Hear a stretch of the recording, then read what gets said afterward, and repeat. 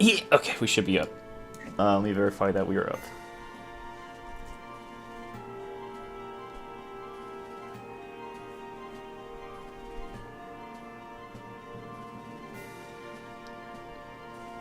Just gonna verify something real quick. Don't mind me. How long will you keep me Alright, we're waiting? good. Now you can go. You can go.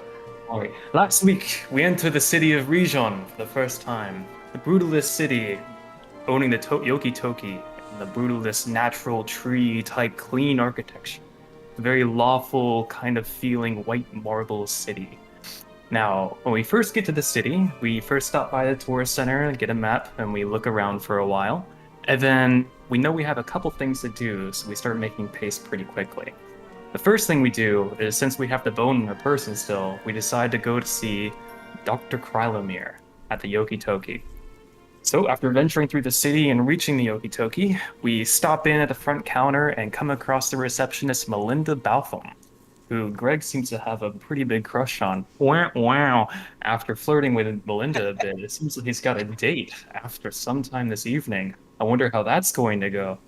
After this, we proceed to meet with Dr. Cameron Krylemir, a gear watcher who's currently positioned for a temporary reserve at the Yoki-Toki.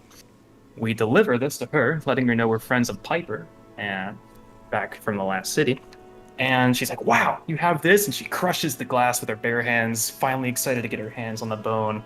And out of her excitement, she reveals that there might be a possibility that there is an ancient evil god slumbering somewhere beneath the hospital, but we don't actually know if that's true. So she runs up to her associate, who's actually with the Okitoki, finally having a bargaining chip that might help her negotiate with Highstat's behalf. So we are kind of apprehensive about this person because she's far too excited to be holding a cursed artifact, but we realize she's probably a nice person. After kind of going our ways for a while, we return out and start making our errands in the city. Let's see. After we leave, Wendy decides to go to the pharmacy with Greg to go buy potions. They decide, well, Greg casts a spell on the clerk. Then they get kicked out because they cast a spell on the clerk, trying to persuade them to do stuff. So they were seen as a threat, and they were forced to leave. But afterwards, we decided to go home together to our new inn for the temporary reserve at the Gilded Leaf, a fairly upstanding, multi-story, kind of fancy inn near the Okitoki. Once we get there, Greg makes sure to get like the highest room possible so he can have a nice place on his date to retreat to in the evening. And the rest of us kind of split our budgets appropriately, grouping up into rooms and enjoying some fire wine before we start blinking our plans for the next day. Next day, Greg and Wendy are like still determined to go buy potions, so they follow a crazy old guy who claims to be Greg's granddad, and Greg has a second granddad. They follow him, get to a clerk, and the clerk tells them, yeah, you need to go back to the Okitoki. They go back to the Okitoki, and they do their infiltration mission, which was interesting. So, yeah, the dogs were not there. They managed to go through the security while the dogs weren't there, so the invisibility worked. Yeah. Oh my god. So we finally get the rest of us, the normal adventurers, go to Batham's books to meet Mina Baltham, the grandmother of Greg's. Oh, I skipped Greg's date. Greg fucked up on his date by talking about the evil god. She got kind of turned off, but they were kind of amicably went their separate ways, even though it was kind of alright. Greg had a good time with the rest of the gang once he got back, and it was fun. Next day, we go to the bookstore, we pick up some books. Pala gets some young adult adventure novels to find out where she's very excited about these, thinking it might help us find direction in our near future. And we make some notes, then we do probably the most dramatic thing of the last session is we go talk to Konoichi. And once Jun gets there, he reveals himself to be Jask, a very old kind of like ill-tempered man against a syndicate who really doesn't want our help, but is asking for help anyway because he's kind of a dick, I guess. But he gives us a lot of information about Jun's family and possible avenues that we might have to fight the syndicate in the future. After some small reveals, we see that some possible paths may lead us to help the Fontaine family in Nocio. Also, we might want to try recruiting different people in the future if we do want to help Jun and the rest of them take on the syndicate. Note, this is not the Scarlet Syndicate, this is a different syndicate. And so, let's see. After this, we go back and we start making our plans for the current session, bringing up some quests about what I want to do, talking to Abel for a little bit after they seem to, I guess, depart, and they're going to do their own thing for a while. Here we are at the Gilded Leaf after this long day, thinking we might want to take on the Ranger's quest to go slay a creature in the south that's unidentified, or maybe do another job. That seems to be our current direction, but anything is yet to change. There we go. Alrighty. Inspiration for you if you don't already have it. Who doesn't have inspiration? Zev, do you have inspiration? Do I? It should be on the character sheet. It's the top of your character sheet. I wasn't on my character sheet yet. Sorry. Alright. I'll check for you. Yeah, you have inspiration. Yeah, I do. Yeah. Alright, so that inspiration you cannot give to anybody else, so. What? No. Someone take it. No. Oh, what if I add an extra detail that wasn't in his description? You do not get it. Dang it. I would appreciate it, but you don't get it. Okay, well, the extra detail was there was some stuff about specifically the god that the bone was related to. I didn't hear if Jared went into detail about it being Arala, an abyssal god, because that could be relevant in the future. Because there's a whole pantheon of abyssal gods that I don't know, maybe could be bad in the future. I don't know. Who knows? Could be bad. Might not be. All right. Could be. All right. Okay. So I believe last we left, you guys are heading back to the Gilded Leaf after talking with Jask. I don't know why I said Yask. I was like thinking Yask here. You're heading back to the Gilded Leaf, but with the young half-elf Abel accompanying you. It's pretty close by from where you were in the Earth Father's bounty. And we'll say that at this point you guys you return back to the Gilded Leaf. It is around late lunch-ish. You know, it's like a little bit later in the afternoon. But you're greeted by the Tapaxi innkeep Zalvo as you enter within. As he goes, he's like, wait a second. By the way, before you guys sit down, is one of you June? There's a letter for you if you are. Yeah, that's me. All right, here we are. Apparently they tried a couple other places before it ended up with me. Here we go. And he hands you a letter. Oh, thanks. Do you open it up?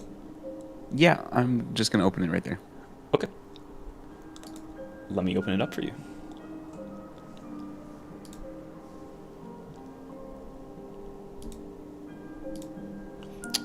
There you go. Someone read the letter out loud. I can read the letter out loud, that's fine. Where did you put it? Is it not revealed to you guys? Oh, now it is. Okay. Took a second. It's not. It should pop out on the screen. Oh, it's the guy.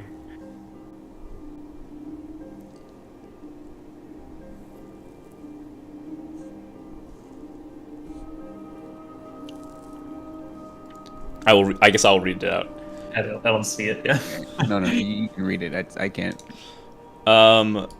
It should be revealed to you guys. Should be in the journal entry at the very least. Yeah, I see it.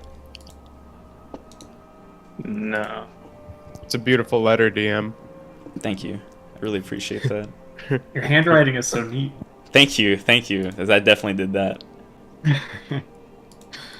Oh, you know what? How about now? Oh, there we go. Okay. That's better. Yeah, you may have to zoom in a bit. Anyway, it reads, Greetings, June. I hope this letter finds you and the rest of your party well. Once more, I have to thank you for saving my daughter's life and for all that you did for us. I hope the delivery went off without a hitch, and I thank you again for doing so. Lila is doing very well. A bit more of a handful than ever since we found out that she has some innate magical talent that she has awoken to. But she is happy, and that is all that matters. I send this letter to you now as part of my promise to you all. We have interrogated Iona. She was reluctant to part with the information, but we were able to find out that the job the Viper took was from a woman in Gerlach. She did not remember too much of her appearance, but she mentioned that there was something odd about the woman's hand, specifically that it seemed as if the palm of her hand was where the back of the hand normally should be. that the entire hand was backwards. Chasing after this individual is not something within my jurisdiction, nor do I believe they will be trying again with the artifact gone from my household. Regardless, I wish you the best, and I hope that Kano didn't give you too much trouble. Best regards, Tyler Shiko. Okay.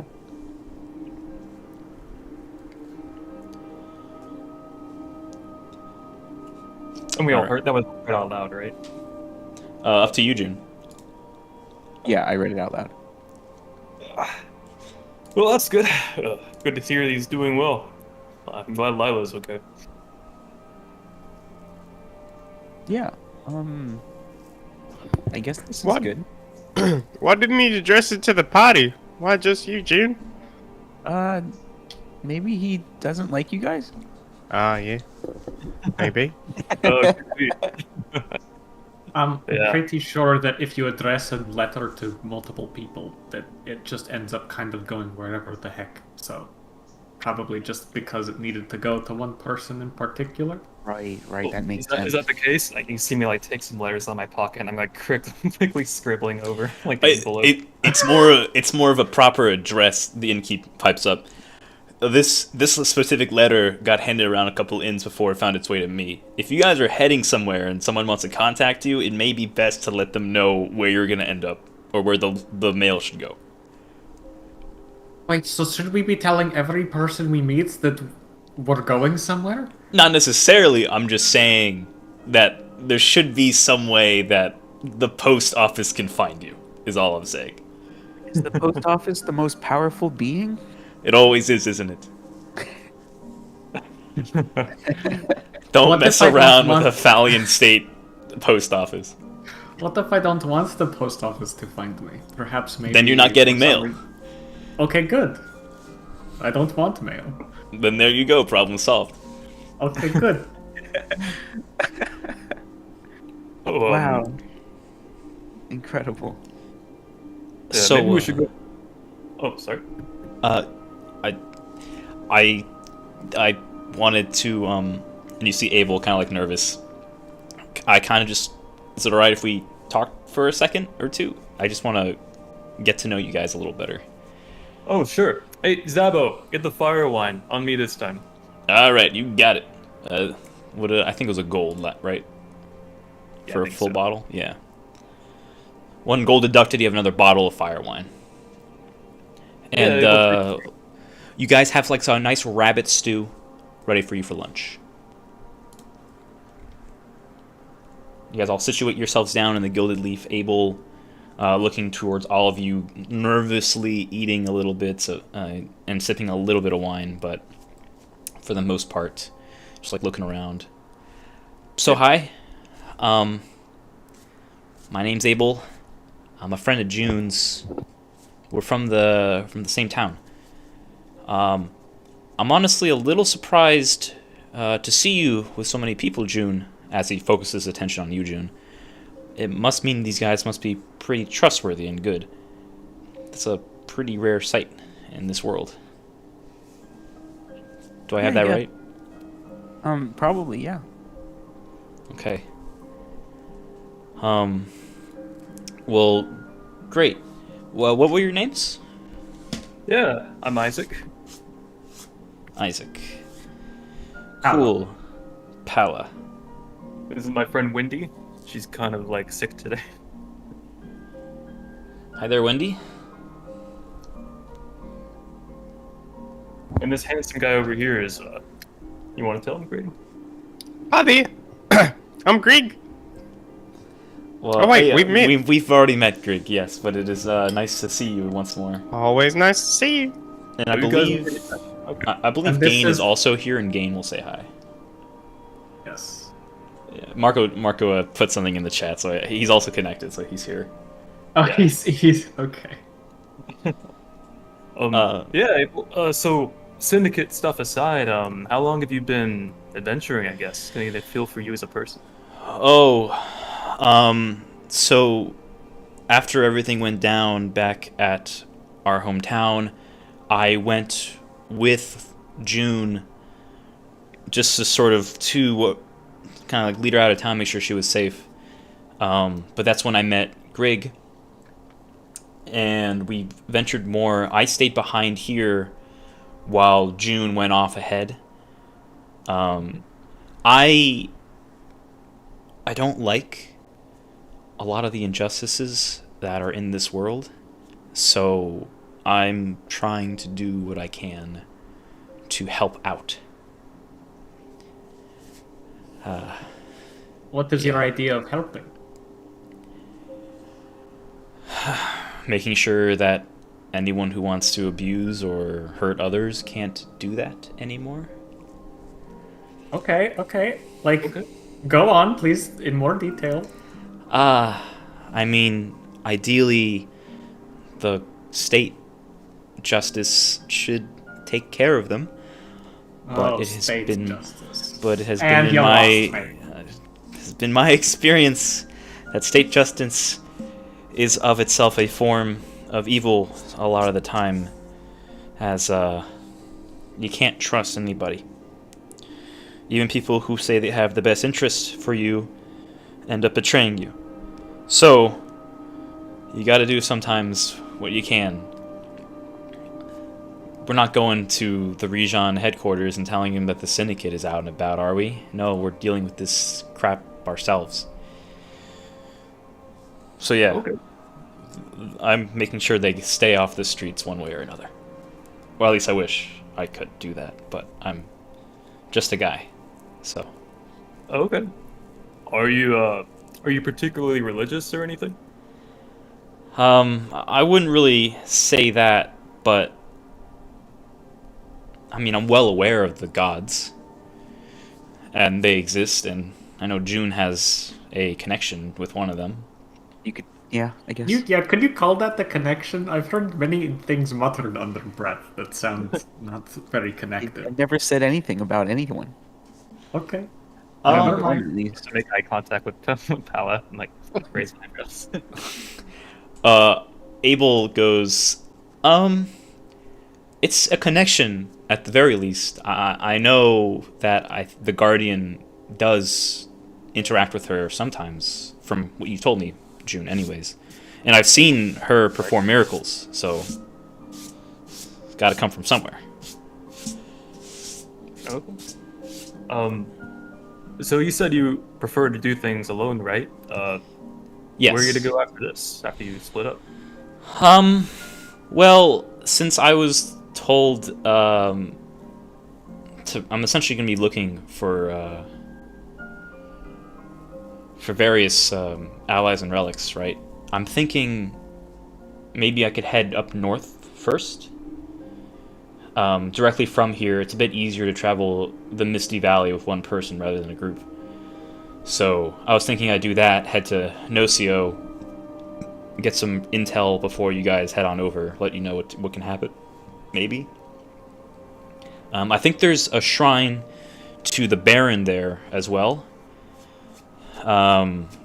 Should be something of note there, and I think there's also the craft maker's altar as well for Jiren. Oh, what is a baron? Baron Tickard. We're from Norca, but we're from the city of Valaxia, and we don't have the same beliefs as the greater part of Norca, so I'm honestly not too sure too much about the Wavemaker, other than that he's the god of the oceans and of parties, I think.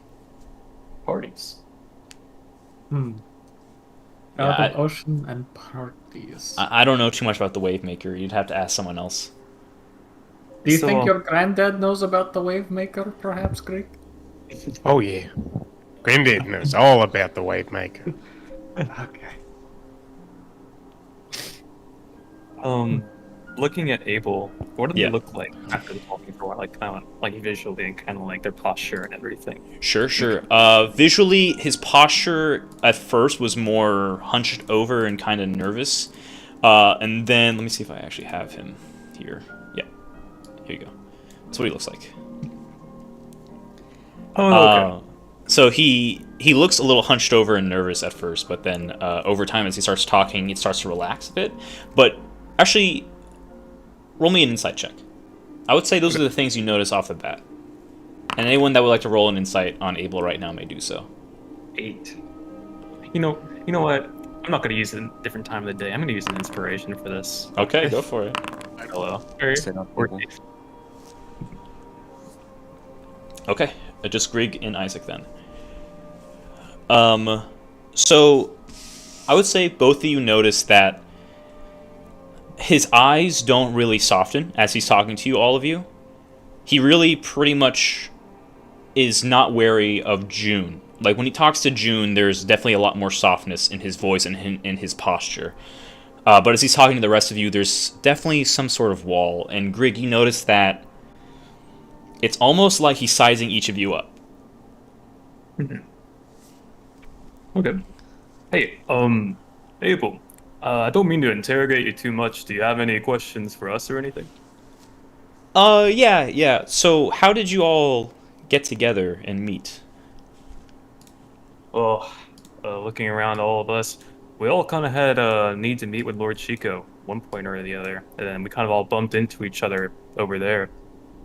And after No, okay, it was a bit more hectic than that. we met at the bathhouse. It was pretty relaxing, honestly, meeting each other. No, my first look, hopefully you're a reasonable person, Abel, but the first interaction I had with Mr. Isaac here was him walking up in the full mood to me after we beat up a bunch of water. We were at a demon bathhouse. things. Oh, you make it seem like we were at a They bathhouse. had bath suits that you could wear that Oh, would remove the nudity.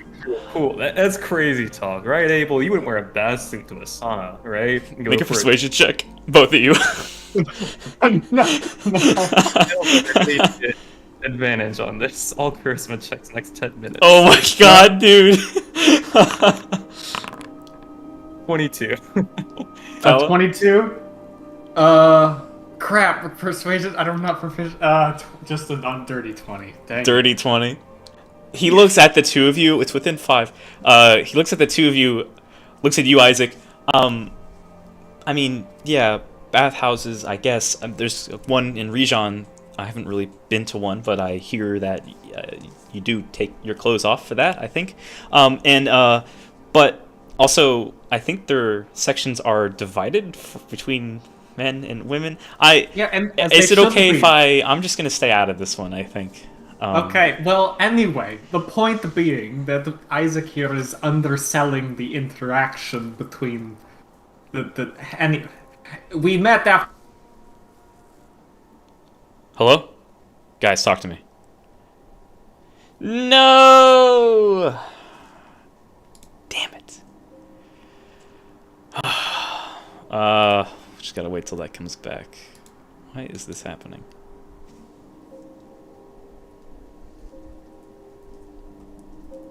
And like, what kind of colors and like patterns and stuff? Oh, You okay. know. So that's a good point. I got this die in the mail. Did one of you guys send this? I don't know who sent this to me. Like a single die? Yeah. Oh, Cameron sent that. Cameron sent that. Cam sent that. Oh, I'll tell Yeah. Cam. It's really nice. Yeah. That- Nice. on the Glad you one, got it has fuck on it. Yeah. It's really good. It's really cool. So for the special rolls, I have this on the table. Ready to go. Nice. All right. Sorry, I can you hear think us? Discord's still causing an issue. I don't know why it's happening right now. No good. Okay. I mean, I can hear you guys. Yeah. Oh, okay. It just cut. I don't know why it cuts out randomly. Gotcha. But Well, yeah. So my point being that when we met each other, it was very hectic and admittedly quite uncomfortable, because I'm kind of where you're coming from here, where it was just like we could have just waited to have this interaction. We could have been like, okay, let's take a break, let's get our clothes back on. But no, Isaac was just like, we're gonna talk now and we're gonna conduct business. It was insane. Yeah, that's it. That's how we met. Very interesting. Can't say that happens very often, but yeah. Okay.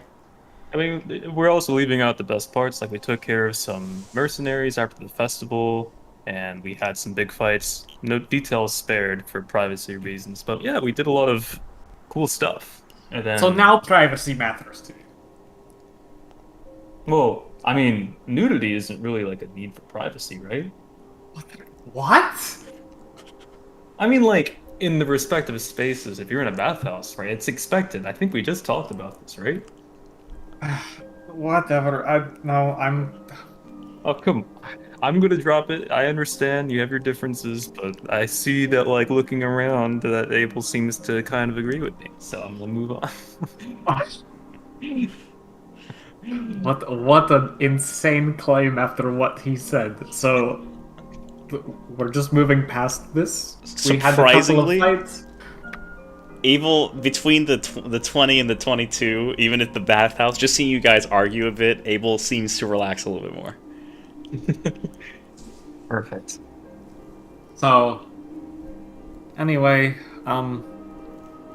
yeah, and so after a variety of fights that ended up being for Lord Shiko's benefit, we ended up being sent on this particular task to give an artifact to an individual, and that's how we are here today. Gotcha.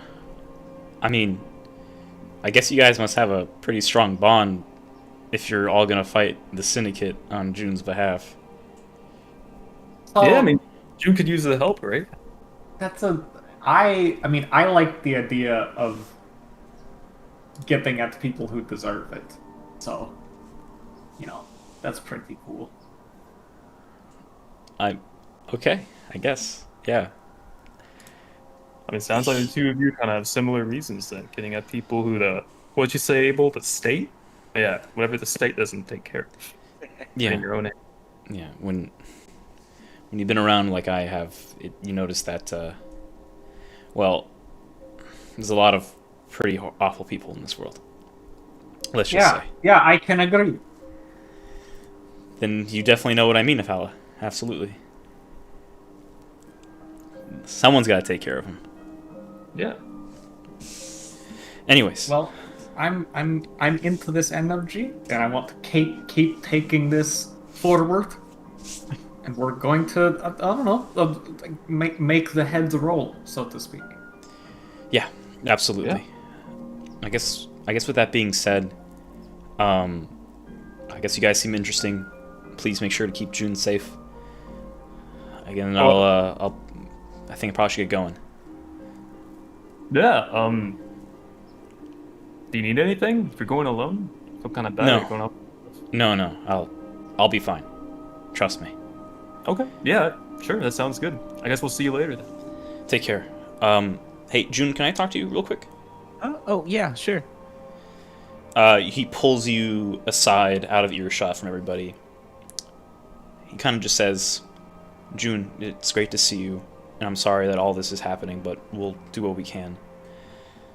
Just be careful, even around your friends. And he kind of gives a nod over to the group. You know how shitty people can be.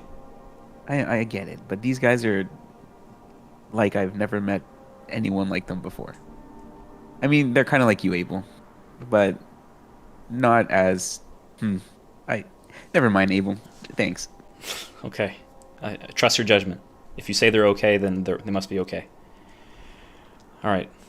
Well, I'll go do what I can for you. It's gonna take me a bit to get over there and to figure stuff out, but by the time you arrive, I probably should have something. I'll see you later, June. All right, bye, Abel. Stay safe. Keep in contact. Yeah. Abel walks out the door, and you are all left in the Gilded Leaf. Cool. Is anyone having trouble connecting, by the way? I'm noticing there's some fluctuation in connections. Right now it seems fine. Are you guys in Foundry? Yep. Yeah. That's weird. I don't see you as connected. Whatever. It doesn't matter. Keep refresh. going. Maybe Yeah, that was a mistake. Messages. Okay, let me refresh. I can play the music's playing and everything. Oh, nice. I wonder what happened to Josh. Josh, are you there? Oh, now I've lost connection, and now it's reconnected. Okay, I just refreshed, so I wonder if that triggered something. Ugh, I wonder if it's my internet provider itself. I may have to Whatever. That'll happen later. You guys are in the Gilded Leaf. Go ahead and Oh, RP. Okay. Well, are you guys still good with going over to let me scroll up real quick. Doing that Stalwart Wild quest, going up to the north of Riddale and looking for that creature. Kind of like smile a little bit and look around the table. Fighting a big thing does sound like a good start to a journey. It's So- 800 gold. So Well, and of course the gold is nothing to scoff at, but like I feel like we need to get a good foothold, right? Like if we're going to because you don't go from what we did to like fighting the syndicate. Or no offense, Jude, but it's probably. I mean, from what I've read, like the syndicate's like this is like a final kind of thing. Like there's a whole big group of people that want to do something.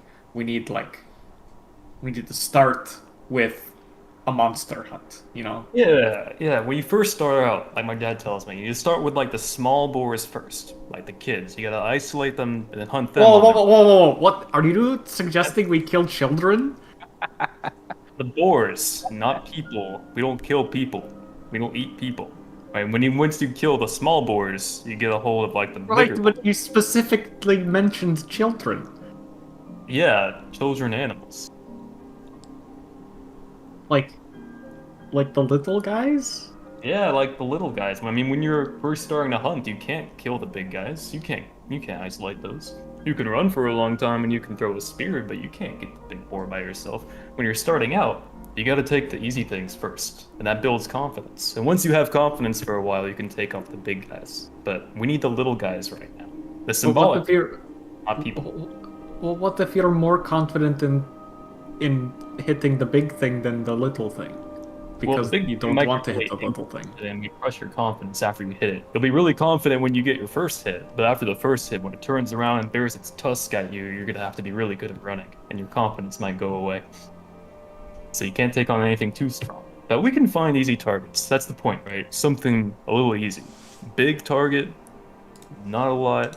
If we find this guy, this monster, we can gain some confidence, work together, have a good time, then move on to something a little bit bigger.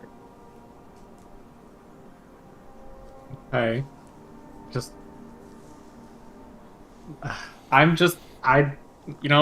We'll cross that bridge when we get there, I suppose. What bridge? There's a bridge? There might be a bridge on the way to Riddale. Right. You all are idiots. Oh, that's a good one, Bella. And I take a swig of wine and I kind of light up a match again. Oh, I hate you so much. Okay. Anyway, on that note, I am going to go visit a store, and I'd say if you guys would like to go on this quest, we leave in the morning when we have more daylight to travel. Spend some errands here in the evening. I'm gonna go over to the post office real quick. I'm gonna deliver some letters, but I'll be back here in the evening. So if there's anything you guys want to do, probably a good time. Oh, okay. Everyone what wants are to you come guys with. So you're going where? To the... Yeah, I'm going to Montague's delivery service to drop off some letters. Oh, who are you mailing? I'm mailing some friends back home and my parents. Oh, okay. All right. It sounds like a good idea. I think I'll come with you. Oh, you want to come with? All right, Greg, come on. Let's go. You guys have fun. I'll just stay here. Sure. Yeah. Well, there's anything you guys want to do tonight? Probably a good night too. All right, let's go, Greg. Let's go. All right, so Isaac and Greg will head on over to the post office while the rest of you guys remain in the Gilded Leaf. Yeah, Yeah, I I'm gonna guess head to we the do some- room. Okay. Do some light reading while we're Right. waiting to head out for the big mission. Okay. I'm banging my head against the wall trying to speak to Hitaro. Okay, so you two head over to Montague's delivery. It looks like it's going to be over in the Legend District, near where the Ryomata Castle is. As you approach it from the Earth Father's bounty, as you exit the park, you notice a very large, beautiful courtyard of sorts. Massive, it's elaborate. And to the very front of this large courtyard, you see a large fountain that looks to have various. It's like a tree, like right there, but a metallic tree that seems to be spewing out water from its branches and its leaves. It's kind of very ornate and very beautiful as the water curves its way downward. Oh, can I through flip the a tree. gold into it? Yeah, go ahead.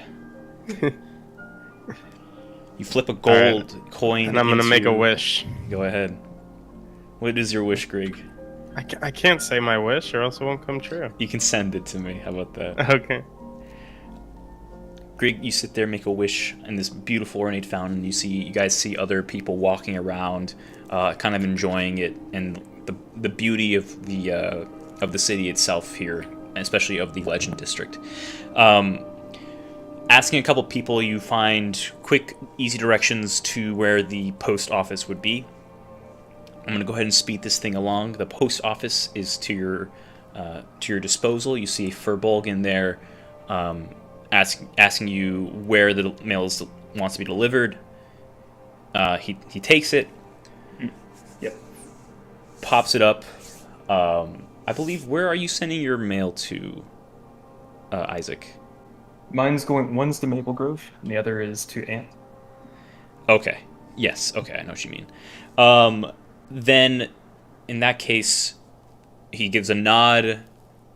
This may take a few days for the deliveries to occur. Anywhere between a few weeks to a month for Maple Grove, and the same for your aunt. Perfect. Okay. That's good. You guys do that. It'll be about, for postage and the letter, for that distance, about a silver. Okay. Perfect. For both? For both. Okay. Perfect. All good. Greg, are you doing anything? Yes. Can I send gold through the mail? Yeah. Okay. I'd like to send like 50 gold back to my family in Porcham. 50 gold. You got it. 50 gold will be sent to your family. Can I get insurance on that? Insurance? Some mail insurance? Yeah, we can do that. To send it all the way to Porcham, and for the insurance, it's an additional gold.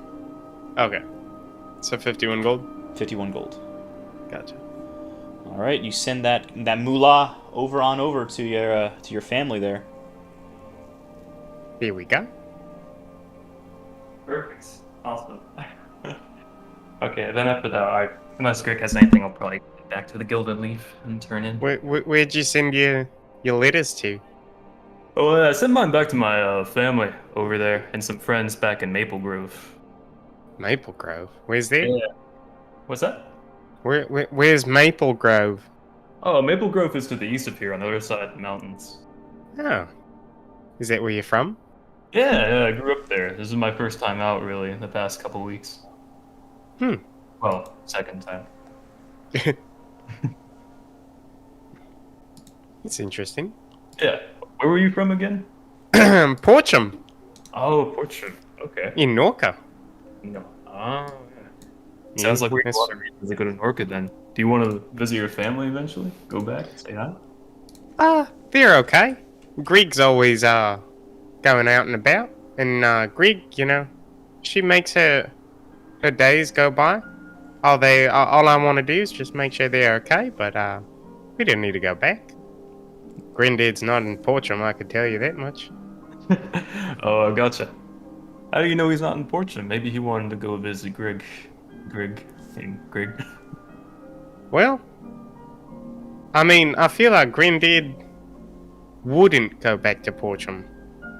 I pull out the watch or the compass from my pocket. Go ahead and just roll me a d20. Okay. Oh. D20. 18. 18. 18. With an 18, it points south. Point south. Yeah, I don't think Greenbeard's in Portram. Oh yeah, look at that, huh? Okay. I don't know what it's going to, but whatever Maybe it is. southeast, something like that. Oh, you know Okay. that creature in Riddale? Maybe he's that. Maybe he's that big guy. Maybe transform into a big creature. We never know. He could be anyone. Could be anything. I rip my skin off and I reveal my shit. Nah, I'm just kidding. Alrighty. Alright. Where are you guys going? I guess back to the Gilded Leaf. I'm good. Are there any shops on the way back? Yeah, there's various food stalls, some like craft stores, that kind of thing. A lot of groceries. Craft stores. Groceries. Yeah.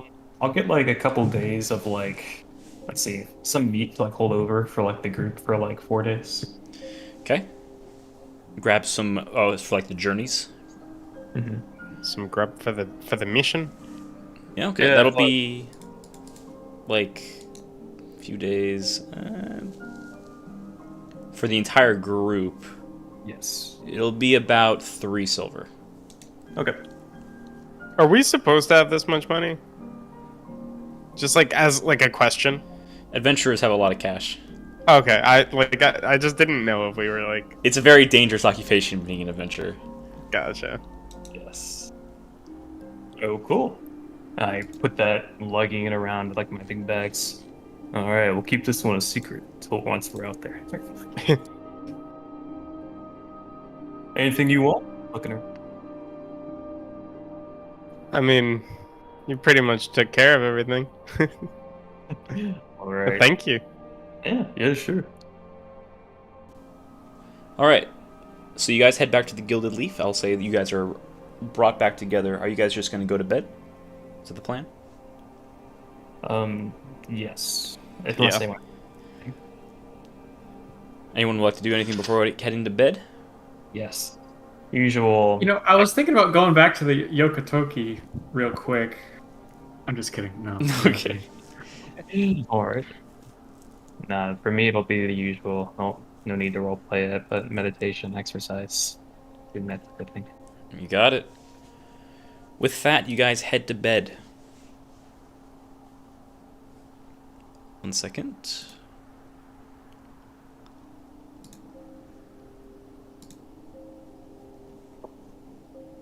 And it's time to go to rest. As you guys contemplate the events of the day and what has happened and what you've learned, most importantly. June. You head to bed. You still have your follower's ring. You've now learned the true nature of your relic.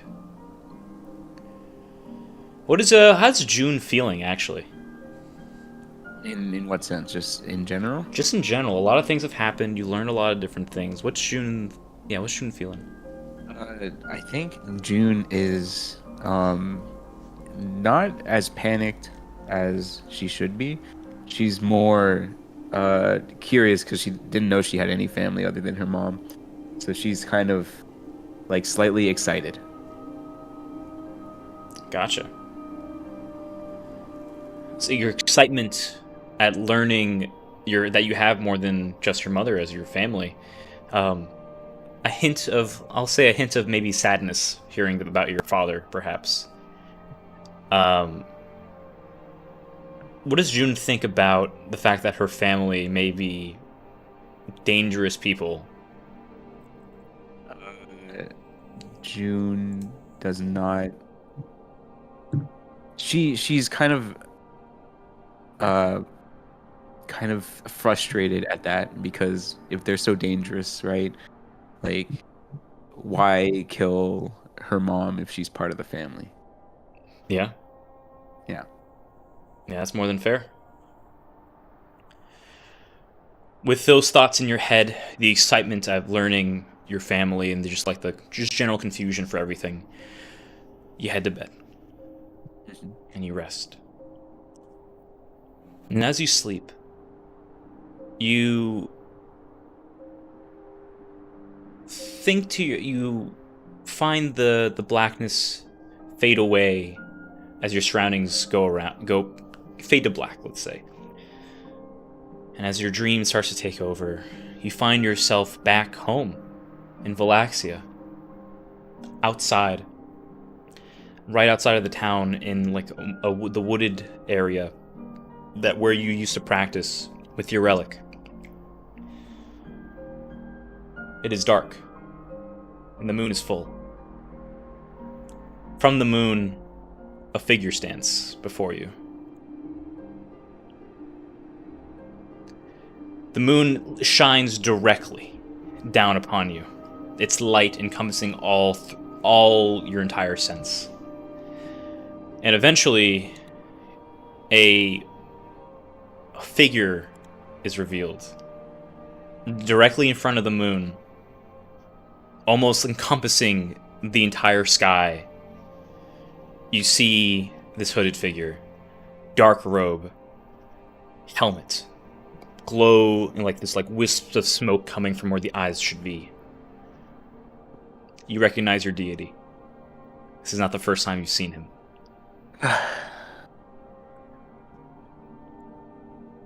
Hello. Hitaro. He looks at you. No words come out. Oh, now you can't say anything.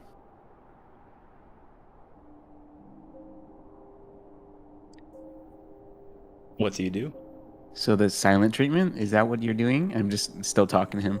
I like point at him and say, I bet you spoke to my dad pretty casually, didn't you?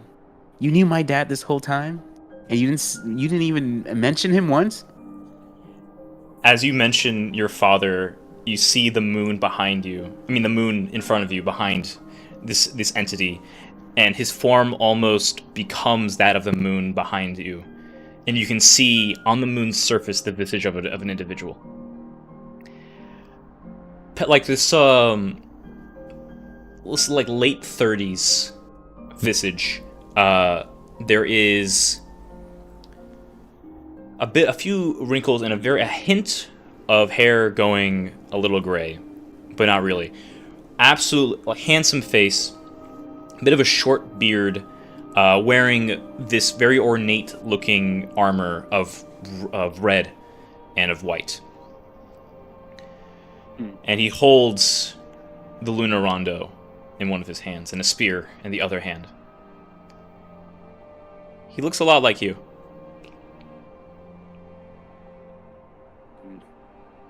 Dad? The visage disappears, and the symbol of the syndicate appears on the moon. In your head, you hear,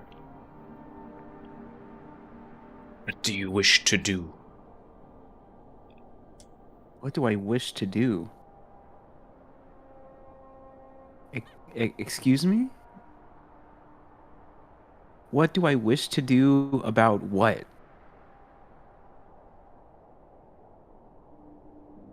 He's just looking at you. I'm you and your damn riddles. What are my options? None? No options. I just have to say I'm going to go do this, and I don't know what it is yet. The visage of the syndicate symbol disappears from the moon. Then another visage appears. One of what looks to be a younger man, looks to be in his early 20s or so. Brown pompadour, these like green tinted glasses that look to be almost like goggles of sorts. Very proper white suit. Bit of a goatee, and a rather sadistic smile on his face. Also looks kind of like you.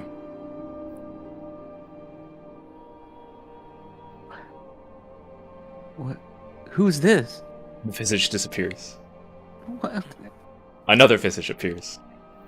That of a burly gentleman. Early 20s once more.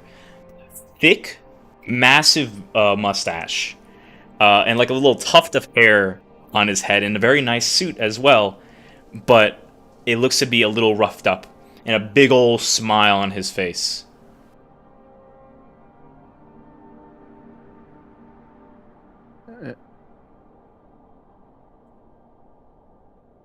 Both of these individuals look a little bit like you. Are those my brothers? The visage disappears. Your family holds great secrets, great terrors, and are the cause of massive despair. What will you do, June? I mean, the only thing I can think of is I'm gonna have to stop them. The moon brightens ever so slightly. Bring them to my justice, June. Bring them Your there. justice.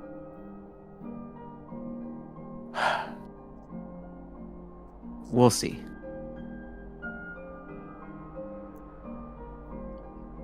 As you say, we'll see, the moon dims. And the visage disappears. And Natara disappears once more. And you awaken.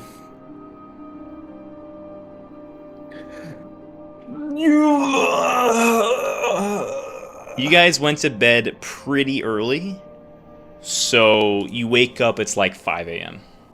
Dawn is on the horizon, but it hasn't broken yet. It's 5 a.m. Oh, what day is it, by the way? Should be a day ahead. So let me adjust the calendar now. Where's my calendar? Wait, where is the calendar? Hold on. Oh, there it is. It is the 18th of Falta now. Okay. You guys want to take an early crack and get a good move on?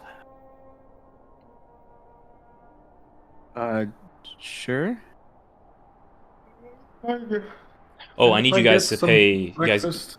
I'm assuming you guys paid for beds last night. Yeah. That'll be another. What did I say? I think it was. It's 1 gold for ours, so 5 silver for June, 5 for me. Let's see, I'll break another one. Yeah, about 2. I think it was 2 gold for everything. And then, are you still doing the suite, Grig? Yeah. Okay, that's another gold, I think, or 2 gold. Okay. All right. Okay. With that, hey Josh, are you here by the way, man? Yeah, can you hear me? Yeah. Okay. Awesome. All right. The day is yours. You're free to do whichever you like. Great. With that, I guess we'll tell Zabo we're checking out for a little bit. Okay, you got it. Take care. And we still have our horses available, right? It's outside of- I wanted to ask, what'd you guys do with your horses in the cart? Sure, there was like a place that they, like a store that could like host them or something, right? For people coming in. Yes, there is a stable. You would have to pay for it. How much was it? For stable prices here, let me double check that. Hopefully they're pretty stable. Ha ha! Ha ha ha! Okay.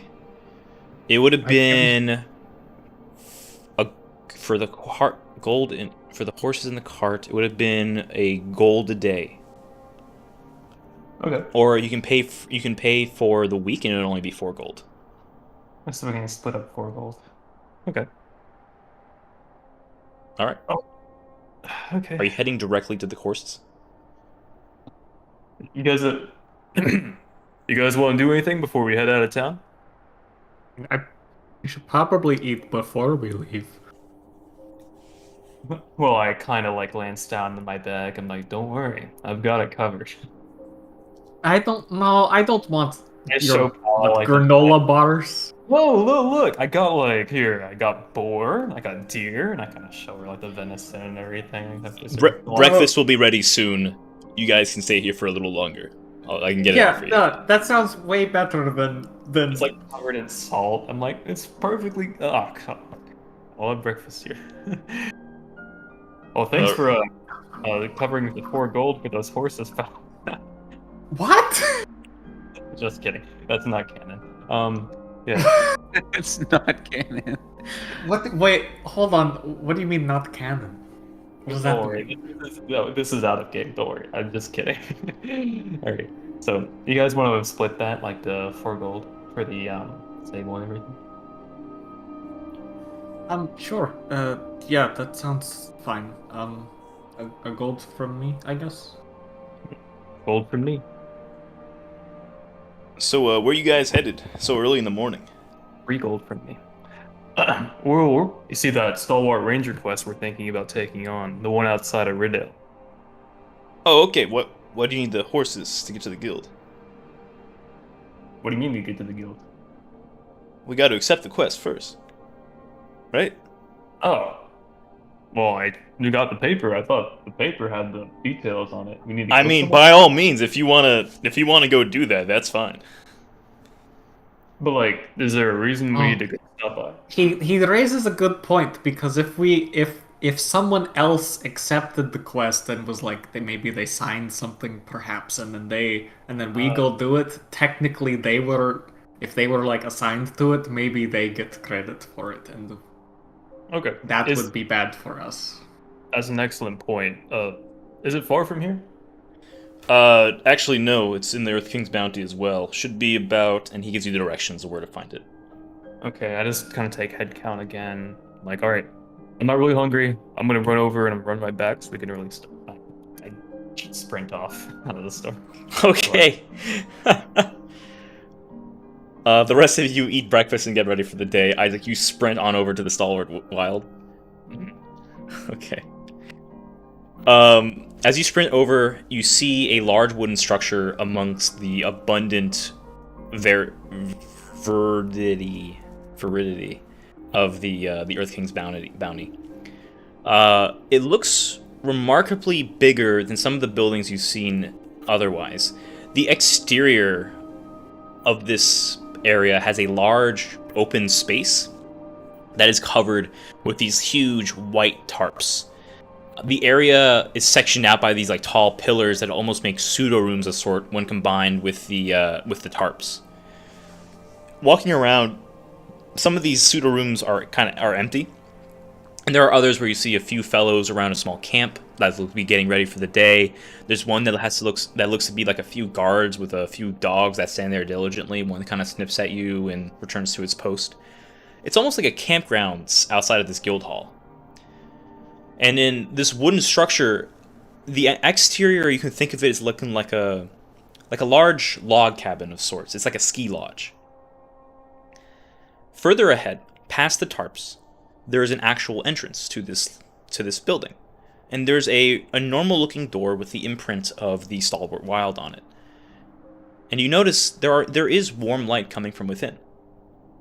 As the sunrise now breaks over as you approach the door. What do you do? I look around for someone that looks like they can service me real quick. You enter the guild hall. Okay. Yep. As you enter the guild, you are immediately greeted by the smell of cooked and savory meats. Seems like breakfast is getting ready. The entire interior is covered in this wooden paneling. It looks like a ski lodge outside, and the interior, for sure, ski lodge. There are people standing and talking to each other that look to be getting ready for the day, putting on gear.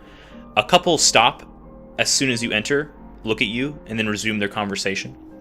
To your right, you see a hallway that leads into an open room with many kinds of tables and benches where you see people of all sorts that look to be armored or at least have some kind of weapon.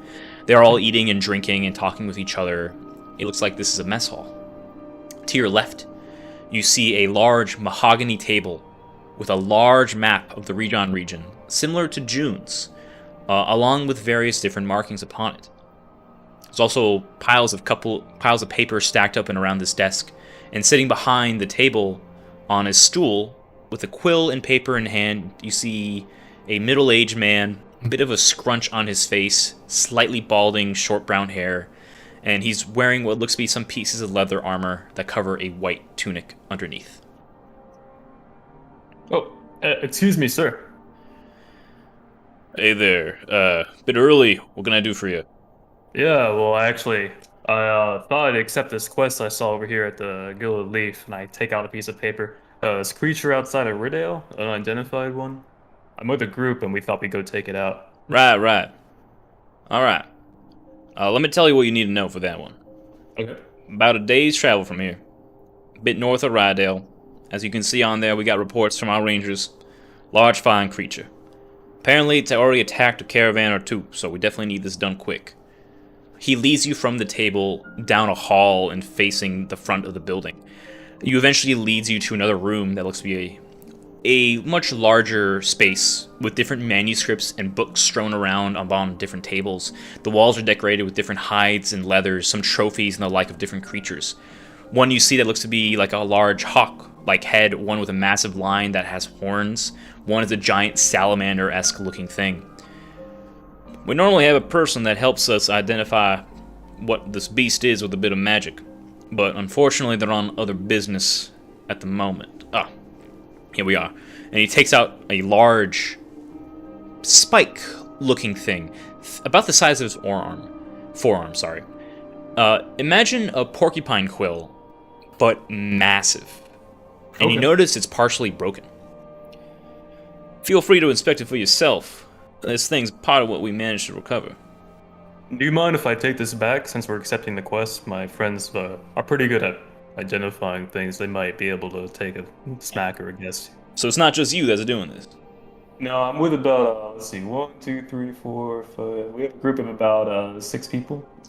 Good. Hunters work best when they're together. Alright. Well, if you can take it back, I can let you know what we think it might be. Manticores are pretty common around this area, at least they used to be. We're thinking it's some kind of manticore. Oh, just a manticore? Okay, no problem. But we're having trouble identifying the particular subspecies. As you look over to the spike, you can give me a nature check. Okay. Nature 1.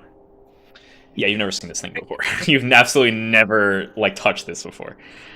Yeah, it must be like an exotic. I mean, if it's a manticore, right? It should be. I mean, well, nature can be pretty strong, so I'll have to be prepared and be careful. But maybe my friends will know better. That's the right attitude, boy. Yeah. You never know when you're dealing with these beasts. Well. Okay, well, if you're going to be taking the job with your group, what's the group name? I gotta write it down here.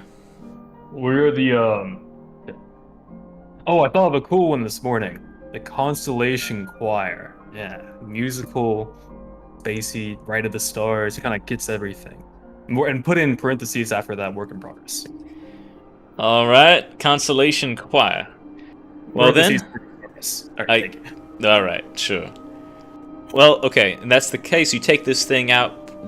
We can consider this your entrance exam if you wanted to join the guild afterwards. Oh, so is that for all of us if we get through this? We all get accepted? That's right. Cool. It's the part of the group, you see. Quick question, don't want to take up too much of your time. Are there ranks in this guild? Any benefits? We try to keep all hunters aligned together. We don't want to... If a hunter can hunt, we want them as best equipped as possible. But we also want people that won't be here and try to take advantage of us. Right, you can get a discount at the smithy we got here in the shop we host. And we also will start taking in various bounties, of course, and monster parts. Actually, right around the corner here, you'll find our hunter provisions. Jackwa's our resident refiner, weapon, armor maker. That being said, sometimes the monsters we fight have some real good hide or bone that's nice and sturdy. We have a use for monster parts, so feel free to bring back whatever you think might be useful. We might buy it off you, or Jackwa might be able to make something decent from it, for a price, of course. Okay, yeah, that sounds great. Yeah, hopefully we can get lucky and we'll be very careful. Maybe we'll take it out and then we'd be happy to join and stop by. My friends would be really excited to be here. For sure. But just, if you're looking to get this bounty yourself, do be quick. You're not the first group that I've sent over there. Okay. So if I run in this other group, probably better just to... If we meet up and work with this other group and we kind of cooperate, does everyone get to join them? Absolutely. If you can, both of you can verify that you two groups work together, then the reward is split between the two of you. Okay. Well, let's try to be quick as possible then. Maybe it'd be better to work together anyway. Probably safer be alive than be rich, right? For sure. Anyway, boy, take care of that manticore. Okay. We think, one- anyways. One question. One question. I saw some dogs on the way in here. You have a place to buy dogs around here in the city? Buy dogs. I'm sure there's some place. We train them ourselves. Take care of them, but can't say we sell them here. We have to look around, I guess. So how do you get them when you train? Well, we breed our own. We got our own lineage here. So how do you get one of yours? Make a persuasion check. Okay. That would be 8. I mean, these dogs have been around for a while now. I'm not really in charge of that. Yeah, That'll no be worries. Curious.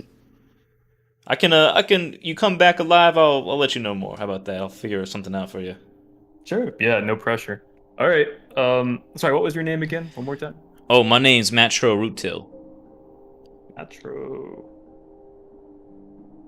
Great. And I stick my hand out. I'm like, Isaac Dashery. I can kind of shake his hand. Nice to meet you, Isaac. Hopefully, I get to see you again. Yeah, hopefully. I'll do my best. Be careful. I'll see you later. All right, take care. As you That's exit the door, he's like, remember the weakness, and you fucking sprint off. Wait. Do I hear that? Make a perception check as you're running out. That's fair. Perception check. No, I don't hear. You hear the sound of a dog barking. I run. I'm running out.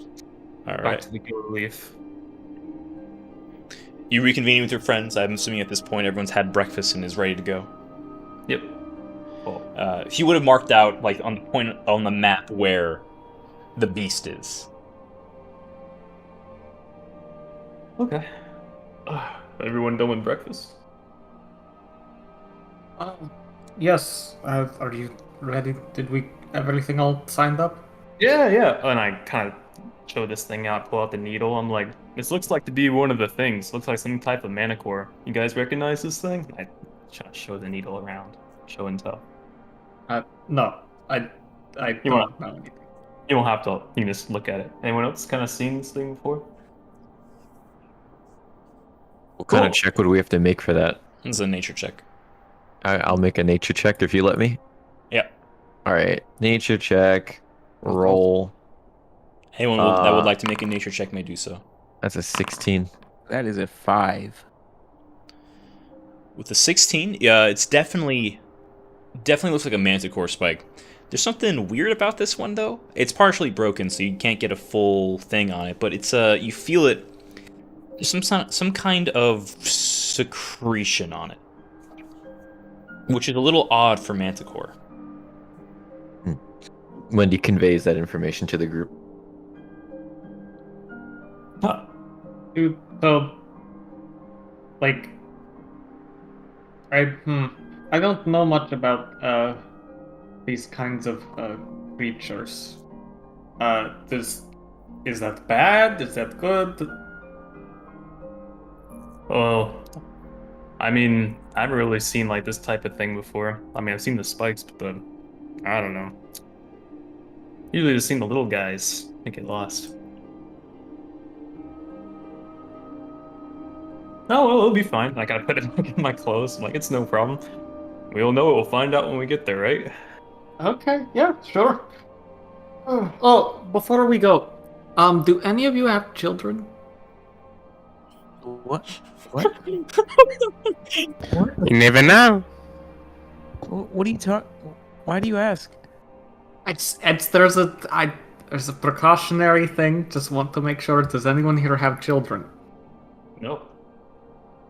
I should say, is anyone here a mother or a father? Maybe that's the better question. So is it no? It seems like it's no. Okay, good. I'm gonna I'm gonna pull out, like, turn around and like kind of try to sneakily pull out one of the books and then cross something out. Okay, I think we should be good. Okay. All right. I put my fist on my hips and I'm like, let's get going, group. Let's go, Constellation Choir. That's her name. What?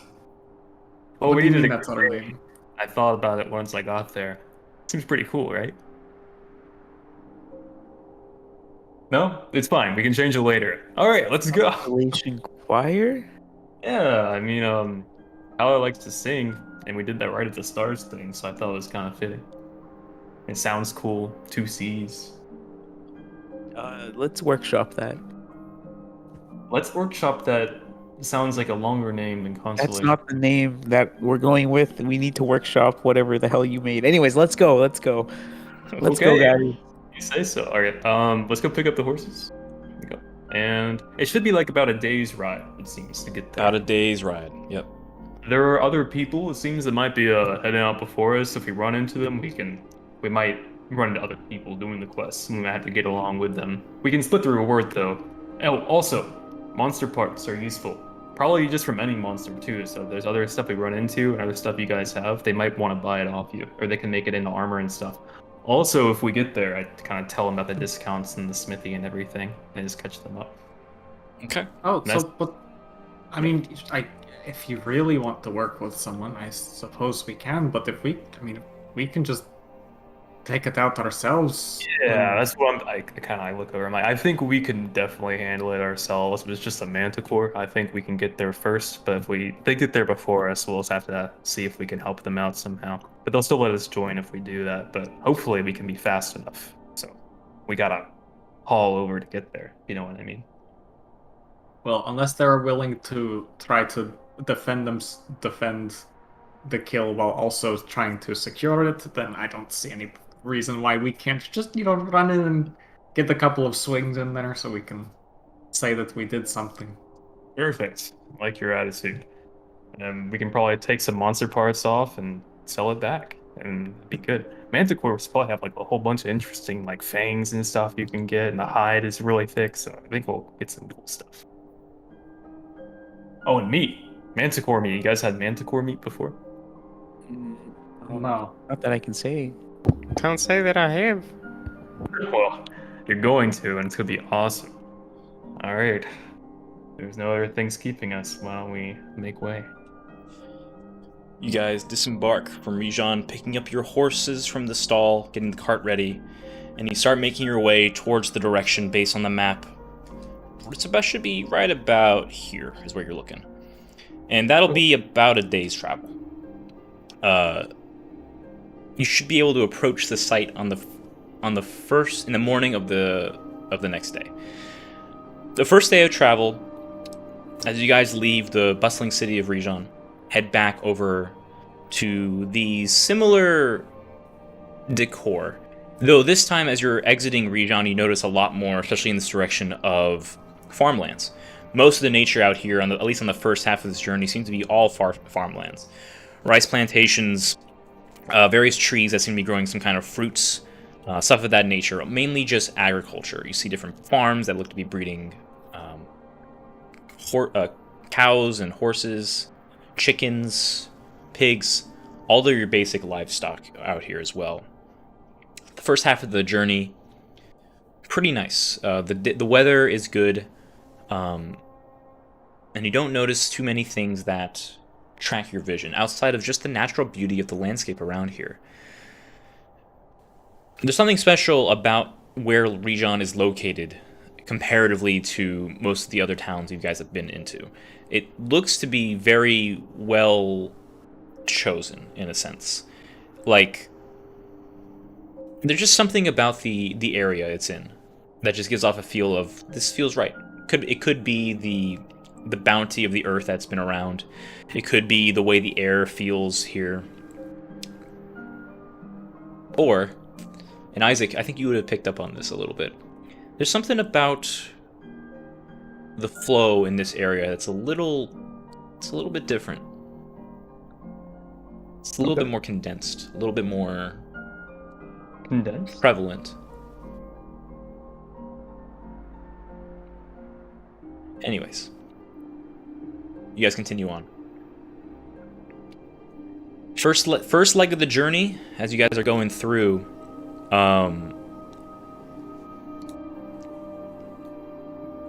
Let's see. Get you about here. Yep. You guys are a little bit away from where the site should be. You can push a little further into the night if you would like to. You're risking visibility, but there's ways to circumnavigate it. And you can reach the site early if you would like to do so, or you can just rest here and then go to the site in the morning. I'd be a fan of rushing so we can get there sooner. Yeah, if he was warning us that there's people ahead, then Yeah, I agree we with need that. every opportunity we can to get the jump on. Okay. So you guys push a little bit further into the night, reaching the location first. This is still within the Utah forest. This entire cluster of trees up to the north here is all considered Utah. This is just a branch of it. So you see a lot of the similar foliage you saw before around here as well. But as you reach to this point, it looks to be like a bit of a side road that may have been coming off from one of the nearby farms or something of that nature. But as you get there, it's like to the side of the forest, you notice there's a bit of a wreckage. There's like a couple of fallen trees and the like.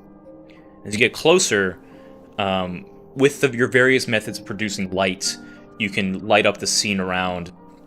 And especially in the dark here, it seems like as if the bright and verdant day from before has turned into clouds, and so you don't even have the moonlight here to light up your surroundings. So it's just whatever light you can produce.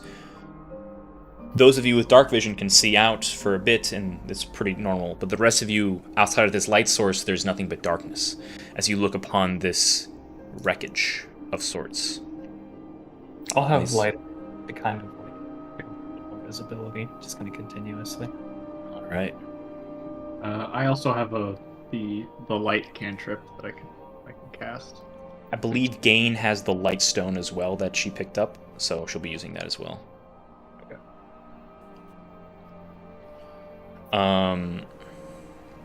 As you guys explore, get to the site,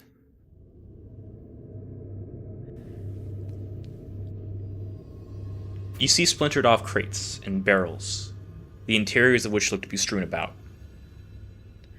This looks to have been some kind of carriage of sorts, and there are many of those spikes that you see in your hand around here as well. And plenty of dried blood. Ugh. Are there any bodies? Make a survival or investigation check. 14. Anyone else would like to do so may do so. You said survival or what? Or investigation. Survival is more useful here. All right, I'll do that as well. Wait, where- Damn. 10 survival. 12 investigation. Goodness. Okay, survival. 21. There we go. Okay. You guys are all looking through here. You see a lot of mostly eaten bones of the horses of this carriage. The carriage itself is a complete wreck. What strikes you as odd, and I'll say this is for Wendy, the carriage seems to be missing some of what it had. Some of the barrels in the crates here are broken off, and in the interior it's mainly scavenged off from whoever's been nearby or some of the forest creatures, something like that. But based on the way the carriage was, it looks like this was carrying something else that's not here. For 21 and 14 survival checks, looking around, you do see the left bodies of the horses, but there are no human bodies here. Or humanoid, rather. It doesn't look like anyone that would be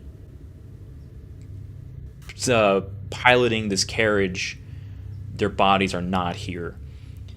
At first, Isaac, you think that maybe some of the forest creatures nearby have scavenged the bodies and just left them. But you don't even notice bone. There should be some semblance of something left over here. And then June, you identify that they were probably taken away. And you notice that the blood trails off a certain direction further into the forest. So you have a direction, at the very least. Do we hear any animals or anything nearby? I can keep that survival check for this, I think. Or you can make a perception if you would like to. I'll skip this rival check. It's fine. The hearing around in the middle of the night, you hear the sound of insects for sure. You don't hear much else. There are no birds because it is night. And you don't really notice or hear anything coming from the forest. Based on the blood, and anyone who wants to make a medicine check can do that for me as well.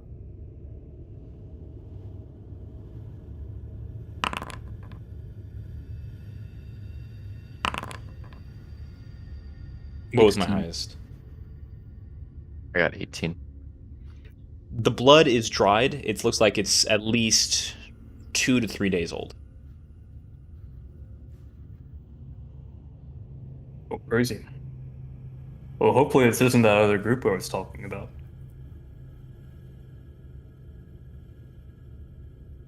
Does Yeah, this? Oh, sorry. I was just gonna ask. Does this look like an adventuring carriage or like a transport kind of carriage? With the 12 investigation, hard to tell exactly. Based on what's the remnants were, leaning towards merchant or something of that nature. Okay. Can I just take note? Like, do we see like the horses hide and stuff? Like, can we still like make out what colors and stuff they are? Yeah, for sure.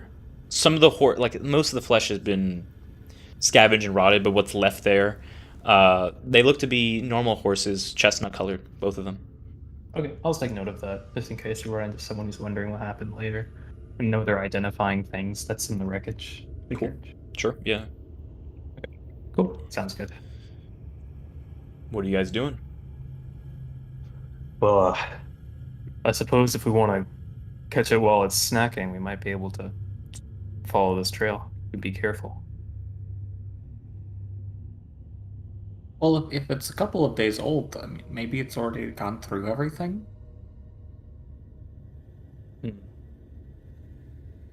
But I mean, I'm ready to go. So, what? Are we just following the trail then? Oh, actually, I have a quick question. Is there any remnants of like a fire anywhere near? No, actually. That was a good question. There is no remnants of a fire here. This looks to have been mid-transportation. Okay, so this thing seems to be active in the daytime. So if we can find it now during the nighttime, we may be able to get a sneak on it. We're very careful. Might have to turn our lights out though, if we want to get close. Well, we can't follow a blood trail without light. Yeah, we'll just have to try to be careful. And once we think we're getting close, race the lights. Any of you guys can see in the dark? Look around. Maybe Nope. Well, I do not believe I can. Wendy can, right? I don't know actually, can I? Should be on your character sheets. I know humans can't, halflings can't. I think Asimar can. So but like at least 4 out of 6 of your party cannot see in the dark. I just looked it up. It says they I can do see have dark perfectly vision, in the yeah. dark up to 60 feet. Okay, so you do have dark vision. I just Googled it, and that's just what showed up. So, at least. Oh wait, no wait, that's not D&D. Hold on, that's something else. It should show up under your features and traits tab on Yeah, D&D it Beyond. should be on your character sheet. Okay. Features and traits. It says dark vision. Yeah, I have dark vision. I don't wrong. see it. Then Pala is the only person of this party that has dark vision. Yeah, so if we get close and we think we're getting close to a cave or something, or wherever this thing is resting, we can erase the lights. And then Pala, you can, I guess, kind of guide us by hand as we get close. I'll stay in the front. I know the Grig was last time we were in a scuffle. Grig was worried about dying. So perhaps maybe we, like, I know that I'm a pretty decent person, so I can be in the front if someone else who's also considers themselves to be particularly strong can be in the back. We can make like a little baby sandwich. June. Sure, I'll be back one. June. Sorry. Sam. Yeah. Is he there? You have dark vision up to 300 feet. Isn't that? Don't I have to cast it, or is it passive? As an action, you can share the dark vision with the four-wheeling creatures. Yeah, it's Lasting an for action, 1 hour. right? Yeah, it's lasts for 10.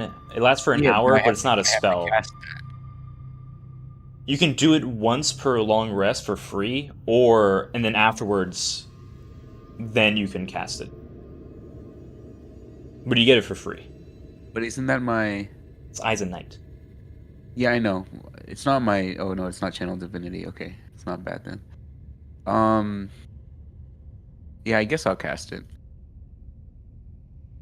All right, you gingerly, as they're having this conversation, you gingerly touch out to your companions, and the rest of you that don't have dark vision can now suddenly see very clearly in the dark. It's still in shades of gray, but you can see out much further than you could before.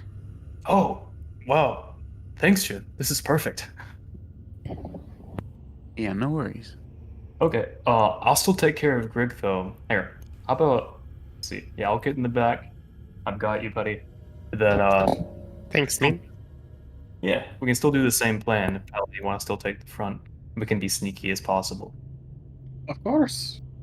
Okay, And cool. I keep my axe like slung over my shoulder so that it's ready to come down. All right, you cannot take your horses through this forest. Oh yeah, we'll park them here at the wreckage. Park them next to To their the dead dead ones, brethren. yeah. It's alright, This guys. could be You you. like that. I see speak with animals on the horses. I'm like, don't worry. Oh, jeez, man, I don't know about this. I take out like an apple or two. I'm like, don't worry, we'll be right back. We're gonna go get the guy that did this. Ooh, Okay, apple. You focus on us. It eats the apple. Yeah, okay. All right. I give him a pats on the nose. I'm like, we'll be Oh, back that soon. was nice. That felt nice. Thanks. If we're not back in like, yeah. If the next sun goes down, you guys can run back. Okay. Okay. But not then. Anytime before then, I'll be really mad. Okay. Okay. All right, buddy. Stay safe. I'm like, let's go. Okay. Oh, I don't know about this one, man. Yeah, it's weird, man. I don't like it. The horses are spooked, but you guys are continuing on anyways. Aggie are sitting there, and I would like. You're still gonna need a light source in order to try to track this blood trail because you can't see blood, with dark vision because you Okay. can't see the color. Okay, so then until we're like see like some visible change, I guess since I'm in the back, I'll kind of use light so it's not going terribly too far. Okay. And then do it like that. You guys are doing this stealthily. Yes. As stealthily as we can with a light on. Yeah. All right, Paolo, you were helming this. Yes. Okay, I need a survival check from you.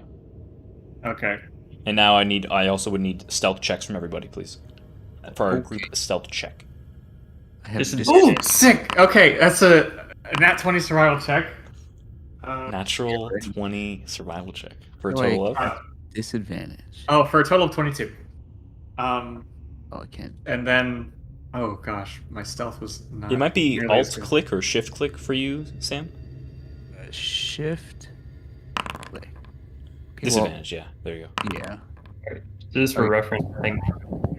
Wait, were we all rolling for with a disadvantage? No, just our heavy armor wearers. Oh, okay. Yeah, we're not gonna be very stealthy, admittedly. Yeah, our mid for that is pretty bad. So, Paolo, though, what was the total for that crit? For survival? 22. 22. Pretty good, actually. That's phenomenal. Pala, you really focus and try to get in tune here. There's something about the air here that you feel much more at ease. Like you can feel that like magic surge within you. That's normally like very chaotic. Is almost relaxes, and you can like focus your attention as you continue onward. You keep tracking the blood trail like a predator on the hunt. Not being very aware that both you and most of the rest of your companions, Wendy, you're the only one that's like picking up. It's like, okay, well, stealth's not going so great here. As the forest floor, you hear multiple crunches of the leaves. There's definitely a lot of noise being made, but you continue onward. Yeah, as I'm walking forward, the ASMR glow of the eyes, uh, while not obviously isn't helping my ability to stealth, but it is making it a lot easier to focus on details in the night, and that's helping me follow this trail. Yeah. After a certain point, the blood trail starts to dissipate a bit, and you're noticing that the blood at first was on the ground, but for whatever reason, leaves and stuff. With a 22 survival, it looks like the blood is being dropped from above after a certain point. I look up. You look up, it's just canopy. But the blood trail seems to be going further and further up. Same direction. Up. Do manticores fly? Yeah, they float. I Oh, see. well, it looks like it started to fly at some point. If we You take continue out on your the book, ground- Pala, and see the front cover has a manticore on it. You're like, oh yeah, they have wings. Oh, I, I should have known this. Dang it. You know what? Um, Oh, I have a better idea. So rather than sneaking up on it, we can throw some bait out, make some noise, and then attack it while it's eating. How about that? I have a huge bag of 4 days worth of meat, and I can kind of like pull it out. I'm like, I got an idea. Well, so, if we looking up, would we still be able to follow the blood trail if we stayed on the ground, or are we gonna have to like take to the trees to get a good look at it? This entire on a 22 survival, the entire time that you were following this blood trail, you noticed it was in the exact same path. There was no change in movement. It was like a straight line. With that, I think you can see, like based on the way the canopy is going, that line keeps on moving. You guesstimate that if you keep following this path, you may be able to find something where it's going. Okay. Well, I think we should probably try to verify where it is, because if we try putting bait out now and it's asleep, then we're going to be here for a while. Right. But yeah, let's keep going. It's probably it can't sleep in the air, so it's got to be sleeping somewhere around here. All right. For sure. You guys continue on? Yeah, take the lead. All right. I'm going to keep that survival check. As you're going through the forest, Pala, you start picking up another trail. But it looks to be talon footprints on the forest floor. And you see indentations made in the trees around. The indentations with the 22 survival you see are very clean. As if like a tool made those indentations on the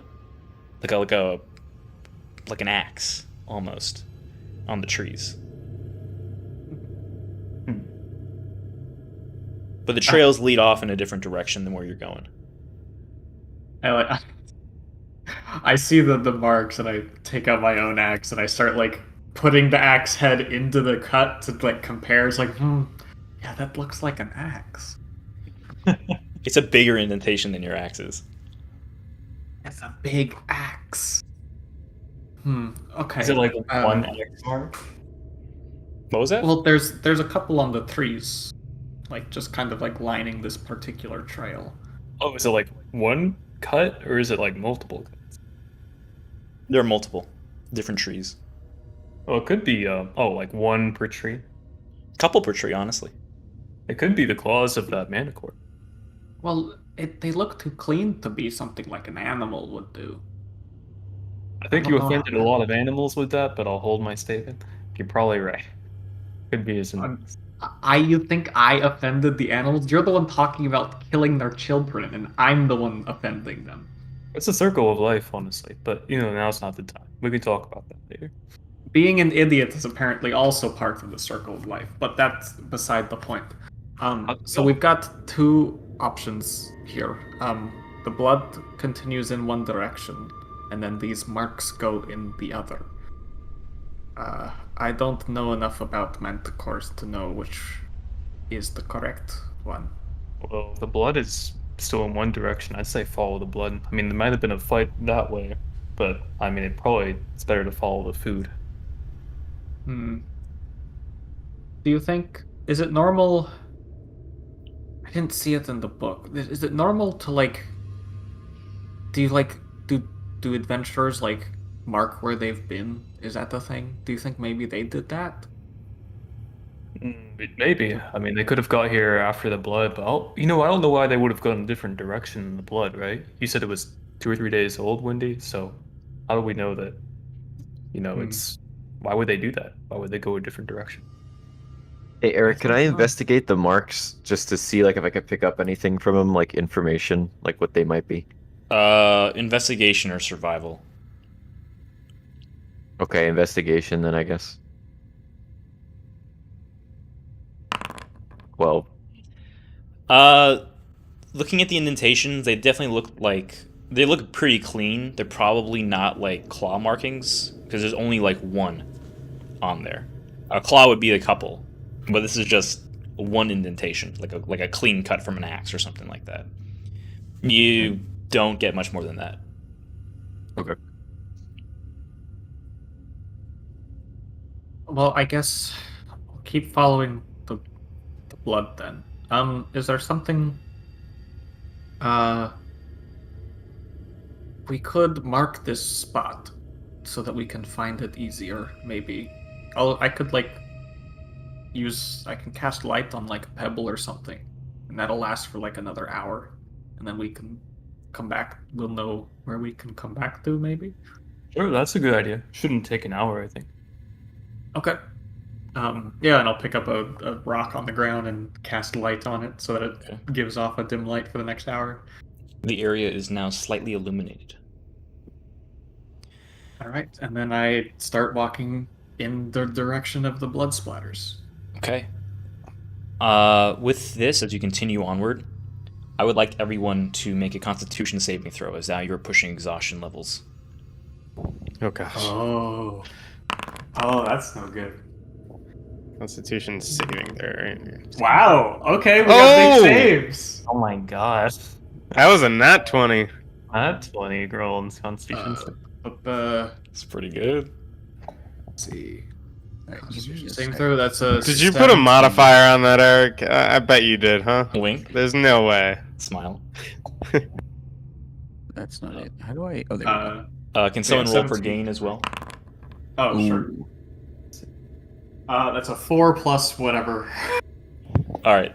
So both June and Gain, you guys get a point of exhaustion, and I'll have to let Marco know whenever he arrives. Okay. You're One gonna- exhaustion. So June, everyone else, you guys are doing okay. Most of you more than okay, actually. But you do notice that June is starting to like get tired.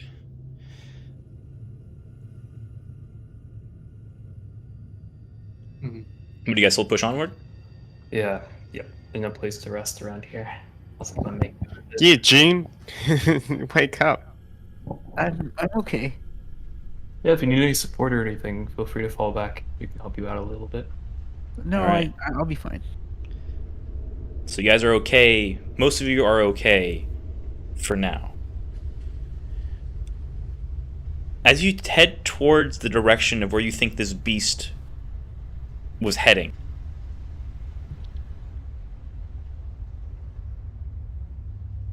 you could keep going until you see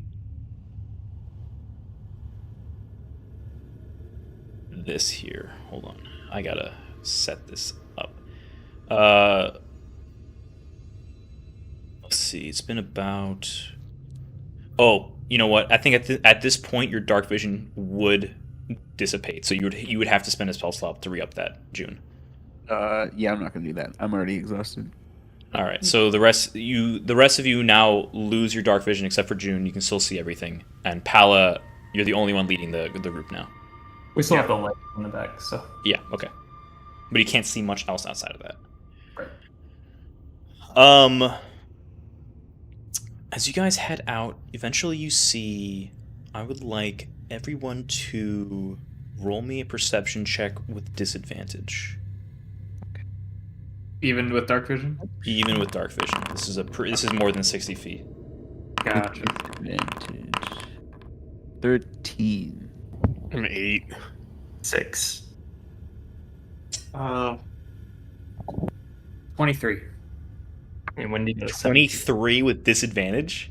I rolled double 19s. Oh shit! Let's go, dude. Nice. That is. But he got a 9. 9. Okay. Yeah. Okay. So you. Right back. I actually we'll take a small break here. I also have to pee. Oh, sure.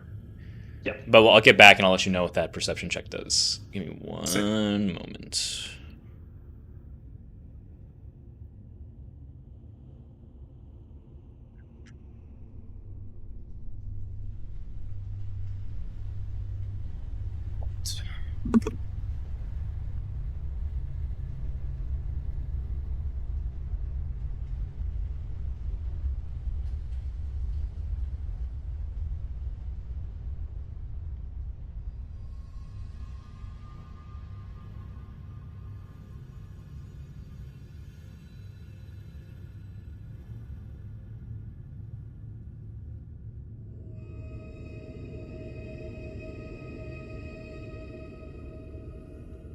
Let's see how that football's doing. Oh. How is it doing? The Seahawks won.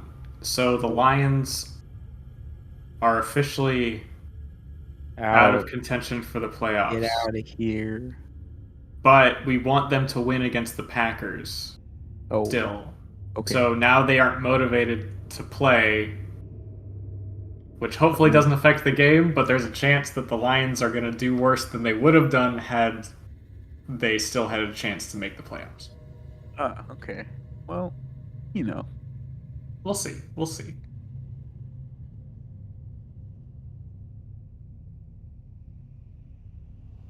See, Eagles beat the Giants, so the Eagles secure the first seed. Broncos beat the Chargers. Does that mean Chargers are out, or are they still...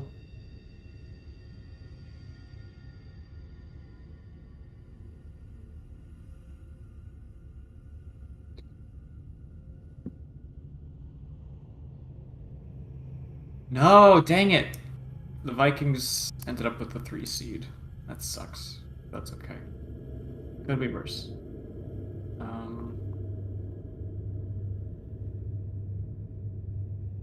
Yeah, if the Packers win, they're in, and if they lose, the Seahawks are in. Ooh. So we gotta hope the Lions win. That's right, we gotta hope the Lions win. Screw the Packers. Unless anyone here is a Packers fan, then no, actually, still screw the Packers.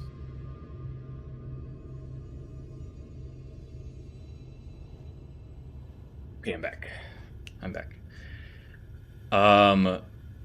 Is everyone here? I believe Isaac is still missing. Isaac is dead. Oh.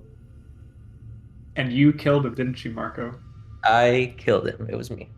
So, quick little recap for you. They started going on the hunting mission and are going through the forest now. Yeah. Hell yeah. And unfortunately, because of our decision making, you are now exhausted. That's true. You do have a point of exhaustion.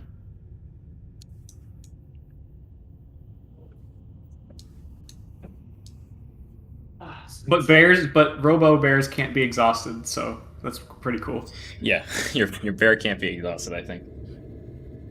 Speak for yourself.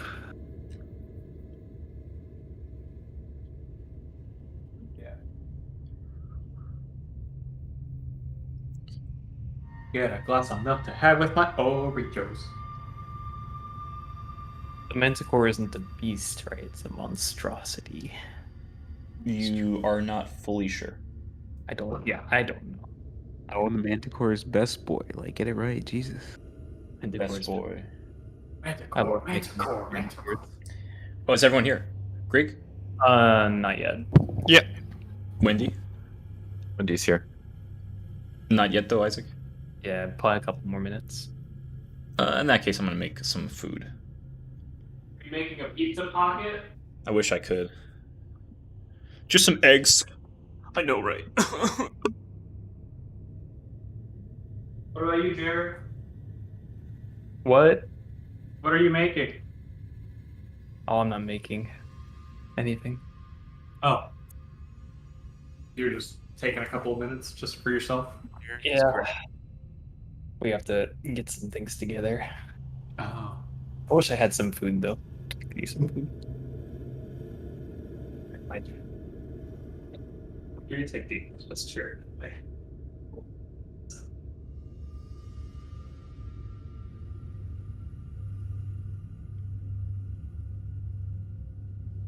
I feel like I haven't seen you. But you've been busy. Oh, sorry. Go. We'll talk after. Here's the guy. Oh, He's there. That's what he was doing.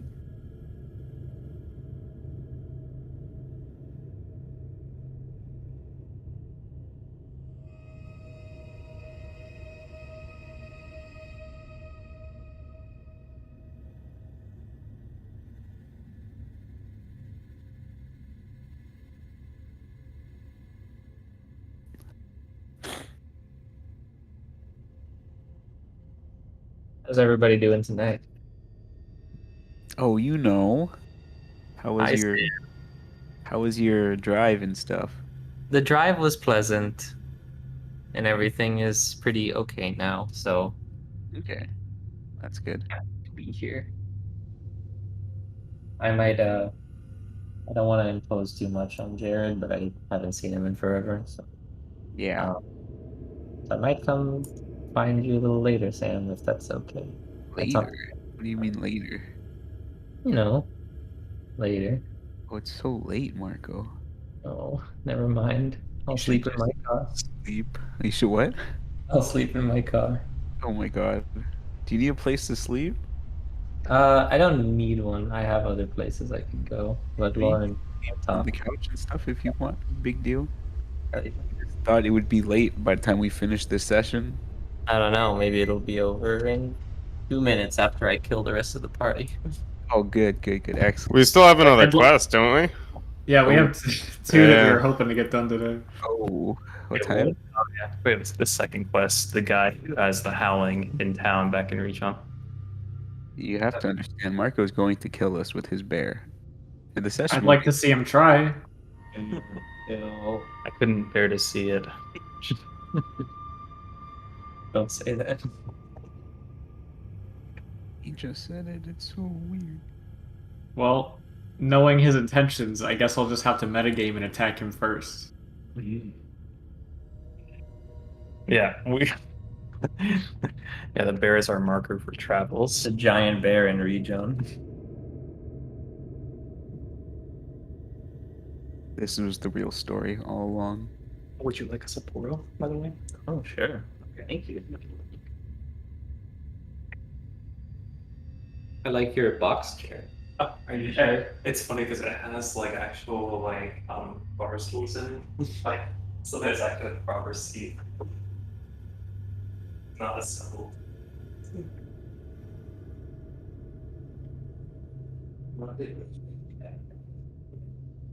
And you said it wasn't as big as the place, but like it's not plenty of room. See things. Well, yeah, so it's plenty of room. It's like it's a 4 plans. So you can even put your mat was just over there. It doesn't even take up too much space. Truly a male living space. It's really a male. It really is. Has a steel guitar that I don't play anymore.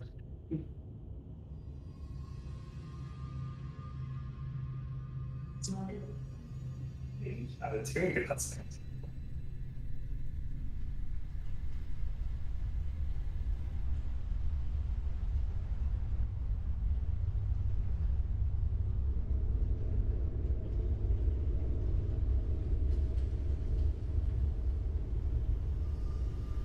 This will get me to my calorie goal for the next.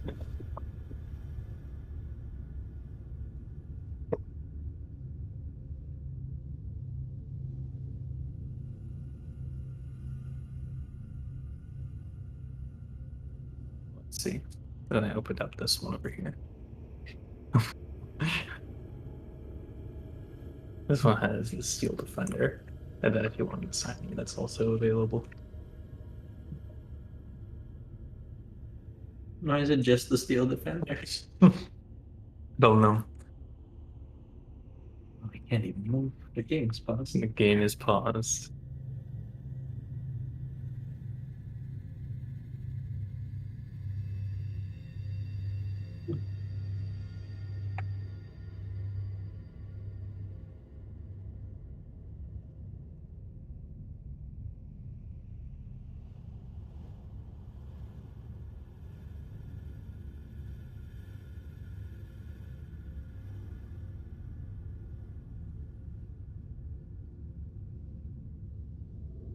All right. Who we gonna play against? Somebody not here today? 1, 2, No, 3. everyone's here. The Oh, group. it's- Oh, it's me. Yeah, it's I'm you. missing. That's why I was like, just you or I wasn't here.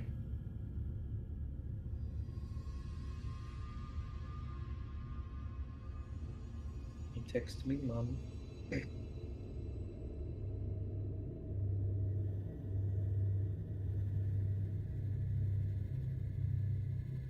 You have work in the morning, I assume. Mhm. Gotcha. Yeah, what do you think you want to do tonight? You're more welcome to stay here as well, too. I'll have to figure it out.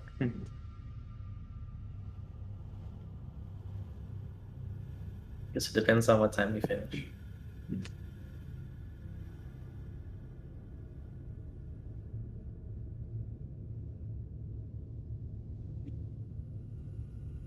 You have a Motorola Discord server? We do.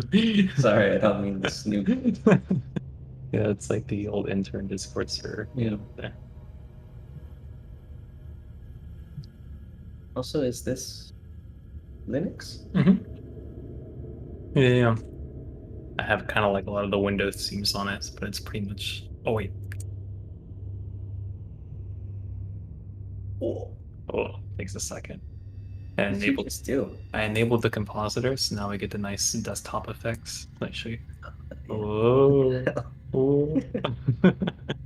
Shut up. I love this guy. Look. Nice Nice Xbox. Oh yeah, I'm trying to sell it. This guy. This guy's got an Xbox. So where's everybody else? I think Eric was making some food. Okay. Quiet in here. I think a lot of people are making food.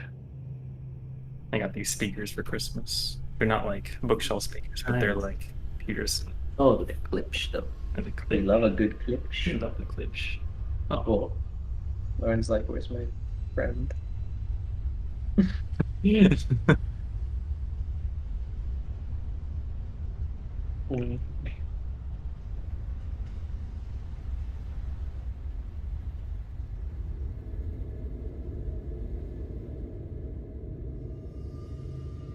Oh, yeah, that's true. I got her the Nuzzle suit one. Oh, it's It's a very good shirt. what a good shirt. She said thanks. Unless she already messaged you, then don't disregard what I said. Regard what I said. I'll always regard what you say. High esteem. In my esteemed Oh. friend.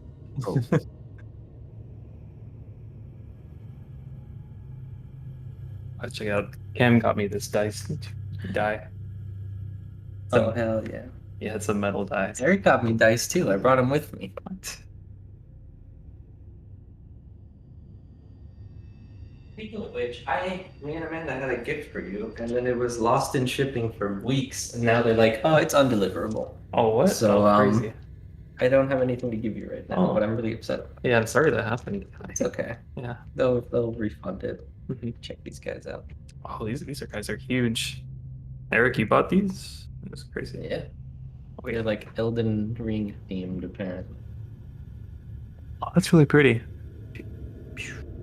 Oh, wow. Like amber and black. Yeah, they're pretty cool. Well, those are really nice. It's like Golden Order type beat. Love it. From my Dark Souls video game. Oh, these are cool. I really like these. Hell yeah. So how have you been? I feel like we haven't spoken for a while. Yeah, I was thinking about that. You're right. It's good. Oh. How's work? Work is alright. Talking about like maybe like doing remote or other stuff now. Oh, nice. So I'm probably not going to be in this apartment. I think I have like 2 months left here. So when your lease is up, what are you thinking of doing? Do you plan to be remote by then? Yeah, my souvenirs from Japan.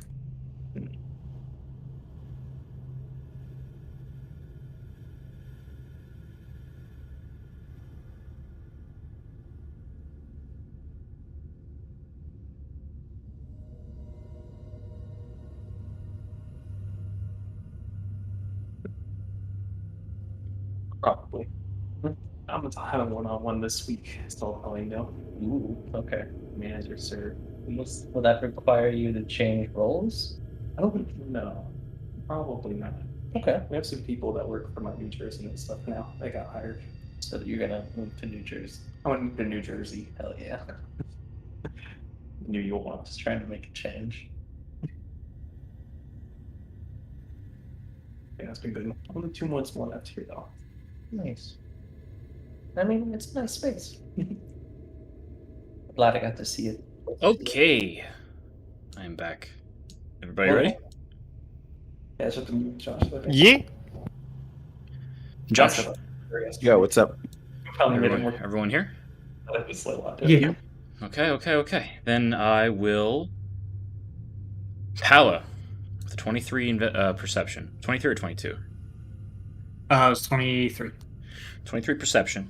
You're looking around where you are right now. The forest clears a bit, and you find yourself in an opening.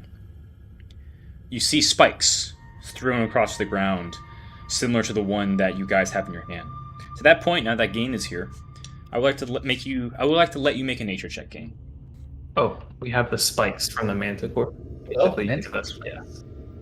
A nature check. Where's Gain? Give me to her. Oh, is it because it's paused? Is it? Oh, Is that- you're trying to do it from Foundry. Yeah. I guess you don't. Your account's probably not open right now, right? Do you mind if I roll it on physical dice? You can do that. I'm fine with that. Give me a dice right here. That's what I'm doing. Oh, if you have the D&D Beyond app, you can access all that from there. Oh. I also do. Let's see. Actions. Well, if you tell me my nature modifier real quick, I'll roll nature while I pull it up. Yeah, we got you. Solaris. I rolled a Game. 9 I'll on take a the- look. 9 plus 6 is a 15. 15? Yeah. 15 is the DC. With a 15, looking at this spike, there's something unusual about it. One, it's probably larger because it's broken, which means larger than a normal Manticore spike. And two, there's something on the spike itself, some kind of secretion. Thinking back based on what you've been told in your past and just stories, part of you thinks that maybe this is an alpha Manticore. Alpha Manticores, the secretion is probably some kind of toxin. If the Oh no. Guys, talk to me. Damn it.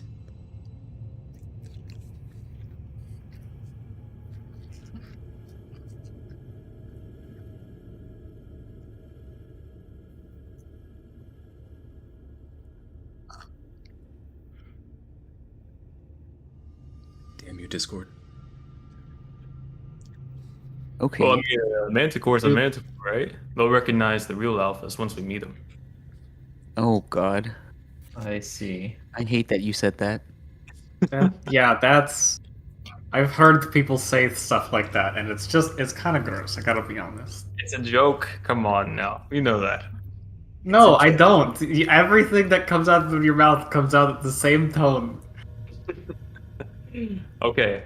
They'll recognize the real alphas when we meet them, right? Is that better? That's better. I mean, it doesn't make the joke. Honestly, I think it made it worse though. You know what? I'm done. I'm shutting up. Greg, I'm protecting you. You guys lead the way. He's not a real alpha then. All right. That's the point. That's the joke. Anyway, look. So do you know what the toxin does? All right, that would be good to know. Well, You get to know it does damage. it won't be present. Don't get hit by the spikes. Basically, what you got from that. Is it weak to anything? Beyond what a manticore is typically vulnerable to. Would I know that, DM? The 15 is not sufficient enough, unfortunately, for it to know weaknesses. But funny enough, never seen- that being said, Pala, Yeah, make me a nature check with advantage. nature check with advantage. I know so much about nature. Use the advantage word. That's crazy. Oh. Gosh, with with advantage, that is a with a -1 modifier, a 10. Oh, and that's the DC. Oh, the 10? Yeah, it's a 10 total. I'm gonna roll a d20. Oh no. Bro, they said something about manticores in your young adult novel. Oh my goodness. What did it say? It said that manticores, they hate fire. They hate ice and fire both. Okay. Guys, listen. I think so. I was reading the book, and it had a manticore on it. Now, in this case, they were the circumstances were a little different, but they got these villagers together, and they all had like these torches, right? And then they got the torches. They all started like beating the manticore with the torches. That like. You'd think like a torch would actually be able to do much, but the manticore was like really freaking out about these torches, right? I love you, Hunter. And so, what I think perhaps maybe if we had something with some fire, maybe that would help. Oh, you know what? I remember now. If you punch a manticore hard enough, usually you can knock it out. Isaac, that's not helpful. I've seen that happen a couple times, so I think if we... Remember, alpha manticores are different. You can't punch it hard enough to knock it out. Are you sure? I mean, I've seen some get knocked out in the first hit, so I think you might be... Seen an I alpha don't- manticore. What are you talking about? Hold on. As you guys are talking about this, you guys are out in the opening, by the way, Yeah. surrounded by the spikes. You also see a small river of sorts, as well as a couple ruins. Switch over to the map, shall we? Oh. Should I reload or? I'm switching it right now. Sensitive, like. I will place you guys down. Place me down. Wendy, we got Kala up front, Isaac in the back, Grig. Greek. Am I missing here? I'm missing Greek. Gain, and then the bear. And light source. Let's see, can I add a light source? A long nap. As you see all this stuff here, can I use this? Is this a thing? Can this happen? Hold on. Oh, I also haven't imported you guys from D&D Beyond yet. I should probably go do that. Did something new happen in D&D Beyond? Oh, you guys are level 4 now. Oh, I already... We've been level 4 for a while. Yeah, Yeah. we just had like no real combat or stuff since then. I think I imported mine already. Well, importing again isn't gonna hurt. Yeah, I guess so. I guess you're not wrong. Okay, Gain should be ready. Oh, Stupid suddenly like half the party's dropped from the game. What? I don't see... Yeah, I that has been happening a lot throughout the game, and I have no idea why. Oh, okay. So like, this is not a weird thing. Got it. Cool. Yeah. Anyways, Paula, with your 23 perception, you also see something far off in the distance. Oh my god. Excuse me. Still importing here. But further up ahead, if you'll move upward, you will see a raised platform area with some steps leading up, and you see a faint detail of some creature up there. Large. From this distance, hard to tell. At this point, if you guys move closer, I'm gonna need another stealth check. Okay, guys. Think I see something up ahead. There's like this big old platform, and there's some kind of shadowy figure on it. Maybe he's sleeping. It's hard. I don't know. I cut the light. Yeah. I rolled a Can 5. I stay back? Yeah, you can stay back. Yeah, my stealth checks are not good. What's the light spell? Is it 30 feet dim, 30 feet bright? Let me check. It is.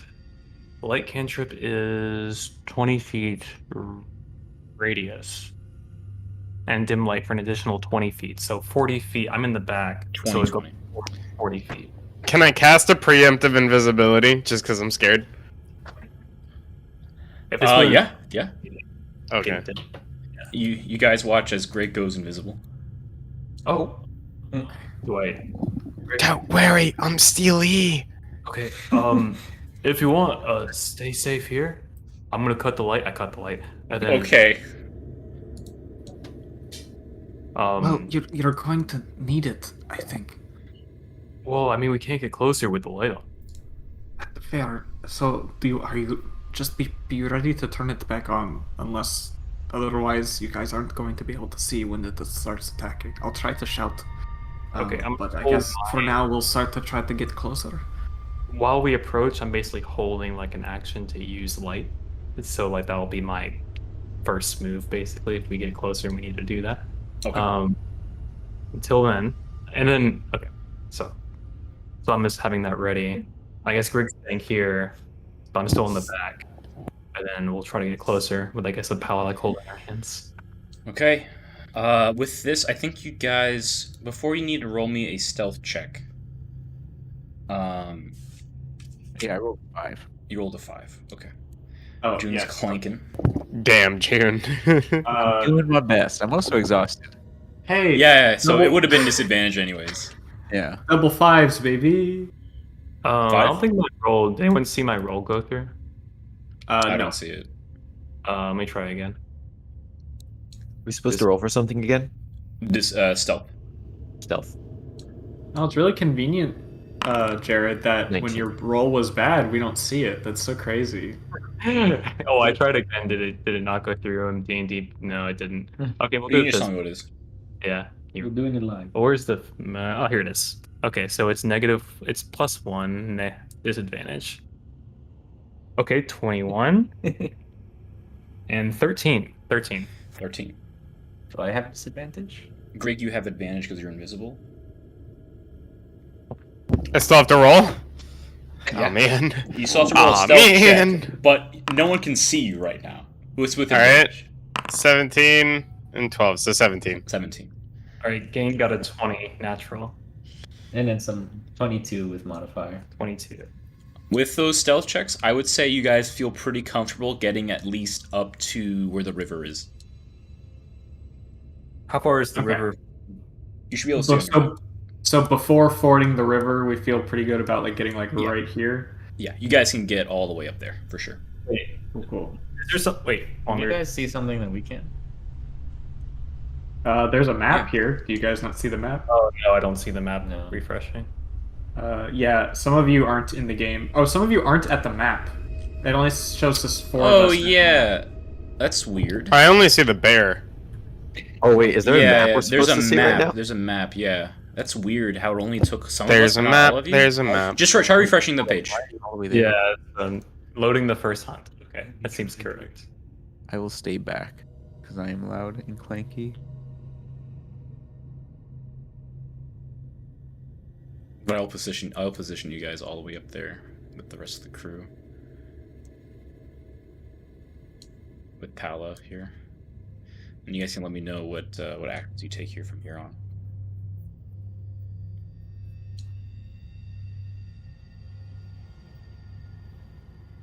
From that distance, Pala, with your perception check, you can just make out the creature sleeping. Curled up like a cat, a large tail, and as you get closer, the spikes get closer too. Like there's more and more spikes permeating throughout the area. We can't see the map. We still can't see the map. I can't see anything I except think an IP address. Yeah, I don't know why that might be happening. For why some can and some can't. If you open up the stream, it should be on the stream. Wait, did the stream stop? Oh no, it's still going.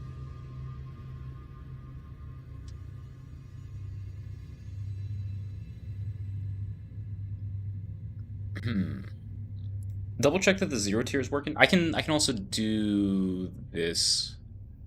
I'll switch back to the regional map and switch back to here.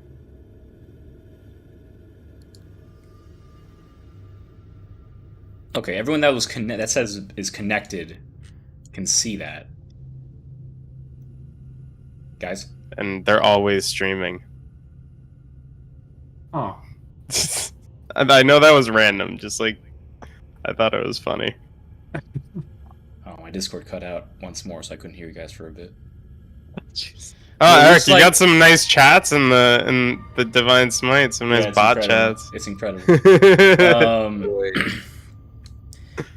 Okay, so for whatever reason, Foundry's barely connecting. I'm gonna have to reset my internet, I think, after this.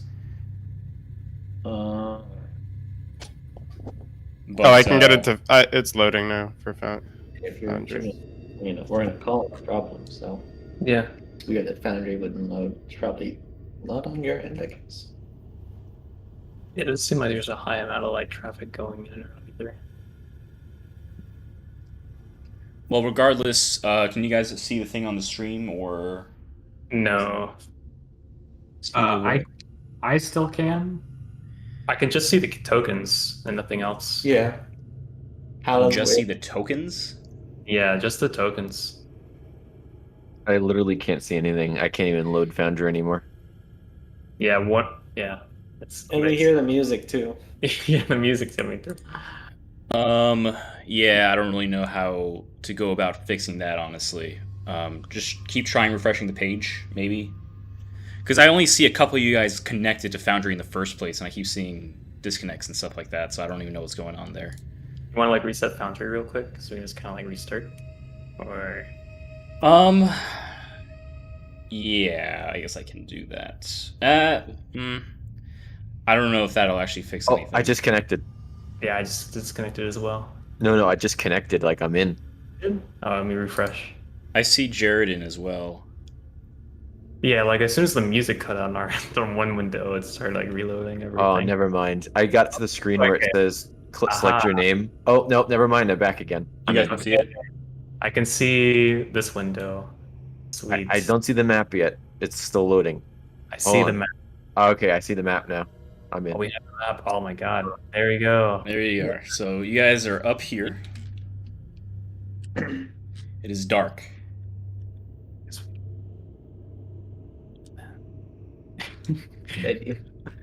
All right, what are you guys doing as you approach? You can see the beast above, sleeping. We can see it. Hey, Wait, so do you mind if I stay back here? oh yeah, that's fine. Stay back. Oh, whatever The you feel. distance is pretty huge, just so you're aware. Still, you guys still have a lot to go. So just Yeah, a it's question. about 100 feet away. Can you fight in dim light? And see. If you can't see anything, it's disadvantage. But, Dim like, light, dim- disadvantage. Yeah. Dim light's disadvantage? Mhm. Okay, I'm just readying that to like use as soon as we get there. No problem. I guess I'm I'll. pretty sure dim light is disadvantage. We're ready to attack, basically. Okay, I'm telling everyone. We're ready to attack, and we're going to move. In the beginning of the fight, I'll cast light on You don't have disadvantage on attack rolls. For dim light? Yeah, you don't. Sick. Okay, so it'd probably be safe to use dim light and What's approach. Okay. what's our plan here? Are we going to try to sneak up on it while it's asleep? Yeah. I don't. I, You have, like, I a don't action. know. Sorry. I don't know if we can do the sneaking. I mean, look, yeah, Isaac, June, you've been clink clanking this entire time. Well, I mean, Um, we'll gotta try, right? What else do we have? We could Well, create if we, distraction. yeah, that's what I was kind of thinking. If we already know that we're going to, that it's going to catch us, then maybe we use that to our advantage. Maybe because I can fly if I need to. What if I charge ahead to like get it looking at me, and then you guys come from behind, and so I'll be the one that's going after, while you guys can move up and make your way in a safer Oh. way. So maybe we could like cast light on you and use you like bait. I mean, it feels kind of harsh, but you do have the ability to fly, right? So then we can kind of like follow up closely. But then since the light's on you, we'll all be able to see once you get in combat with it. I could create a sound or smell on and imbue it into an object. Maybe we could use that to draw it into some position where we can ambush. Just putting it out. Yeah, I don't think that if we can't be quiet, then no, I don't. Unless it's a deafening noise, I don't know if it's going to take that debate versus the very clear other thing that's coming. Yeah, I say we get around. I point over here. I say we get around here. I think we can get that close. And then, if we're still safe, we do what Palace said. Have her charge forward, maybe, and kind of like use her. Then we can kind of sneak up and around somehow. What are you pointing? Can you see this? I can't. If you're pinging, I can't see it. How do you ping He's again? using the measure tool. I can see the measure tool. I can see it too. What's the I key? can't see yours. What's the key for the ping? Again? X. X. Oh, There. and my game is reloading on its own. I didn't do that. Oh yeah, mine is kind of like frozen. Oh yeah. Yeah, that just happened to me, but it came back. I don't like this. I don't like this at all. How about this? I can move you guys for now until I can figure out these issues with the internet. Will we be able to see the movement on our end? Let's try that out. I just moved Wendy. Did you see that? No. Yeah. I Well, see. can you guys look on the stream for now, at the very least? Okay, now it's mine's back. So let's see. Do people see my cursor moving around? Yeah, I can see I it. can see it. Okay, cool. All right, awesome. Okay, so this is about as far as I feel like we can get before we start risking waking it up. I feel like if we're going to go a distraction way, then now would be the time to like kind of branch off, maybe. Okay. Well, I was thinking about the distraction. I mean, how is the distraction gonna work? Because if that's not like a good avenue, we might as well just sneak up on it. Because if we're gonna get in a fight with it right off the bat, we might as well just see if we get lucky. I can bless you guys if you're running in right now. So with, I don't know. I was thinking that if I go one way, you guys go the other. So if I can fly, I can go over the water, and then you guys can take over this little bridge here. And that way, when it starts charging towards me, its back will be to you guys, and then you guys can come up behind it, maybe. I feel like we might lose the benefit of surprise attack though if it still notices you. I think it might be on the lookout if we're not. I don't think we'll get a surprise attack. I think it'll hear us before we even get close. Well, we don't know unless we try, right? We could always Well, try. true, but if he charges at me while I'm next to everyone else, who's to say you guys won't get hurt? Okay. Okay. So How But about- if you guys you'd rather we all stick together, then we can do that. That's fine. I think that. Well, what's the best plan here? Do you want to go in first, and we'll just stick behind you a little bit? You want to keep a little bit of distance, that works too. Yeah, I think I'm fine actually all the way back here. I can see it, right? I You look over. can. It's a matter of whether can you do anything if we get as far forward as where it is now. Will you be able to do anything? I can do a few things. Okay. I still kind of want to sneak so I can cast light whenever we get close enough. So, I mean, but that might be. We can keep trying to sneak. Just be ready for it to hear us coming. Yeah, it sounds good. All right. Right. So I'll start moving forward then. Okay. Keep whatever amount of distance you feel Stay good right with. here, so I can see you guys. Okay. Wait, are you guys moving? Oh shoot! I need to We're reload. not moving yet. I lost the ability to move my character. I'll move you guys for now. You guys are just all. Are you? Sam can move himself, which is funny. But for everybody else, just tell me where on the map you want to be right now. I guess I want to get as far forward, and I guess to put it metagamey, as far forward as I can before initiative is rolled. Sure. Is anyone following Pala? Yeah, Yeah. Wendy's gonna go with Pala. Okay, Wendy, Pala, and Isaac. Yeah. Can I Okay. also use my blood right on my sword quickly? Sure. Okie dokie. Yeah, but other than that, yeah, I'm gonna follow Pala. All right. Any other preparations anyone wants to do? I'm still invisible, right? Yeah, you're still invisible. Okay. Where are you gonna want? Where do you want to be, Greg? You just want to stay back here? I mean, ideally. So you're just gonna stay at the farthest back. Is that little hut elevated? Like, is that an elevation there to the left? They're the really, house. really small one. Yeah, the house, like the cracked house looking. Oh, the cracked house. Yeah, it's elevated. It's a Okay, crack house. could I could I go in the crack house? Sure.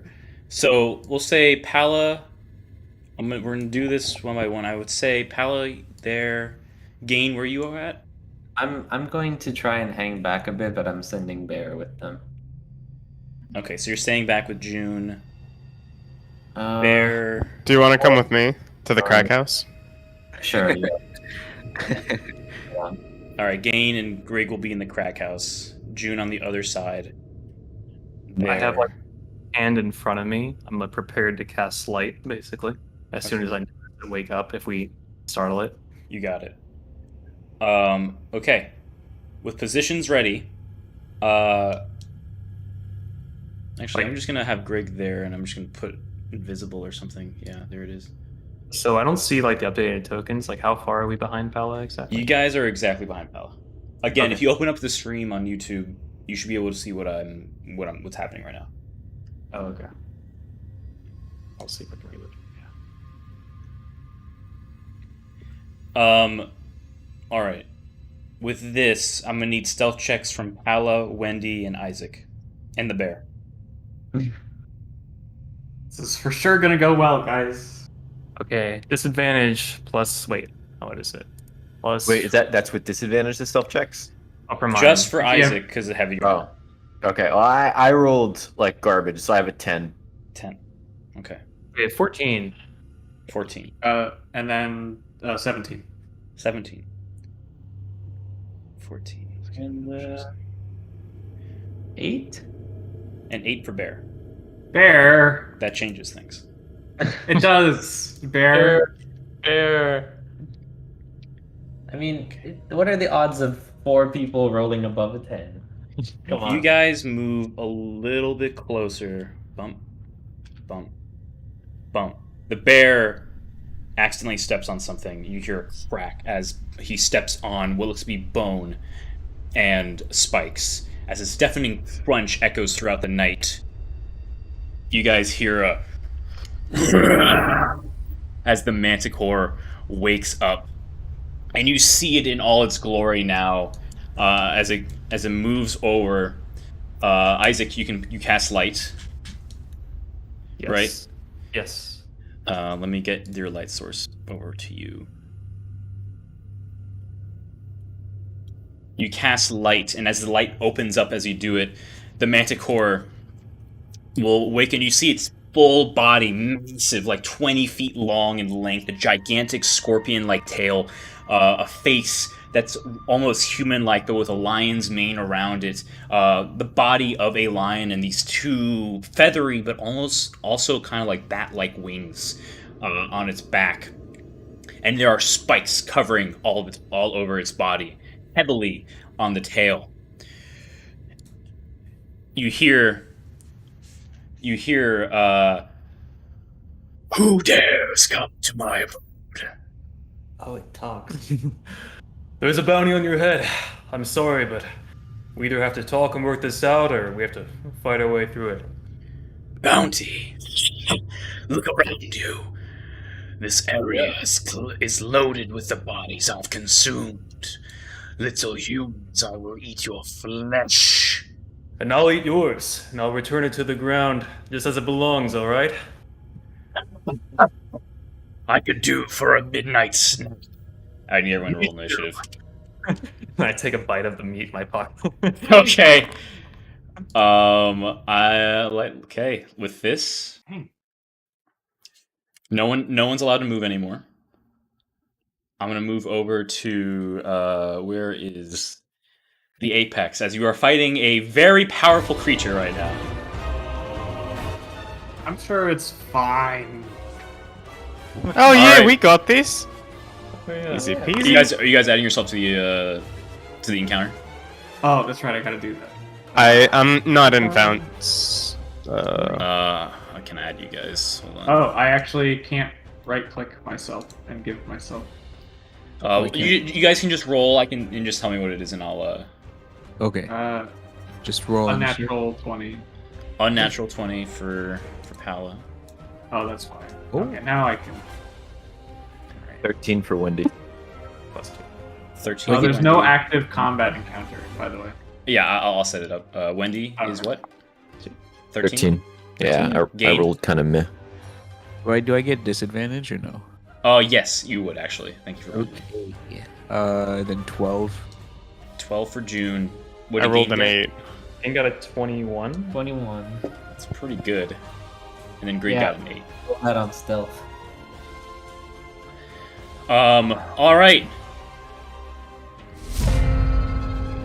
Gain, you're first up. The Manticore unfurls its wing. You can barely see shit. You can't even see the damn thing. You just know it's in the distance somewhere, It's 90 feet away. but you can't see it. Past the dim light from Isaac, there's no visibility at all. I thought I had dark vision for some reason. Unless you have goggles of night, you do not. I thought I had like Fey touched or something. I have to check. That would not give you dark vision, unfortunately. Why did I think I had dark vision? Whatever. Then I guess I don't have dark vision.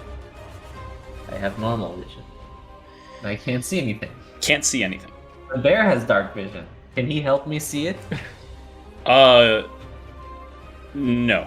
You cannot see through the bear's eyes. You can see the general direction where everyone's pointing. Actually, Isaac, you wouldn't be able to see the Manticore either. You just hear its voice. I was talking to him, yeah. Yeah. I think the only person that could barely see it is Pala. Yay! Yeah, just barely. Wendy, I think with 60 feet of dark vision, Wendy, you also can't see it. Oh, All of you are blind to this creature right now.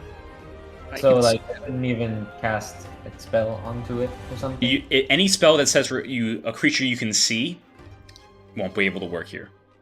Okay. Then I don't know exactly what I'm gonna do. I'm gonna well, I'm gonna look at Grig and I'm gonna say, I hope you can see better than me, and I'm gonna cast guidance. Totally can't, but we'll do it anyway. Does guidance require you to see a creature? What? Does guidance require you to use it on a creature you can see? You touch a willing creature. Okay. So you know where Grig is. Just making sure, because he, And I again, touch it. he's invisible, but you can touch him. Yeah. And then as far as Bear goes, I'm just gonna put him sort of where he is, which is adjacent to my homies. So as to make sure that he can assist them if at all possible. Sure. Is that your turn? So yeah. Yeah, it's not updating on that window, but that looks like it. Well, yeah, that's my turn. I was trying to move here to like right here. Move bear one up. Basically. One up? Okay. Yeah. Done.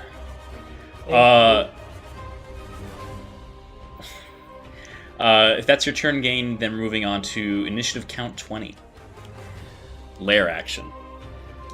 Oh. The manticore, you watch as the surrounding bones and the spikes around, the manticore puffs up a bit and just unleashes a blast of spikes directly from the interior of this temple that he's in. I'm gonna need...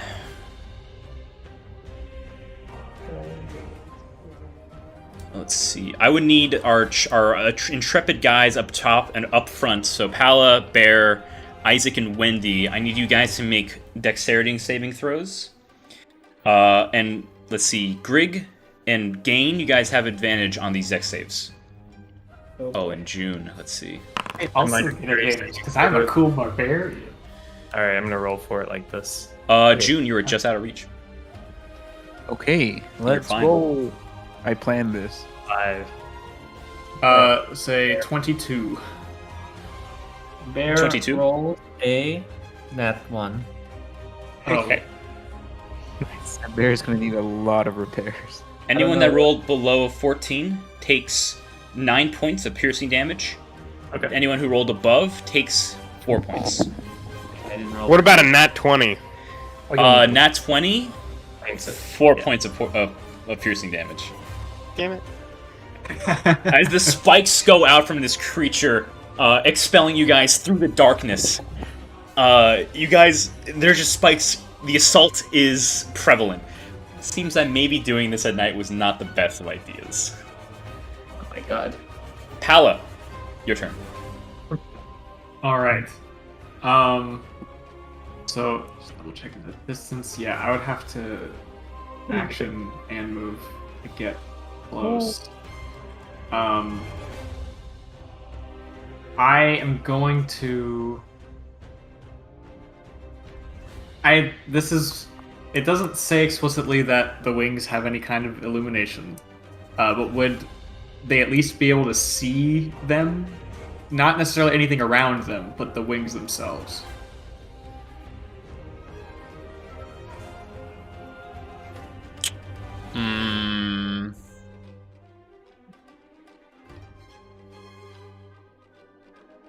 That's a good question. If the wings, does it say like they're luminescent wings or? It says 2 luminous spectral wings. It doesn't give them like a illumination distance. It just says luminous. I think in that case, if there's light on it, it'll give off like the reflectivity of it.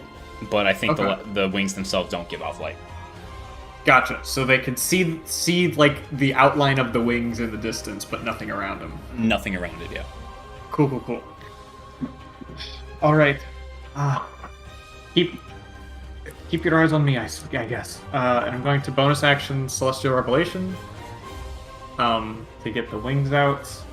All right. And then I'm going to move. Let's see.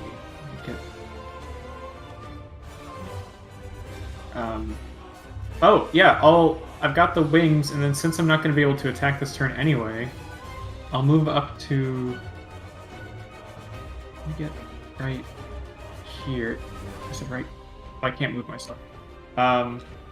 Like right. I want to get to here. Oh, I can't see your stuff. Describe to me how many paces forward? Sorry. There is a 2-square staircase facing south on Yes. the platform. On Yes. the rightmost of those 2 squares, down 2. That's where I want to be. Okay. In the air, or I guess hovering, since air. Gotcha. There's a hypothetical. like, Still this- within anyway. Isaac's dim light, right? Yes, however, I'm going to use my action to cast light on my necklace that I have, so that I am also giving off some light around me. All right, 2020. Oops, that's the wrong thing. This should be this. All right, with that, you can just barely see the manticore within the dim light. Sick. All right, Is that your turn? that's my turn. At the end of your turn, the Manticore is going to use a legendary action. Come on. He is going to, from this tail, seeing you arrive, get closer, 2 spikes coming right at you, Pala. That's going to be a 8 to hit 8 does not hit. and a 6 to hit. 6 does not hit. All right, you bat out. You seeing the spikes coming, you just fly out of the way. Nice. All right. With that, it's Isaac's go. Okay, so I'm going to go up to 2 left of Pala, basically. 2 squares to the left. And as a bonus action, I'm going to cast Life Read. I'll go ahead and prepare that. Sure. Let's see. So I'm gonna do that. And then I'll kind of like sit there like glaive, like kind of facing the direction, and then I'm gonna use my action to dodge. And then wait. And that ends my turn. All right. At the end of your turn, legendary action, the Manticore will now. Yep. The Manticore will, with those 2 huge wings, is going to go and leap on over to the front of you two, and now you can see it perfectly in front of you guys, perfectly illuminated, as this gigantic creature is in front of you. Ooh, it's actually wait. Let's Hold do on. it. Let's do a reaction. Let me double check to make sure. This is not prompt opportunity attacks. Wait, it doesn't? But like It does I not. Why doesn't it though? It specifically states it does not prompt opportunity attacks. Oh, that's dumb. Okay, got it. Its size is actually not correct. I gotta change this. Oh, it's supposed to be bigger? It's supposed to be bigger. Oh, This that's is an right. That's only alpha 10 feet manticore. across. This is a Yeah. 20-foot boy. Yeah, this is a huge creature token. He is an alpha. He's gargantuan, bro. Gargantuan. There we go. A death bro. As this gigantic creature is before you now. All right. That was the end of your turn, Isaac. Wendy, your go. All right, Wendy's gonna. I think Wendy's. I don't know, whatever. Wendy's gonna run up next to the bear, I guess. And then she's gonna, as a bonus action, cast Hex on the. What do you call it? On the Manticore. Okay, it is now hexed. All right. And then after that, what thing Yeah. is it you giving it? oh right, I have to pick one of the things. Huh. Oh wait, we can use this time that we can strategize, right? Is that what you said we Yes, could you do? can. Yep. Oh, can I actually get my input then? Yeah, I want everyone's input. Specifically, I probably really want Grig and I guess June's input because they're kind of more spellcastery folks. They might benefit more. Charisma would also be very helpful. Also Hex. That'd be good What do too. we- I'll, I guess I might as well ask Eric, what are the... Would I be able to make any attempts to grapple this thing? No, 2 sizes above you. Okay, cool. Fantastic. But it can grapple you. Charisma. Great. Charisma. Okay, so far no one's answering me except for Isaac. So I'm just gonna say charisma. I'm gonna put a charisma disadvantage All right, on it it. has disadvantage on charisma checks. You got it. All right, It's good cool. for Isaac. And then now I'm going to cast Firebolt. All right, roll a hit.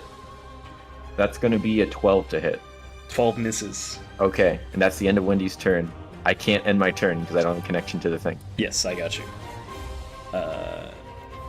June, it is now your... Oh, actually, sorry. End of Wendy's turn. The creature will go ahead and see... You see the stinger on the end of its tail? It's going to go ahead and shrink it into you, Pala. Oh, cool. Great. That is an 18 to hit. 18 hits. I need you to make a Constitution saving throw. You got it. 17. 17 is the DC. Sick. You take 11 points of piercing damage and 13 points of poison damage. Oh! That is actually a lot. I haven't raged yet because I did the wings. Uh-huh. Great, cool. All right, that's it. June, it's now your go. Okay. Let me see. Everyone looks okay. I guess from here, I'm going to cast. Oh God, what happened to my okay? My foundry is. Yeah, Actually- Foundry is just. It's having problems. I'm sorry about that. Nope, that's fine. I'm guessing I'm like 90 feet or 70 feet away from this thing. You are 65 specifically. 65. Okay, perfect. I'm gonna go ahead and just cast Guiding Bolt. Go for And it. I have disadvantage on everything, right? Because I'm exhausted. Attack throws, no. So you're okay. Oh, okay. It's just Cool. spell. I think it's just ability scores. Ability And checks. let's do it. 24. 24 hits. Go ahead and roll damage. All right. It's gonna be 9 radiant damage. 9 points of radiant damage. And- Radiant damage seems to be doing just fine. Cool. And then the next attack roll made against this target before the end of my next turn has advantage. Hell yeah. So So whoever is it whoever attacks it next or when I attack it again? whoever attacks it next. Okay, cool. So just remember you have advantage if you're smacking it. So that's So you- 9. From your shield, from the Lunar Rondo, a bolt of the pure moonlight comes and it attacks it onto its hide. You see the searing flesh onto its side, and it grunts in pain a bit. Looking off into the distance, it can't seem to see you. But it actually you would have had advantage on this. Me? Go ahead and you would have had advantage because you can see him, but he can't see you. Oh, okay, cool. Here we go. Nope. That's a 9. 9. Okay, so no nat 20, but still definitely hits. Yeah. And then now that radiant moonlight energy is just starting to encompass it, making it even brighter. Right. Good. And since I can see everybody, how's everyone looking? Who doesn't look too hot? I was the only one that took damage, and it was a lot of damage.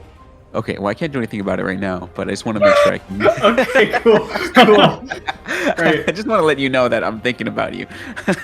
Appreciate it. I'm gonna Thinking about stay you, homie. back here. I noticed that it can't see me, right? Yeah. Okay, cool.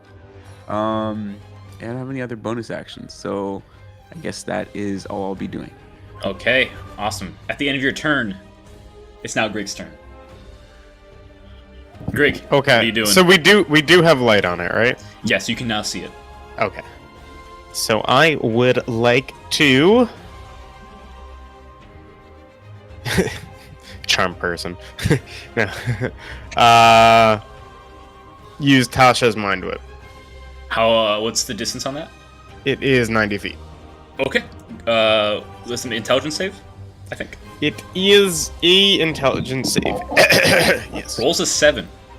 Awesome. DC was 13. I said that right? Yep. All right, let's see what it does. It does psychic 12. blast out. Was that what was that? Psychic damage 12? Was that like a perfect roll? No, that's middling. 3 times 6 is 18. But it looks like you rolled it. Yeah, so you rolled a 12. It takes 12 points of psychic damage as you watch as its mind, it winces in pain a bit as like this magical essence from Grig lashes out onto it as it roars out. Right. So, let's see, it can't take a reaction until the end of its next turn. Moreover, on its next turn, it must choose whether it gets a move, an action, or a bonus action. It only gets one of the 3. Hey! That makes a difference. That makes a difference, Grig. Okay, is that your turn? Yes. You are no longer invisible because you cast a spell. Yes, I understand. All right. With that, the creature looks out. Its movement clearly slowed, and it's just going to lash out in pain from that whip. The only people in its grasp right now are the 2 guys here. Its stinger is doing some good work, so it's going to go ahead and use that again. 1 for each of you. Okay. Advantage on me. Disadvantage? Oh, yeah, because you're using dodge, right. Yeah. All right, 1. Okay, I'm going to write. This one is going to be for Isaac. A natural 20. 2, a natural 1. Okay, I'm using my reaction to get that natural 20 re-rolled. No, it rolled a natural 20 and a natural 1. Oh, So let me explain what happens. As the creature lashes out in pain, you see all the frills on the tail, like all the spikes, conjoin into one, and it lashes out heavily. I'm gonna let you know right now. I'm gonna tell you, that would have been 54 points of damage Oh my god. with that natural 20. But with a natural 1, the tail sticks into the ground right next to you, Isaac, barely avoiding you. But it takes it back around and it's going to go over right to Pala with another one for a 16 to hit you, Pala. Dang it, 16 hits. I need another Constitution saving throw. Oh, this is bad, guys. That's a fail. You take 12 points of piercing damage, and I rolled pretty low on the poison, an additional 8 points of poison damage. Okay. Pala's still up? Pala's still up. Incredible. 6 HP. Incredible. Alright, as it roars out, the mind whip seems to to shake out of it and looks forward, looking out into the darkness. It seems to recognize a few people. More meat. Uh-oh. And you see a malicious grin on its face. Watch me, my general. Top of the round. Dane, you're up. General? Oh boy. Okay. Let me check my actions real quick, because I'm not confident about this. So what I want to do, I guess, I have a short bow, right? And I Yep. have sleep arrows Uh-huh. also, right? Yep. And I can see the manticore now. Yeah, you can see him. You can do.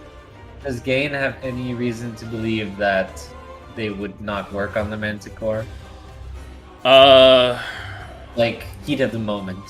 Heat of the moment? Probably not. Okay. You think he might be resistant to it because he's so huge, but maybe I can. but maybe it might work. Yeah. Doing something. So as a bonus action, I'm going to cast Hex on him as well. All right, he is hexed. What are you choosing? Hey team, any other disadvantage you would like? Wisdom. Yeah, wisdom would be huge. Yeah, wisdom.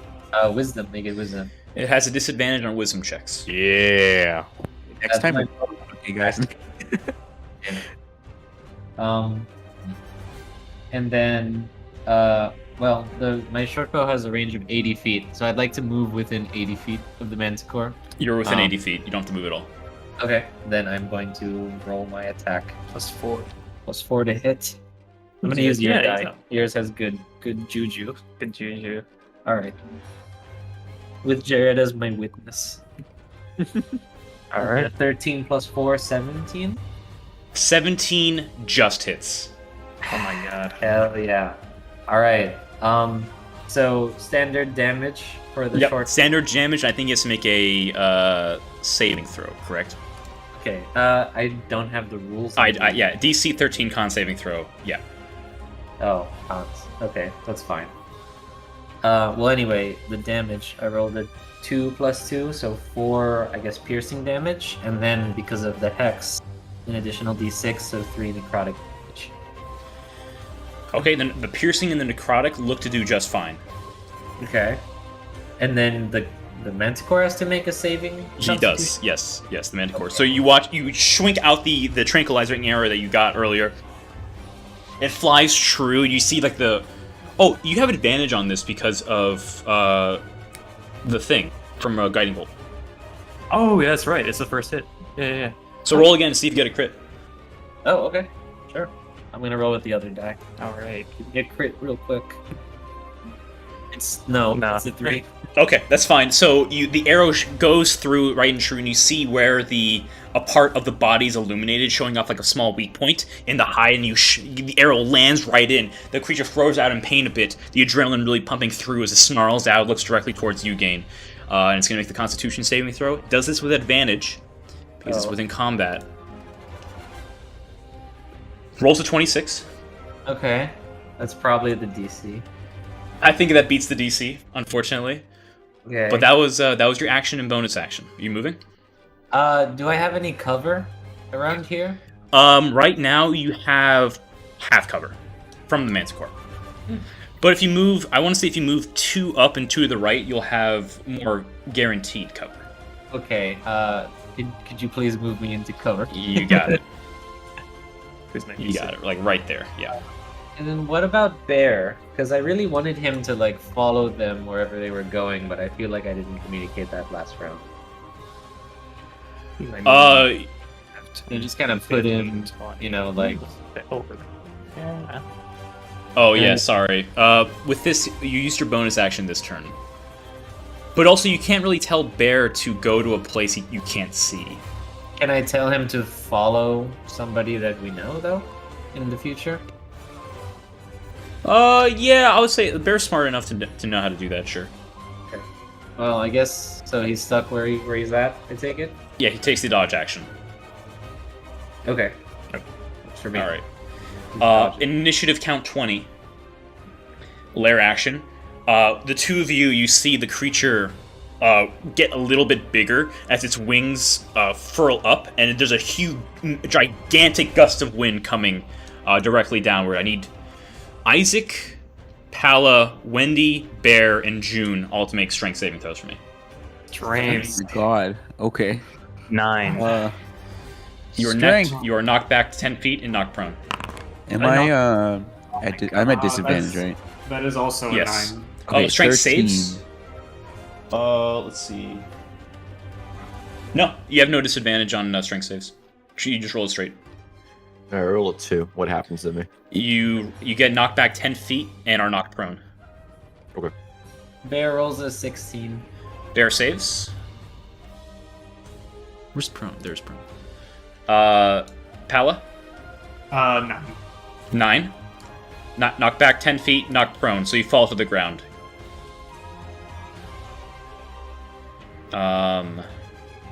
And June, what'd you roll? 13. That's 13? Yeah. You roll, like- roll again straight. You have a straight roll for this. Well, if it's straight, then it's 15. 15? You see it. So the gust of wind comes at you, but you hold strong while the rest of your companions are blown back. Bear also fine. Bear fine. He digs it. Bear fine. Pala, it is your turn. You are prone. Okay. Alright, I'm gonna use half my movement to get up. I'm going to bonus action rage. All right, go ahead and give me that roll. You got it. I guess I'll just do this on D&D Beyond so it gives me the cool description too. Oh, well, it didn't do that. That's a 6, which means until my rage ends, I am surrounded by multicolored protective lights. I gain a +1 bonus to AC, and while within 10 feet of you, your allies gain the same bonus. Okay, that's pretty good actually. That's not bad. Okay, so my AC is currently 16, and anyone within 10 feet gets the +1. Sweet. And then as my action, I'm going to use that lovely level 4 potion of healing and get the full effect. Yeah. You're welcome. I don't want to hear it from you. All right, go ahead and what is that? Level 4, so it's 46 plus 4 times your Constitution modifier. Okay, so 46 would be 24 24 plus- plus 12. All right, you regain 36 hit points. That's not bad, That's and now I'm really raging. good. It's really good. All right, cool. And that is, and I guess with the rest of my movement, gosh, I don't want to be out. I'll move here so that Bear is also within my 10 feet. Okay, awesome. And that will be my turn. Okay.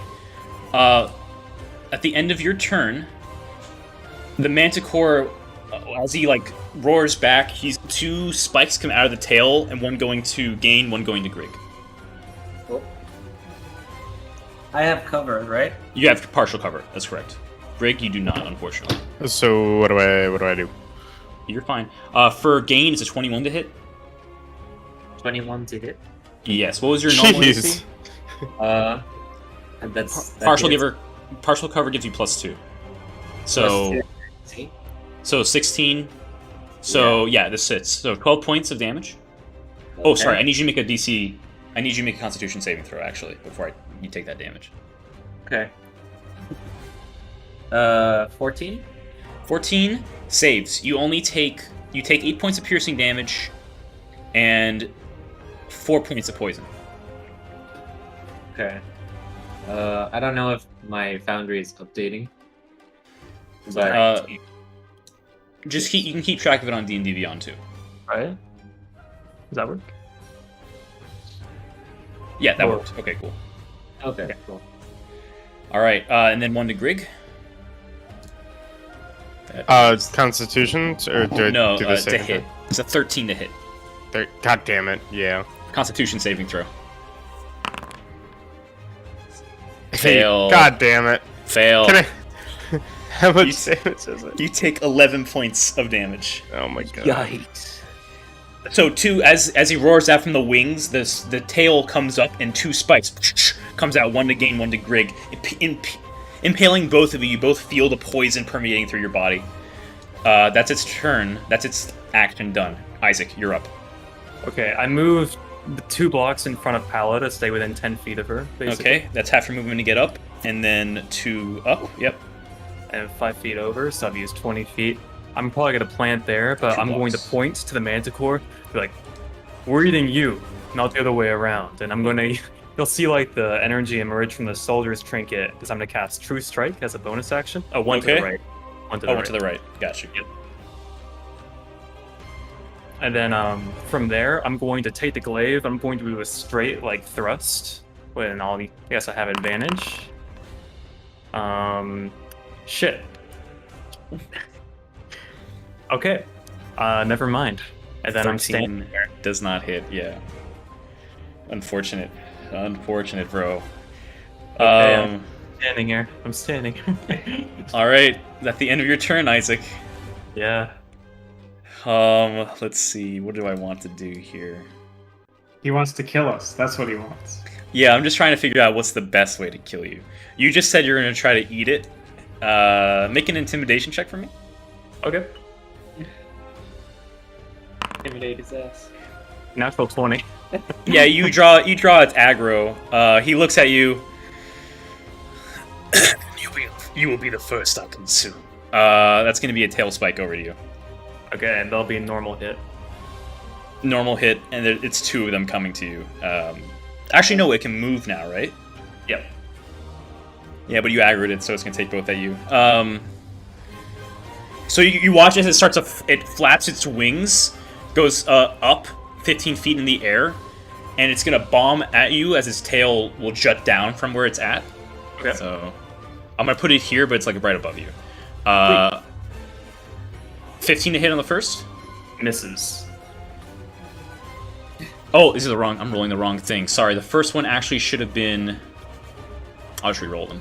14. 19 on the first one instead. Sorry. Okay, that one hits. With the plus AC, did that do anything? No. All right, Constitution saving throw. Let's see. That one didn't roll right. Okay, let me roll it physically. Da-da-da-da-da. What? 14. 14. Actually, oh no, that fails on the stinger. You take, let's see, what is this? 12 points of piercing damage and 10 points of poison. Okay. Sorry, math didn't add up. Sorry. It's actually 15 points of piercing, 10 points of poison. 12, 10, so 3 more? Okay. So All 3 right. more, yeah. Okay. And it's just going to stay up in the air, 15 feet in the air now. Sweet. That's going to be... Let me double check. Can't do anything else. No. And now it Alright. just had one action this turn, right? Because I can't use a bonus action. Oh, it wasn't his turn. I'm sorry. It couldn't... It could still attack you, but it can't go in the air. Okay. Actually, sorry, you're completely right. It was just going to use... It wasn't its turn. It was just going to use the thing. So it would have been the first roll. Which was... Oh, yeah. I only rolled a 1 thing. Never mind. Everything's fine. Everything tracks. You take that damage. Is that Okay. your turn, Isaac? Yes. Wendy, you're up. Okay, Well, you're cool. down. You're prone, but Yeah, well, Wendy's gonna use half of her movement speed to stand back up again. you got it. And then she's gonna go 5, 10, 15 feet to go stand next to Paula. Okay. And then Wendy's going to use, I guess her action to cast Firebolt again. Go for it. That's gonna be. Let's see if this actually shows up on D&D. Firebolt. That's an 11 to hit. 11 does not hit, unfortunately. Scratches off its armor. Armor, hide. I still got a bonus action, but I really don't think there's anything I could do with it other than. You know what? Wendy's gonna use her blood right on her other sword as her bonus action. Okay. Go ahead and roll the damage for that. 3 points of damage. Alright, both her swords have the blood right, and Wendy's looking kind of a little in pain, but she's not too bad. And that's the end of Wendy's turn. All right, at the end of your turn, your boy's also going to go ahead and attempt to sting Isaac once more. Sweet. 21 to hit. I'm dead. Down. Constitution saving throw. Alright. I rolled pretty bad for this. 4. You take 16 points of damage. I'm down. Isaac goes down, unconscious, and falls prone. The Manticore laughs maliciously, and then looks at the rest of you. More meat. I June, heard a lot of dice. you're up. Okay. I see Isaac has fallen. Yeah. Uh-oh. That's, And how far away is he from me? 50 feet. It's 55 feet. I'm going to shout out as loud as I can. Stand back up, you big loaf. And I'm going to cast Healing Word at level 2. I love you. And it's going to be for, what's that? 10 healing. You get 10 HP back. Thank you. And All that- right. You breathe then- again, Isaac, as you look up and you see the Manticore, and it looks down confused and looks over into the dark. I'm gonna let's see. Ooh, okay, cool. I can still do a cantrip, right? All right. Yeah. From this distance, while he's looking over and I see him, I'm gonna go ahead and cast Sacred Flame, a dex save. All right. Let's pick a dex save. Natural 20. Okay, then absolutely nothing happens. In He fact, sees like the glimpse of light coming from your shield, and just as the flame comes up, his wings beat and the flame is doused completely, and he smiles. Meat. I think about anything with meat.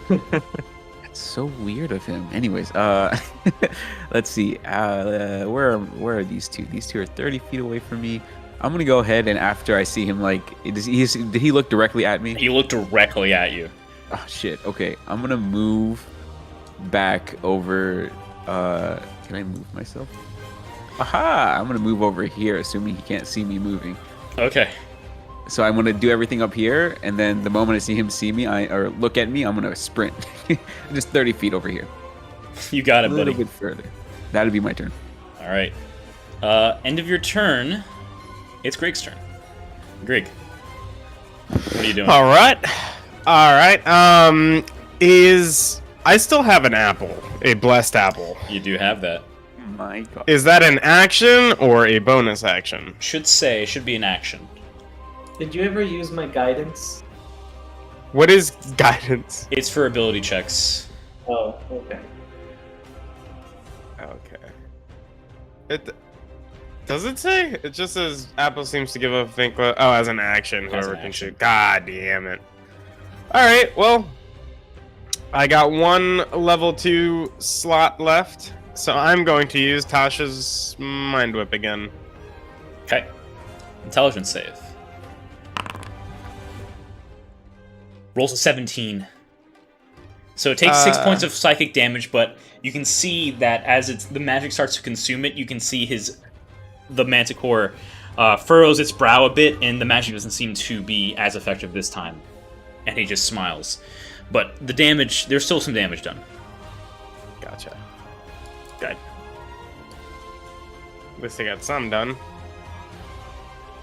That your turn, Greek? I don't think I have any bonus actions, so...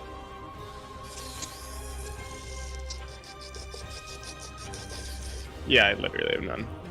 Alright. Can I move into some kind of cover? Is there... Yep, you can, right next to Gain should give you some cover. Okay. You guys are so hard.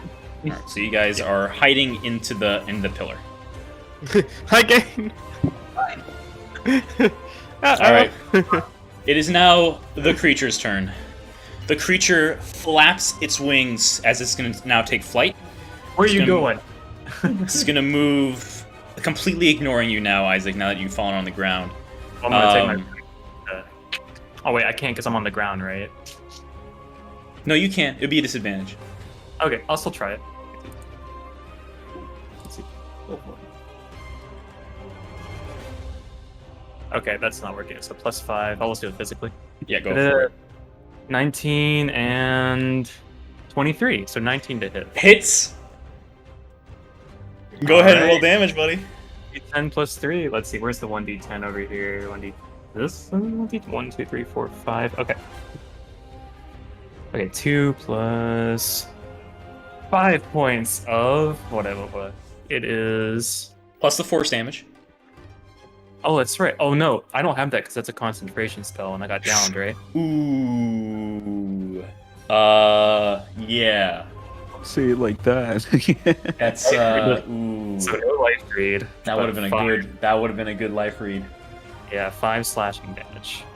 5 slashing damage. Slashing damage seems to work just fine on it. Okay. That's it. All right. Now it's gonna continue 50 as he feels the slash. It looks down. We're going for you. And it's gonna move 15. Oh, you're still on the ground, right, Paula? I'm like hovering like 5 inches off the ground right now. Okay, so it's gonna move past you, out of your reach. Let's see. Right about there. And it's gonna look around, trying to see if it can see. Yep. It can now see. It can see you, June, but you have cover from it. You can see me? Oh, shit. It can see okay. you, but you have cover. Did they attack? This is the range? He was flying over them. Oh. Ooh. Yeah, he's currently 15 feet in the air right now. Too far. 50 feet in the air. Oh yeah. So seeing Grig and Gain there, seeing June, he's gonna go ahead and attempt to send all of his spike stingers over to June. That's gonna be 3 spikes. Oh, sorry, that's the wrong one. 7 to hit. No. 18 to hit. Yes. I need you to make a Constitution saving throw. Con saving. 6. You take 15 points of damage Ow. and a 10 to hit. No. All right, that's its turn. Top of the round, Gain. Is he within 30 feet of me? Yes, he's still within 30 feet. Yeah, I'm going javelin mode on his ass. As they, go for it. I am going to huck it up there, as I am wont to do. Alright, come on. I can't help but know. I also would like to call out to the team that he seems to always go after the last person that bothered him. I got a nat 20 on that one, brother. All right, that's exploding. Sorry, not exploding. That's max damage on the crit die. But go ahead and roll the normal damage as well. Alright. So I just roll 1. So it does 1d6 plus 5, and then also A the D6. necrotic from Hex. Yeah, so it'll do the 1d6 plus 5 plus 1d6, but then another 12 on top of that. Okay. So we're gonna do. Okay, that's a 1. So 6 piercing damage, and then 5 necrotic damage plus So 12. So that's that- 23 total. 23 damage. That's a pretty hefty hit. You shink the javelin right in the same spot where you shot that arrow, like that chink of its hide, and you can see it like a splurt of blood comes out as it roars out in pain. Hell yeah. It's starting to look a little hurt. It's starting to look a little bloodied. Okay, and then while I still have movement, how am I relative to him? Is there any good cover in this crack house? Honestly, you can maybe get partial cover if you stick to the right wall where Grig is right now. Huh. But he can fly, so he can kind of see you overhead, anyways. Okay, he's gonna scream, and I'm gonna like run up to Grig and kind of push him aside and squeeze Or, Okay. All right. and then for a bonus action, I want to put Bear between him and Pala and Wendy. You got it. That's the best that he can do. In such a way that like he can maybe deflect an attack. Okay. Well, I guess deflect attack works when he's close to the creature doing the attack. So I'm actually not sure how much Bear can actually do against him right now. But he's there. Alrighty. Sounds good. Your bear can prepare an action to attack if it gets close, if you want to do that. Okay. If the Manticore gets within 5 feet of him, then he will make his standard attack. You got it. Initiative count 20. Everyone has to make me a dex saving throw.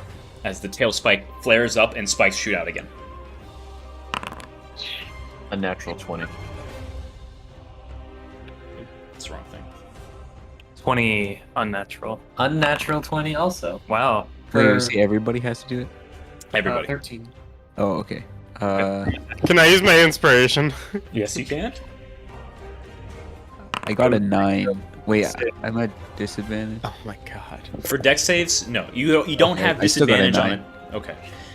Anyone below a 14 takes 9 points of damage.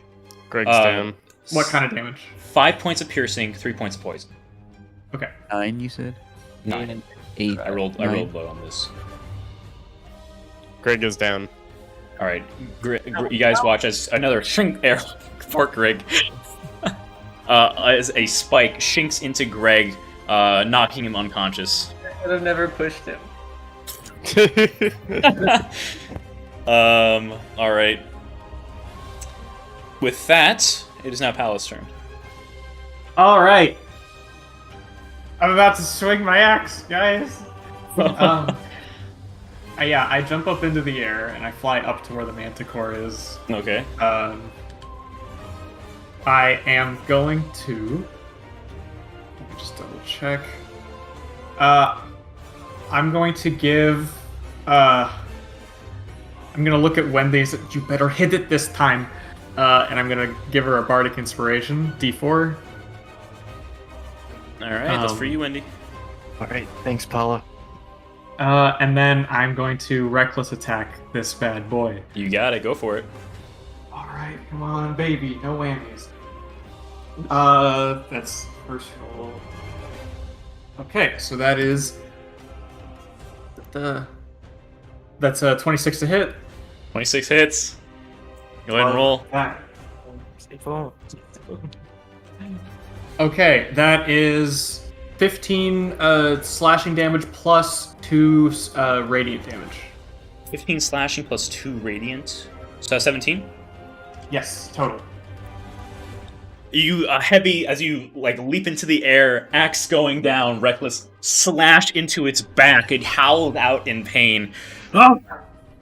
Looks over to you. It's looking a little bloodied now. Sick.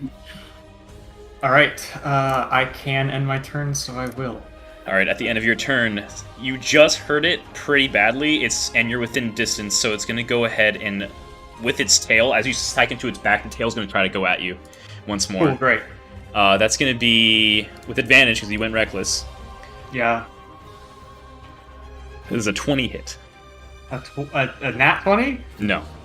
Unnatural. No. I mean, well, a 20 does hit, but yes. Go ahead and roll me a Constitution saving throw. You got it. That went out of the box. Gosh, that's only a 12. You take 13 points of piercing. Oh, sorry.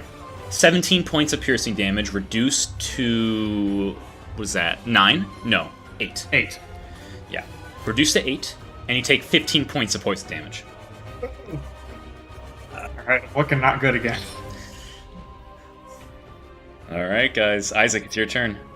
Alright, screw this. I'm gonna use half my movement to get up, right? Yep. I'm gonna point at it and use my bonus action to do True Strike. I'm coming for you. I'm gonna run 5, 10, 15 to use the rest of my movement, then finish it with a high jump. So I can go up 6 feet in the air. Oh, let's see, 6 feet in the air.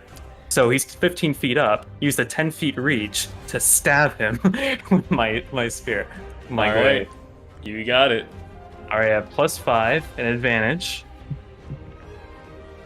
14. Good thing I did True Strike. Oh my, 14. Isaac not having the best of times here. You try to jump up at it, but you're just too low. You try to swing at it, but it barely grazes its foot. All right, and I fall and I stand there. All right, at the end of your turn, it's going to attempt to finish off Pala. Oh, cool. Pala, still reckless, right? 17 to hit. 17 hits. Constitution save. Nat 20. For a total of 25. Okay. 32 points of damage total, reduced to 16. Is that with a normal damage plus poison? Plus poison. You know what? Okay. Gotcha. So reduced to 6. Yeah, I'm already having it. It was total 32, reduced to 16 because you get half from piercing, you get half from the poison because you succeeded the con save. Gotcha. Okay. So I am still down. As it strikes once more, you watch as Pala falls to the ground. You're 15 feet in the air, right?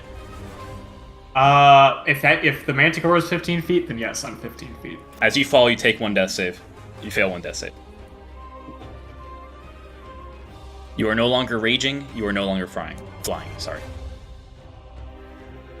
Oh, I sure am frying. That's right. You guys watch as the Manticore shrinks into Pala. Pala falls to the ground. It looks further off into the distance. Wendy, your friend just went down. What are you doing? And you notice that Greg is also down. This isn't looking good. I guess I gotta do what I can here. Wendy's gonna it's still flying in the air, the Still thing, flying right? in the air, 15 feet. Okay, so I can't reach it from if I wanted to run up and attack it. You could try to jump if you want, but What would that require? Would I have to make a roll for that? it would be an athletics check. Okay, you know what? Yeah, I'm just gonna firebolt it. I get 3 firebolts with the oil rat amulet, right? Yep. If it says Okay. 3 a day, yeah. Yep. All right, this is the last firebolt.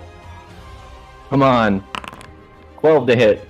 Oh, wait, I get 12. bardic inspiration though. You have the Bardic. All right, you got to roll a 4 on this. All Oh right. wait, I will let you know before you use this. Yeah. The AC is 17. The 4 will not do it. I can save the bardic inspiration for later, you can right? Save, yes. Yeah, Okay. you have it. You I'm have letting you know it. so you don't waste it. Yeah. All right, yeah. Wendy just shoots off her last firebolt. The amulet just kind of like fades. The light fades from it, and she goes like, "Dang it." She kind of just like runs over quickly to Pala, and she's gonna go grab the level 4 potion of healing that Pala has as her bonus action, and just jam it down her throat. Oh, Can Wendy do that? already I used it. used that. I have a level 2 potion of healing. Oh, I'm gonna use that then. The level 2 potion that she has. Okay. The level 2 potion, you jam it down her gullet. Sure. All right. Roll. And I am rolling for that because it's a bonus Yes. action. Yes. Okay. Let me go into my. Yes. Okay. Very cool. Paste. How much health do you get? That's not done. 2, 5, so 7 plus 6, 13. I'm back up. Wendy's gonna just pat Pal in the back. Okay, don't go down this time. I think we've almost got it. Just keep fighting, guys. One of you will hit it. And that's All gonna right. be the end of Wendy's turn. All right, Wendy. At the end of your turn, the Manticore Dang it. doesn't have anyone within reach, but he does have his tail spike. He's looking over. Mhm. Farsi from June. Okay, he's gonna, with his wings, one massive flap as he moves 25 feet over in this direction. 2, 3, 4, 5, here. He's still coming for me? Jesus. He looks over and sees Gain and Grig. He snarls at Grig a bit. Halfling, not too tasty. It looks at Gain, but you'll do just fine. June, it's your turn. Okay, so who's down? Let me see. Both Grig and Pal are down. Sorry, no, just Grig. Just Grig at this point. You guys are all the way down and I'm all the way over here. That's very unlucky. There is. What do I do? Guys, what's the plan here? We can discuss, right? That's Yeah, you can discuss. You can discuss. Okay. Die. So Kill I it. could revive one person here, but then all I could do is like nothing afterwards. I'm Uh, up. If Grig is the only one that's currently down. Yeah, it's just Oh, just Grieg? Okay, Paula is up. Okay. I'm prone, but I'm alive. Yeah. So should I revive? Should I healing word Grieg here? Oh, the light's out, right? Because he went down. It's not concentration. So Oh, then yeah, never mind. Okay. So how's this thing looking? How's this Manticore looking? He's looking pretty hurt, honestly. He's not like Okay. on death's door by any means of the imagination, but he's bloodied, for sure. Okay. So I could cast something to try to do more damage. Who's after me? It's me. Greg.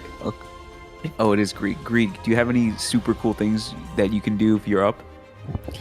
I mean, I could try and use like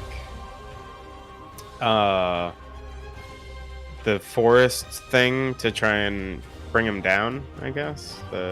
You would kind of require it to be on the ground for that. Okay, so I think it's still good to get you up though. Then maybe you could. Throw Do something something at it, like there. an ice knife or so. So I'm gonna go ahead and Yeah, I mean, I could definitely use Ice Knife. yeah, I'm gonna go ahead and cast Healing Word. I'm gonna shout out, Grieg, we still have to find your granddad. Get up! I'm gonna cast Healing Word on you. You're gonna gain 7 HP, and then I'm gonna shout at this big guy. At the same time, I'm also going to cast. Where am I? Oh boy, that's not good. Oh no. Okay, I'm gonna point and shout at this guy, at this Manticore, and saying, "Come over here! Come over here, you piece of meat!" I'm gonna cast Toll of the Dead on it. Toll the dead, alright. Constitution Okay, saving throw. so for it is right? a Wisdom saving throw. Wisdom. Okay. and it has disadvantage on those. It does not. Oh. It does not, because that's saving throws, not checks. Oh. Yeah, Hex affects checks, not saving throw, guys. Yep. Manticore rolled a 12 on its wisdom save. Okay, so if the target is missing any of its hit points, It it does. takes D12. Yeah. Go ahead and roll that d12. Take 9 necrotic. Woo! Alright. Okay, cool. So it takes 9 necrotic damage. Radiant light encompasses it as like parts of its flesh seem to turn to blacken. What happens is I bang on my shield, which makes the sound of like Death's doorbell, and that's what he hears. What is this visage? Oh! He looks scared. Right, Is and that your that'd be turn, my. Chief? And then after that, I'm gonna continue to run the fuck away. Smart You guys idea. got this? Smart idea. Alright. Okay, perfect. Is that your turn, Jin? That is my turn. Grig! Ah! You I need to awaken. find my granddad! You awaken the Manticore bearing down on top of you. You're down prone. What are you doing? How do I get up? I use half my movement, right? Have a movement to get up. Oh, get up. I'm coming! And then, I'm gonna use Ice Knife. Oh. All right, go ahead and roll the hit, baby. Roll to hit. What is It still explodes.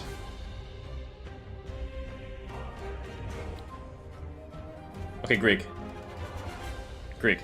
Oh Yeah. no. Okay, you there? Yeah. Okay, we'll go ahead and roll damage on the ice knife. He for the explosion. He didn't take the piercing damage, but he does take the 2d6 cold damage because he failed his save. He rolled a 4. Okay.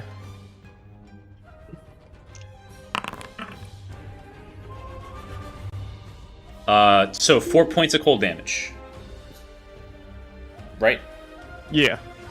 4 points of cold damage. You watch as the ice knife misses as he smirks a bit and then blows up behind him, and you see the ice surrounds his tails and his wing, and you notice that he shrieks out in pain as the cold damage, not fire, was the vulnerability for this guy.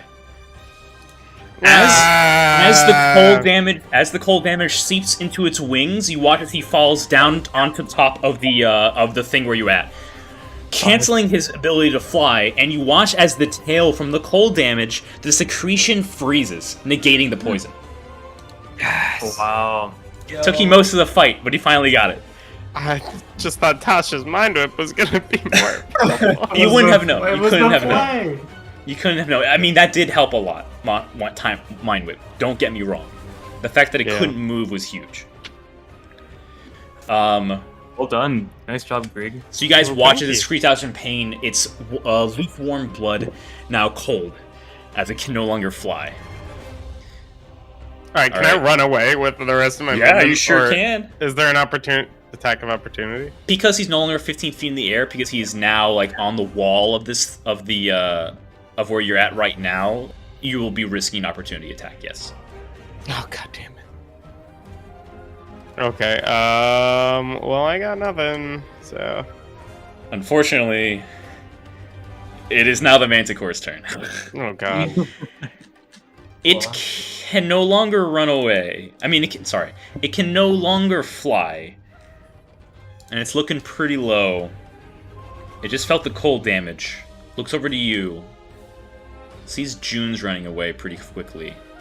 Looks over to Gain.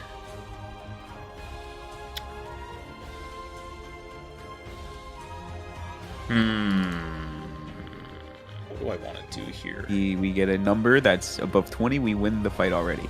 Okay. He doesn't all know. Yeah. 15 minutes legally we win. All right, I got off to a great start. Okay. Okay, I rolled a 2. Hey, nice, June. Okay, so we'll roll a 3. Okay, 1, 2, come on. Come on, 3. We Wait, need oh, that wait, 3. more. Okay, there we go. 3. All right. 4. Okay. I got a 6. Okay, alright. I got a 5. 15. Okay, we need another 5 and we win. So Someone roll a 5. here's what's gonna happen. Oh, The here's Manticore- Eric's back now. Oh, Eric's back. Oh, I was just thinking. Sorry. Oh. My bad. I was just thinking. So I think what's gonna happen is the Manticore, seeing all this happen, you see a look of panic in his eyes. No.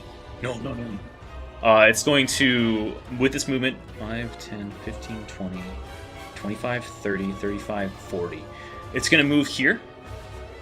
Gain and Grig, you guys get opportunity attacks. Oh, hell yeah. Javelin time. Oh, it comes into my range too. Yeah, so you can get opportunity attack on that. How do I opportunity attack with what I have? If you have, do you have a melee weapon? I have unarmed strike. Go ahead and try to punch it, baby. Oh wait. I might have a knife. Yeah, I have a dagger. Go ahead and roll with that dagger. I missed. Don't worry about me. I missed. Oh no, Isaac. Such bad luck. 19 to hit. 19 hits, go ahead and roll damage. Oh my god, that's so tasty. 13. 13 does not hit, unfortunately. Damn it. Oh. Max. Should Okay, have done my 11 unarmed. points of piercing damage and 6 points of necrotic damage. I'm maxed out that one. All right. 7? 17? Yeah. 17. As it runs away, it gets over here, you chuck the javelin, it pierces it in its back, right where the cold damage was. And you watch as, because the cold softened the hide a bit, it pierces through the hide, and he falls down to the ground. Bear can give me an attack too, because you were holding his action until it got close, right? Oh yeah. Force him down. Go bear. Do it over here. Maul. Bear. Kill. Bear misses, unfortunately, but the Ah. javelin was enough. You strike it into its backside. As the Manticore goes, "Oh, no, Master, please. You're for Grant me the strength. Return my blood to what it once was. Please." The Manticore looks towards the, as if falling down in its death throes, looks towards here, and you guys see Another one. There's a small little effigy over here. Kyle, you just make out what looks to be a 4-pronged star. Gosh As dang it. as the Manticore falls downward, you guys watch as part of this shadowy essence comes over and starts to encompass the Manticore. And you watch as part of its body starts to mutate a bit. let's go ahead and roll this out. As part of its spikes start to burn into flames, and you watch as its body structure goes on, and like its hind legs stretch out, and you can see the full front of its body as part of all the spikes burst out into flames.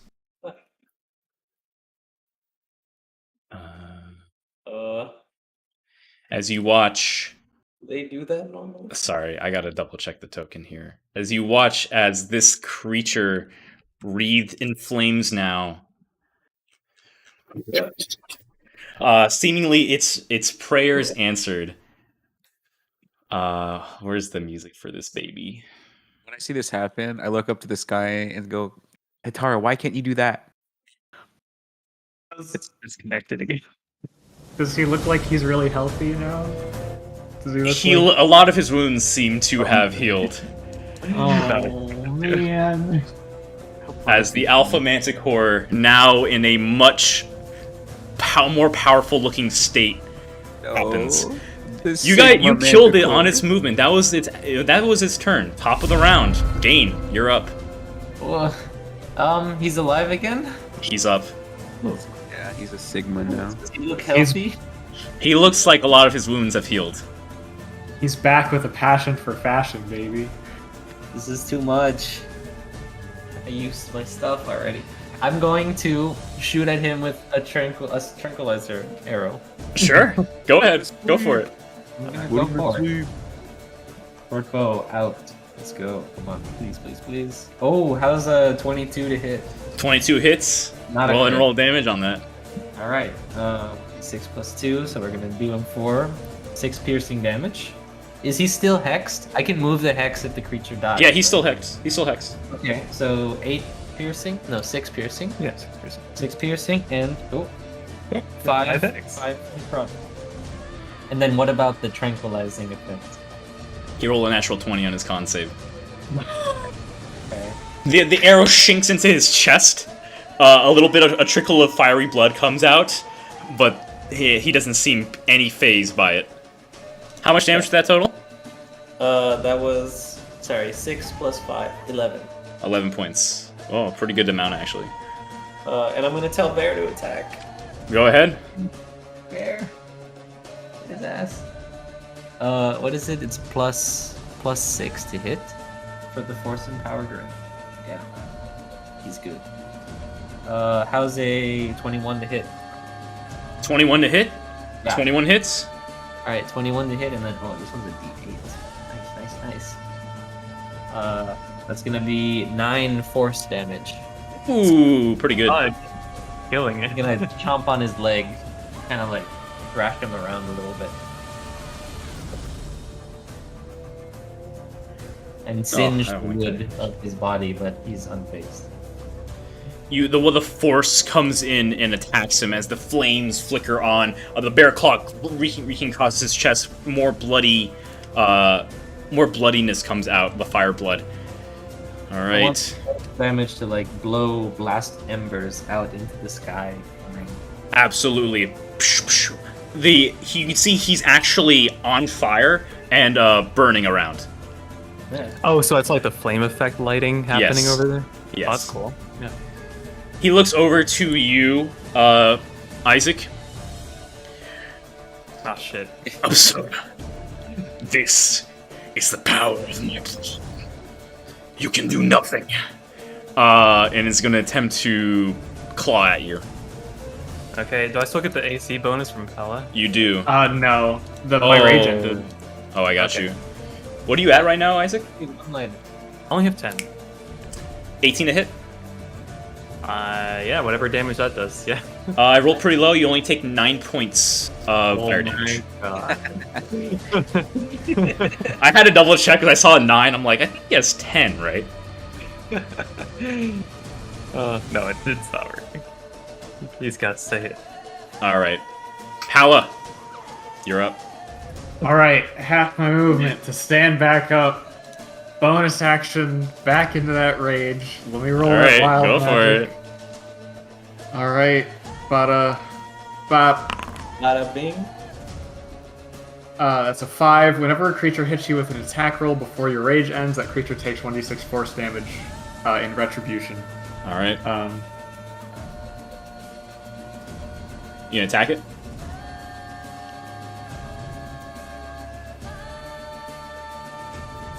Uh-oh. Uh-oh. This ain't good.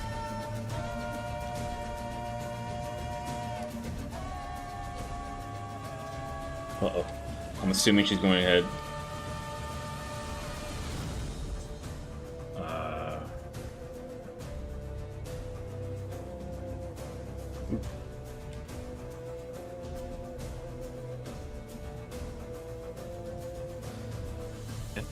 Hello? Okay, we can hear you. oh, Okay, that's the last time that happens, hopefully. Okay, so did I rolled a 19 to hit? Does that hit? 19 hits. Cool. Was this reckless? No, it was not reckless. Intentionally not reckless. Okay. And that is going to be 15 damage of slashing. Okay, 15 damage. Let's go, let's go. That's not bad. That's not bad. That's not bad. That's good. Alright, is that your turn? That's my turn. Okay. Oh, Combat Shrinker, what happened? I gotta pop you out again. How do I pop this bitch out? There we go. At the end of your turn, he sees all of you right there. No, wait. No.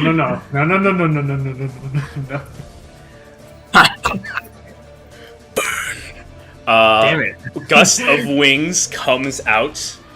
I need every single one of you, including no. Bear, to go ahead and make me strength saving throws. Oh no. Wait, including June. No, just our 4 guys I up just here. wanted to double check. All right. Okay, I rolled really well. 18. 22. 17. Hang on. I can lose that. Okay. Yeah, plus. There's 2. 16. 16 was the DC. All of you make it. Thank goodness. You guys, as you see this, the fear welling up within you before this creature. Like, what the hell is this? And it's this shadow. There's no shadows on it. It's fire. But the same shadowy energy of the other creatures you saw encompasses this thing. But all of you managed to hold strong. None of you were pushed back. And the fiery air that would have singed you, you take no damage. Because of the success. Nice. Because On of account of- success. Because of On success. account of you guys- Big success. Alright. Pal, you're raging, right? I am currently raging, Okay. yes. Alright. That's the end of Pal's turn. Isaac, you're up. Isaac, you're up. Alright, the first thing I do is lay on hands for myself to heal back Okay. 19 points of damage. Just I'm at 20. Okay, we'll use all that. And then I'm gonna look at him and say, "You couldn't be this yourself, so you beg for power from others. You're more disappointing than I thought you'd be." And then I take an elemental vial of cold and I pour it over Pala's axe. Oh. And then I that got ends some my turn. moves. Okay. That's it. Wendy. Oh, at the end of your turn, he looks over at you. This is my actual power. The power of my bloodline. You know nothing of it. And 2 hands come down and slam on top of you, Isaac. Alright, let's go. I need everyone around Isaac to also make me a dexterity saving throw. Do I have to make a dexterity saving throw? No. Okay. No, you get hit. All right, who's For making the rest, next I need Pala, Wendy, and the bear to make dex saves, please. Wendy got a 24 for the dex throw. Okay. 18. 6 for bear, 18. You guys are doing pretty good, except for bear. I get advantage on dex saves if I can see them. Oh yeah, you can see it coming for sure. Bear takes 10 points of fire damage. Oh. He rolled a 13 to hit, which misses for Isaac. So you as he the hands punch down, you block it with your halberd up. The flames bearing down, but you still stand strong. When it matters the most, you're rolling well. Wendy, you block, and Pal, you just duck out of the way. He's up. Yeah, actually no, that was it. The hand just going down at you. Wendy, it's your turn. Wendy, Can you add the damage to bear? I can't. Yes, I can add the damage to bear. He took 10 points of fire damage, so he's at 3. you can bear it. Wendy, you're up. Wendy's gonna look at this monster, goes like, "Oh, jeez, let's just finish this up already. All right, guys." She's gonna run around next to Pala, I guess, where there's an opening, and she's gonna swing at it with her crimson righted short sword. Yep. That's going to be 11 to hit. Miss. But if I roll my bardic inspiration, that gives me a 1d4, right? Yeah, I would not waste it. Yeah, that's good for any roll, right? Any roll. Oh, okay, yeah. So, okay, I'm just gonna sacrifice that one. Never mind. She's gonna take her bonus action and try to attack with her other short sword. Go for it. That's gonna be 14 to hit. Does You not can- hit.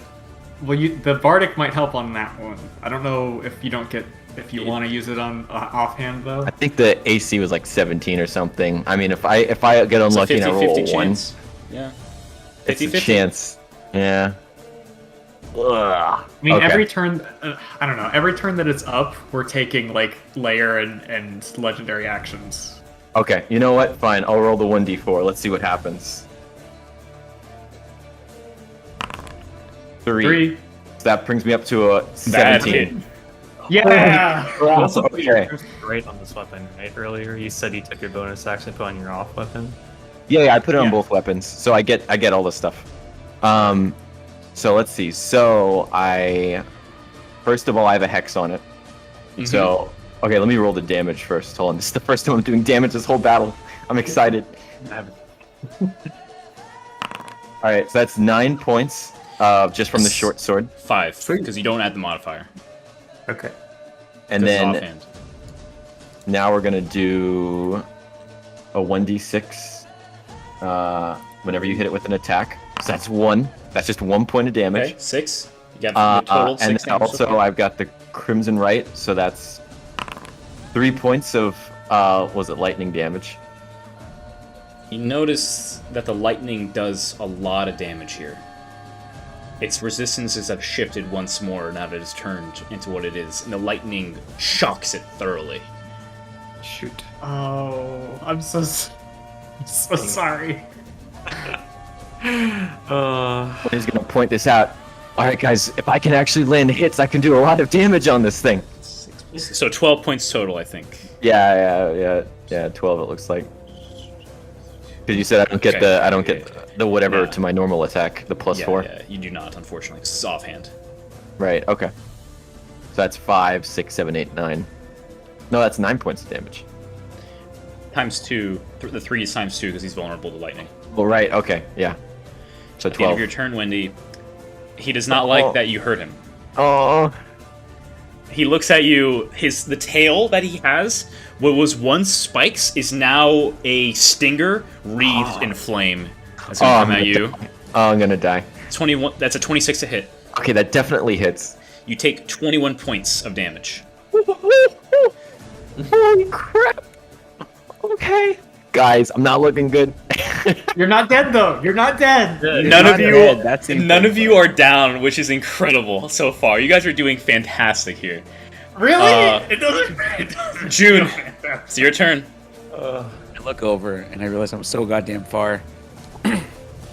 And I see this this manticore transformed after begging to his god.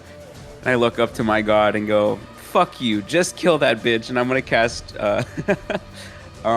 what is it called? Where is it? Moonbeam directly on top of him. What's the range of 120 Moonbeam? Oh yeah, you're good. All right. So as you say that, fuck you, kill him. A thing of moon comes wreathing down upon him, searing his already burning flesh. What does he have to make for that? Yeah. Wait, what was that? What's the save? Con. But we have to wait for his turn. Oh yeah, thank you. All right, and after that, I think I'm concentrating, but I can still cast stuff that isn't concentrating, right? Yes, correct. Okay.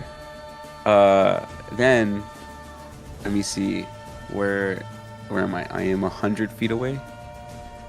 So if I move slightly closer, oh, I can't move myself. Just kidding. If I move, where the hell did? Oh my god, I vanished. Okay, It's no, I kinda- can't even it's get close kinda enough. That's fine. You gonna stay where you are? What was that? You gonna stay where you are?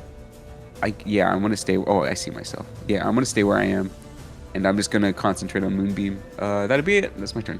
Wait, Rig, you're up. You're so far away. Yeah, It worked. June isn't getting hurt.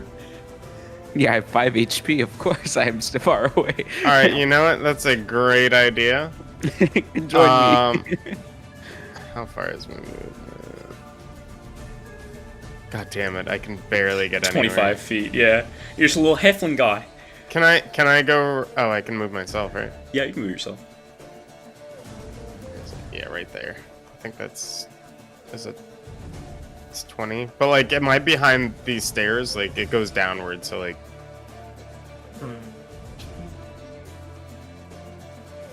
Yeah, downward. So there's something blocking me right now. You can peek out and do stuff, yeah, and then you can go back into cover if you want. Okay, so technically I still have 5 because this is Yeah. 20 and then this Yeah, would you're be fine. 5. Okay. Yeah. So I'm going to use Ice Knife. I know his. Resistance has changed, yes. Yeah, but Go ahead. I can't imagine he's like completely resistant. Go for it. Oh god. 23 23 hits. to hit. Roll your Yeah. damage. Make a dex save for him. He rolls a 15 on the dex save. Saves against the thing. What is it? Oh, it's 13. God damn it. Alright, so he takes 4 points of piercing damage as the ice knife shinks into him and then explodes out. You watch as the cold almost quickly evaporates as he's now resistant to cold damage. Sorry, help. It's okay. It's gonna be all right. Don't you worry. So 4 plus 3, 7 points. Okay. Awesome. Is that your turn, Greg? That is Knock my oil turn. off the sword, just give it a good shake. Shake. It is the Alpha Manticore's turn. In his primal state, he looks around at each of you, looking how bad each of you con are. save. Con save, thank you. 24. Oh wait. He still takes. What's the disadvantage Yeah. on con? He does not No, count as these a are saved shapeshifter. though. Oh. He's gonna take half of 13. Half of 13. All right. The light sears down upon him. He sees it, blinks a bit, taking 6 points of radiant damage. Quick maths. Yes. Okay. Taking 6 points of radiant damage. He is going to. Looking at each of you, he's definitely pissed off at every single one of you, but he definitely wants to eat Isaac first. Isaac, I want you to roll me a d20. Alright. Throwing the metal one. 12. A hand goes down onto each of you. Claws and bites every single one of you. First off, Wendy. Okay. 21 to hit. Yeah, that'll hit. 13 points of damage. How much? 13. Oh, Wendy's down. Wendy falls. Pala. 20 to hit. I'm rolling really good for these last couple things. 20 hits. 15 points. Sorry. 5 points. Sorry. 10 points of piercing damage. Okay. Have the 5. Reduced to 5. 6 points of fire damage. I'm at 2, baby. Let's Oh my go. That's good. Yeah. One to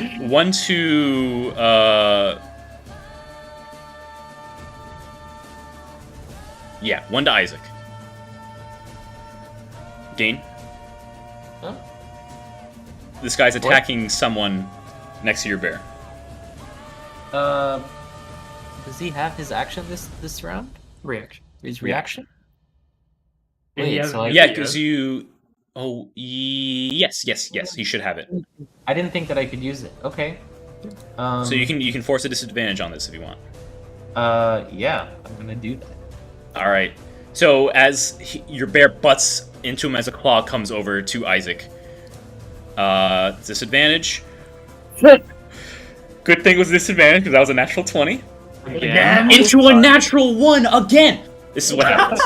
This is what happens. As you come down, the claw comes down fiery onto you, Isaac. You see it coming once more. You bring out your halberd to prepare for it. The bear juts into it, knocking it slightly off course, but you can see it's still coming at you. And then behind you, you see a hand stops his hand. As you see a very... as you feel a very intense divine energy behind you.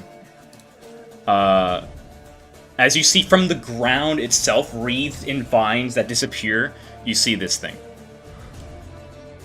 I think the YouTube display is behind, so I'm not sure. Oh, it'll show up soon. Is Oh, interesting. should we be happy about this or? What does it smell like? This one's my friend. It smells like the ocean. Okay. Dawn will enter the combat. Wow. Dawn will enter the combat? Yep. Is that what he said? Holy shit. Alright. That's the Alpha Manticore's turn. Gain, you're up. Cool. You had a guardian angel. How's he looking right now? He's looking bloodied. He's looking hurt. You guys have been doing good work on him. Bear's not looking so hot. Oh, that's right. Deflect attack is a reaction. That's awesome. Okay, in that case, cool. Well, I know he's immune to fire, but he's not immune to javelin. That's right, he's not immune to javelin. Go for it. The metal one. Nat 1. Unfortunate. I am in range, right? Yes. Okay, cool. Just making sure. The javelin shinks out true, but deflects off his hide. Wait, but I did. What? Wait, what? Wait, what? Oh, he hasn't rolled. Oh, I thought you said you got a Nat 1. Sorry. No. No, I said I'm going to use the metal one to roll. Oh, yeah, go for it. I rolled Sorry. a 16 plus 7, which is That'll hit. Oh, 23. That's not, 23. Is my hex still up? It is. Yeah, okay. Apart from that, go nuts. okay, so piercing damage. We got 9 piercing damage. Okay. And then, on top of that, let's do 6 necrotic damage. Ooh, pretty good. That was So that was that's, almost a max roll, right? Pretty hot. You've done like 50 plus and I've done nothing. Yeah, I'm supposed to be the support. So that was 9 plus, so 15 right. points. Too Ooh, good. he's looking bloodied. Yeah, he's looking not great. You guys don't even need Dawn. How do you like that? Oh, wait, Eric? Are you there? Hi, you guys can Eric. you not hear me? Oh, Eric, he's dead. Oh boy. I can hear you guys. Alright, so that means we won, right? Good job, Guys. King. Guys. He's not back in 15 Hello? seconds. We all win the fight. No, don't say that. We're legally allowed to leave. No, He's Guys. thinking again, guys. He's no, thinking. I'm not thinking. Of course. Guys. Just gonna sing here until someone says they can hear me. I'm just gonna sing Yes. until someone says they hear me. There he is. I heard you guys that entire time. Okay, good. So that was a weird roundabout thing. He's looking bloody. He's looking hurt, for sure. Hell yeah. The smile on his face turns into a frown as he looks on in fear. No. Am I not enough? Still? Okay, bonus action, Bear. I want Bear to circle around to the back of him, like without leaving his range. Yep. Can I do that? Yep. So that he's not like in the path of every single attack he makes. Yep. And then I just want him to cast Repair on himself. So he will gain 2d8 plus proficiency bonus. Yes. let's So do that'll that. be a +2. The first one was a 1. Second one is a 3. So he's gonna get 4 plus 2, 6. 6 6 HP. points back to 9. Your bear, you hear the metallic gearing inside, no, the wooden gearing inside, and you can see part of the wood repairing itself. Good enough for me. Is that your turn, Gain? Yes. Initiative count 20, lair action. The area around all the spikes in the area are wreathed in flame. I need everyone to make a dexterity saving throw. Okay, everyone. All right. If you're down, then what do you do? You take a death save. One Okay. failed. I failed to save. Oh, thank goodness. That is This a is a- 21 deck save. You take no damage. Oh, thank goodness. Dex save Yeah. for DC bear. for this is 14. For everyone. Bear rolls a 12 plus Is it 14? 1 plus Hey, 19. Take no damage. Take no damage. Gain rolls a 10 plus 2, 12. And you Okay. take 4 points of fire damage. All right, Okay. I'll take that. Can you apply that, please, DM? Yes. Thank you. I'll take 4 as well. Let's see. All right. I really need to work on those weapons I have. Yeah. They probably could come in handy for this fight. All right. Pala, your turn. All right, I'm looking at everybody like we're all about to eat it. All right, this was in there too. Something. All right, everything out on the field. All out, just one more time. And I'm going to bonus action apply a lightning oil. There you go. Okay. And then reckless attack. Go for Fishing- it, baby. I'm fishing for the Yeah. crit, baby. It's all or nothing now. Do it. Go, go, go, go, go. Knocked. Alright, first is a 7 plus my thing. Does not Gosh hit. dang it. So 14 was the final roll. The lightning wreath, the axe wreathed in lightning Greek comes down. He blocks it with one of his arms, and as you try to bring it down, and he kind of like hits it and pushes you back a bit. As he pushes you back, a tail comes at you. 22 to hit. That hits. Can I put disadvantage on that one? Yes, you can. No.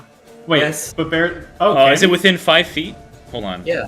Within 5 feet of the attack. Yes, the attacker. Oh, okay. Yeah, disadvantage. Okay, let's see. Go, go, go, go. Do it, Bear. Yeah. 15 to hit. 15 just hits. Dang it, I don't have the plus 1 anymore. Ooh, damn. Till you take 15 points of piercing, reduced to 7? 7. Thank you. I'm down. But Oh he my takes. He 1d6 takes force? a 1d6. Yeah.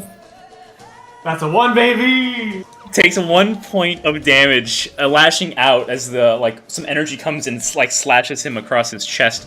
As Gain goes down, gets knocked unconscious once more. Sorry, Pala. My bad. That's all good. Alright. Isaac, it's your turn. He's looking rough.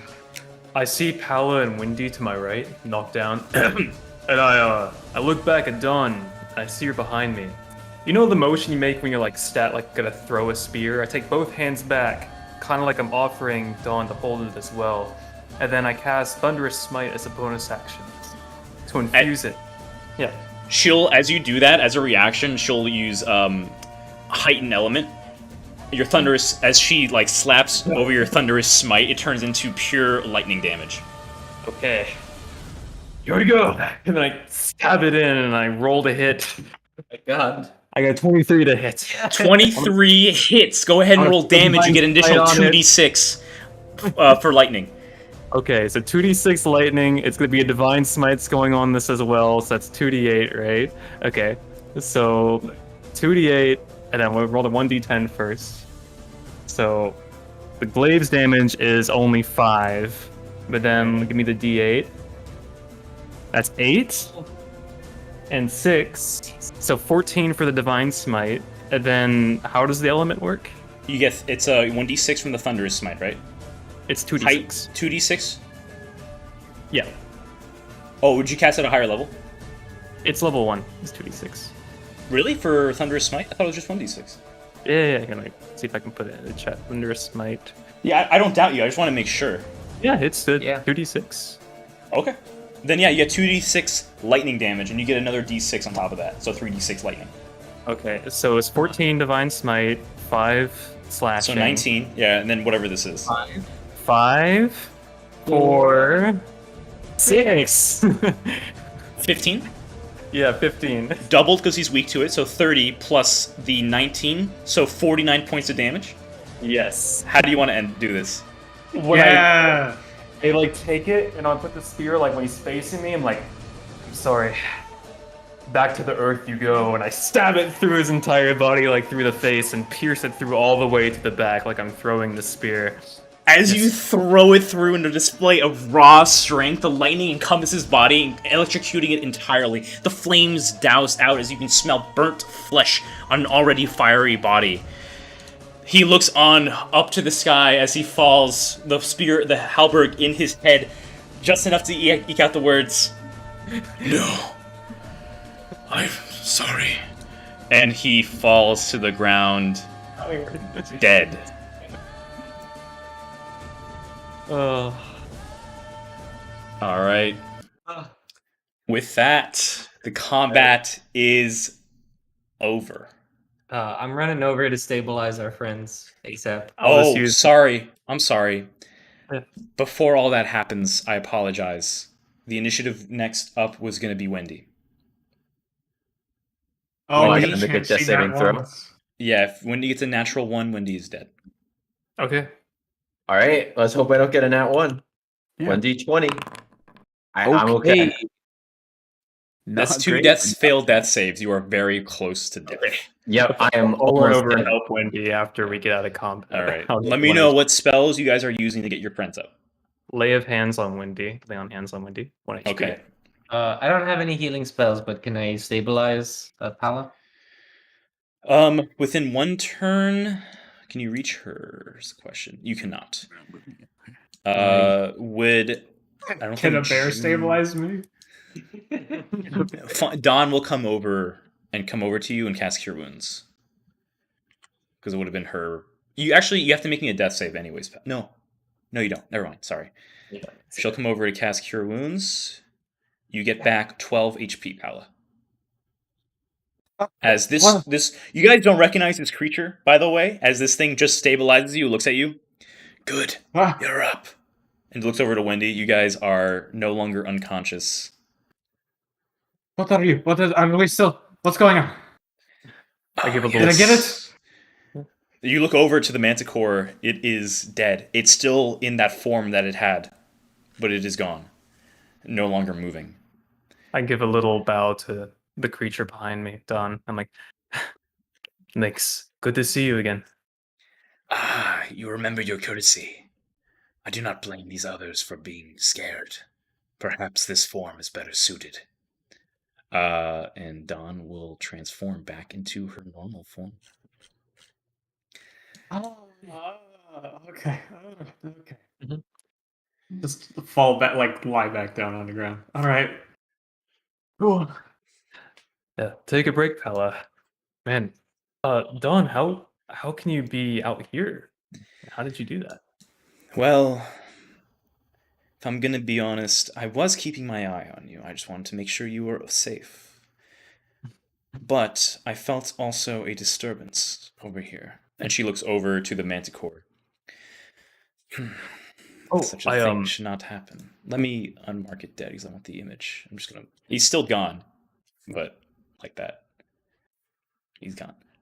Oh, Don, the creature was crying out for some before it changed into this. It was a normal alpha manticore before, but then it cried out for help from something, and it was looking towards like its nest over there, and I kind of point to the north. Yes, this form is certainly very strange in the sense that I have not seen it for quite a long time.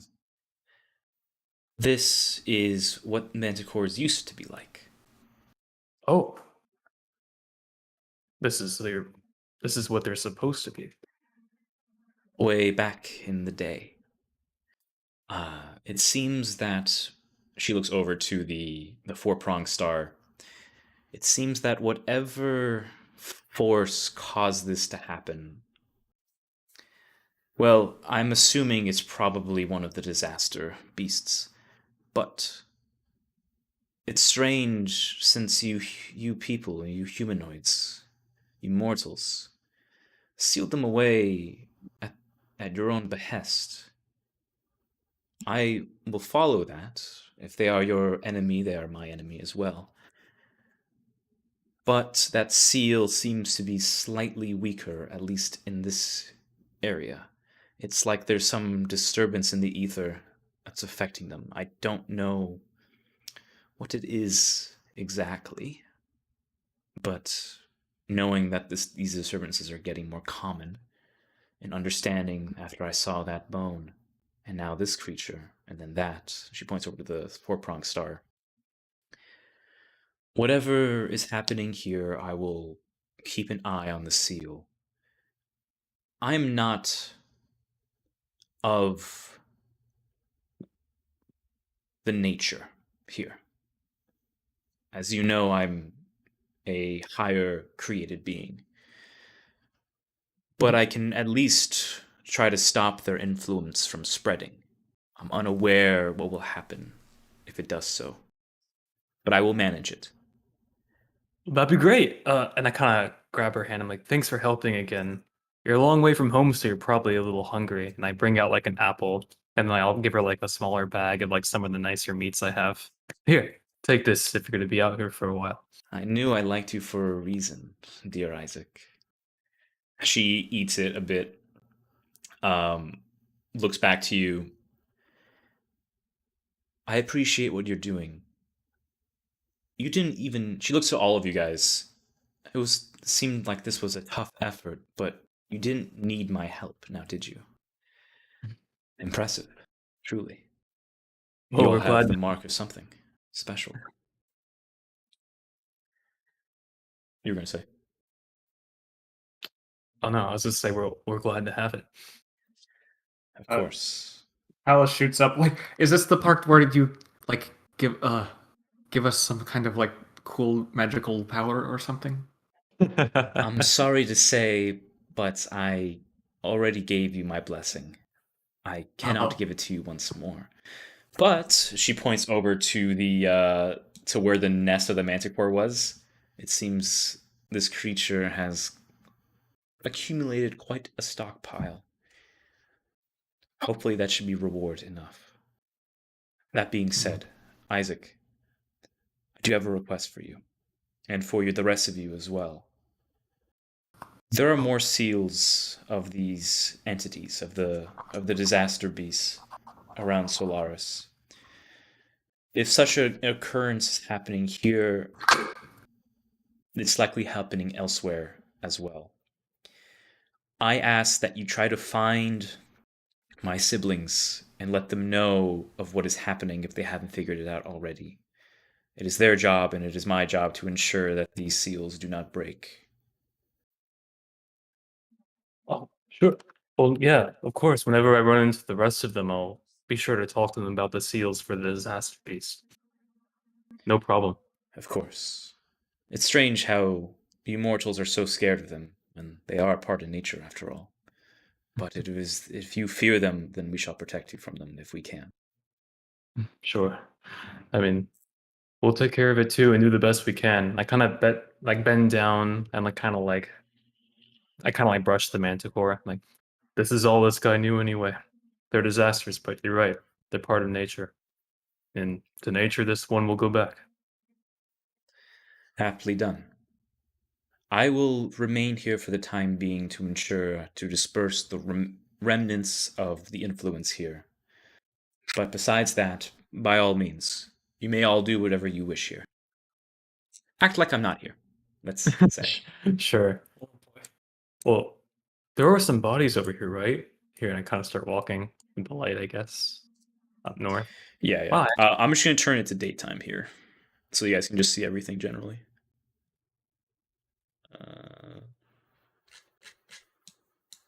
As you guys move up here to the top, you notice a lot of different corpses, some fresh, some old, as well with a lot of different things here.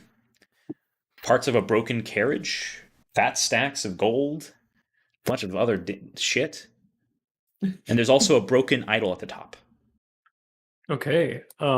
Yeah, first I kind of want to check out the idol. Yeah. All right. Could Can I- anyone who wants to come here can give me an investigation check? Get up here, everyone. Get up here. Can I talk to Dawn when we get a chance? Yeah. Can I cast After you do the investigation, I detect guess. magic as a ritual Yes, you can. while we're up here? No. Anti-Grig is here. Invisible Grig. No way. Nega Greg. Oh, did it not happened? update for you guys? No, he's still invisible. No, he's good for me. He's also good for me if I do that again. a couple times. Investigation. right? Adds Yeah. another stack of Yeah, it's a invisibility. second invisibility. Yeah. Oh, that's really funny. Mega Greg. And I'll go ahead and also use my magic awareness so that I can. I would like to roll investigation also. Yep. One, you notice there is a magical essence coming from that halberd on the ground there. Looking around, there's a lot of different gold and different things here as well. What you find, the halberd was the only magical item here. It seems like, unfortunately. Oh. But you do find a lot of other shit here. What we find? What we find? I'm gonna write this. I'm gonna say this out, so you guys have to write this down. Okay.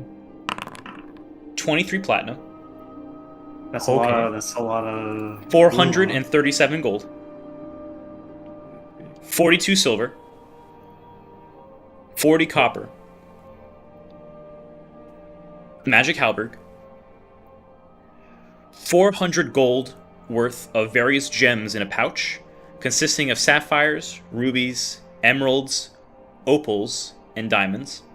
Oh. A pair of engraved bone dice, and a 4-pronged star carved out of obsidian set on a pedestal. Wow. Okay. It's 230 plus. And the bone dice aren't magical? Bone dice aren't magical, but they're sick as hell. Wow, bone dice. So, Plus the bounty on the manticore. so that's a magical halberd. We know That's a that. magical halberd. Yes. Oh my god. What do I know about it from detect magic? I'm just gonna let you know it's a +1 halberd. No, okay. I'll pick that up. Can I have it? Someone give me the halberd. This is a good halberd.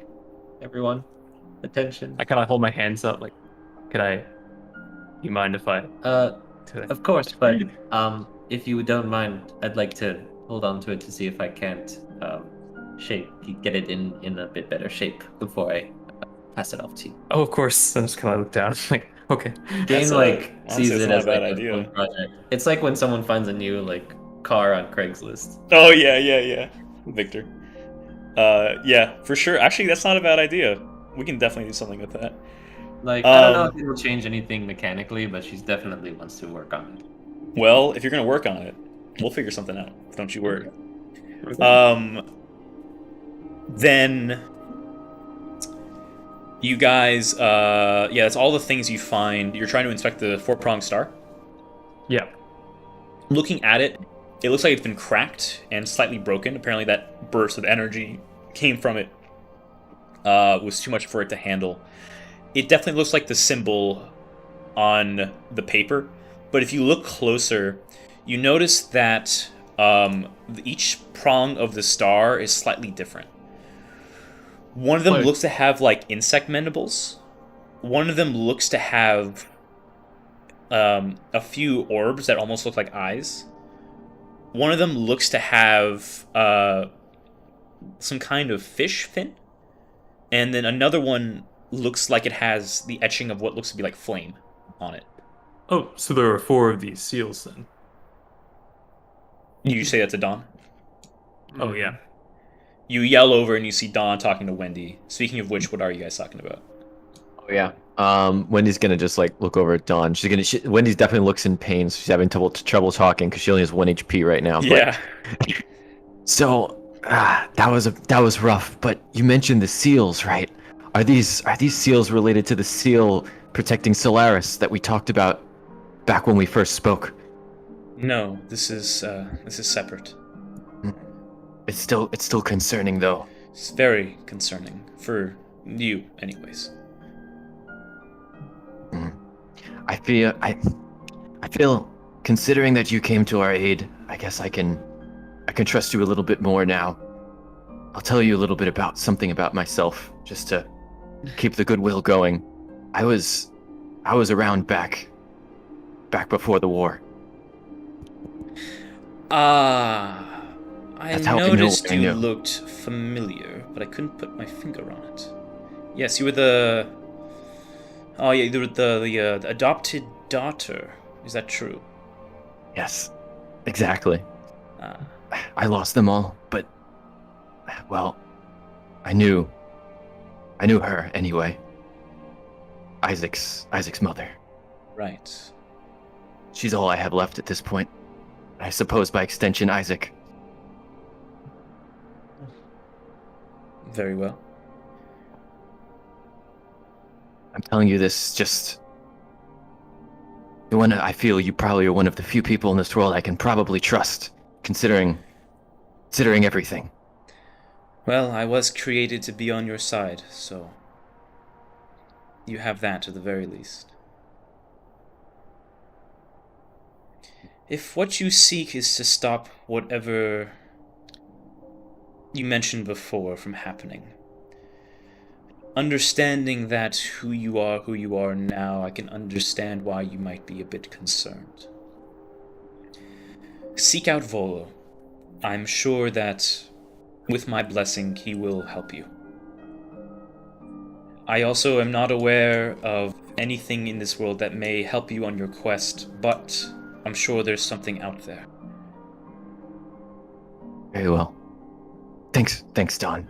I'm going to go rejoin with my group for now. You're certainly welcome. You yell it over to Dawn. Right there. What'd you say? Actually, I forgot. Are there 4 of these seals then? Yes, there are, and she'll actually just teleport next to you. Whoa. Yes, there are 4 seals, one for each of the disaster beasts. Their leader has such been destroyed, so it's just the 4 of them that remain. So what are the other disaster beasts like? The one here is Orala, the plague god, essentially. There is also Rakath, he who causes famine, or he who is of famine. There's Gazir, the Dread King, he who causes the natural disasters, tornadoes, storms, earthquakes. And then there's Bishat, he who is of drought.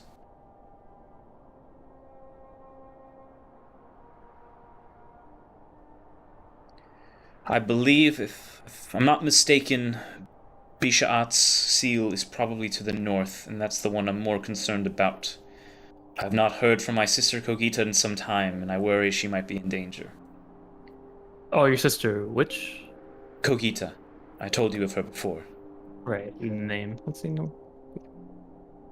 Sister Kohita. She'll be to the north. She'll help you on your quest against this seal at the very least. Okay. Yeah, I'll be sure to talk to Kohita soon then. It sounds like we have a lot of reasons to go north across our friends and I, so that might be your next destination. Fantastic. Thank you very much, Isaac. And to the rest of you as well. Hey, Don, I had a question by the way. Yes. Well, do you have like many different forms, or is it mainly just those 2? Yes. You see, it's just this form that I use to talk to you, and then my real form. You've seen Roland's, have you not? His other form? I think I just saw his out of game. Like I think I just saw his normal No, talking. you saw both. I did. Oh, I can't remember. You did. Okay, I'll just go along with that. Yeah, of course. I see. Then yes, we Indra all have our kind-looking forms, and then the actual who we are. Can you, if you wouldn't mind, could I see your original form again? By all means.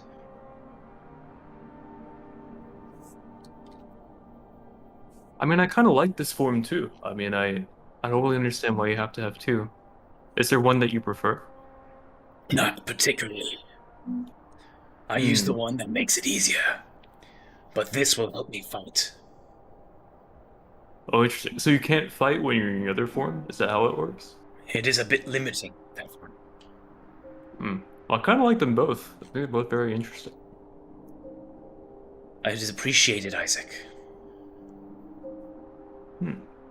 Okay.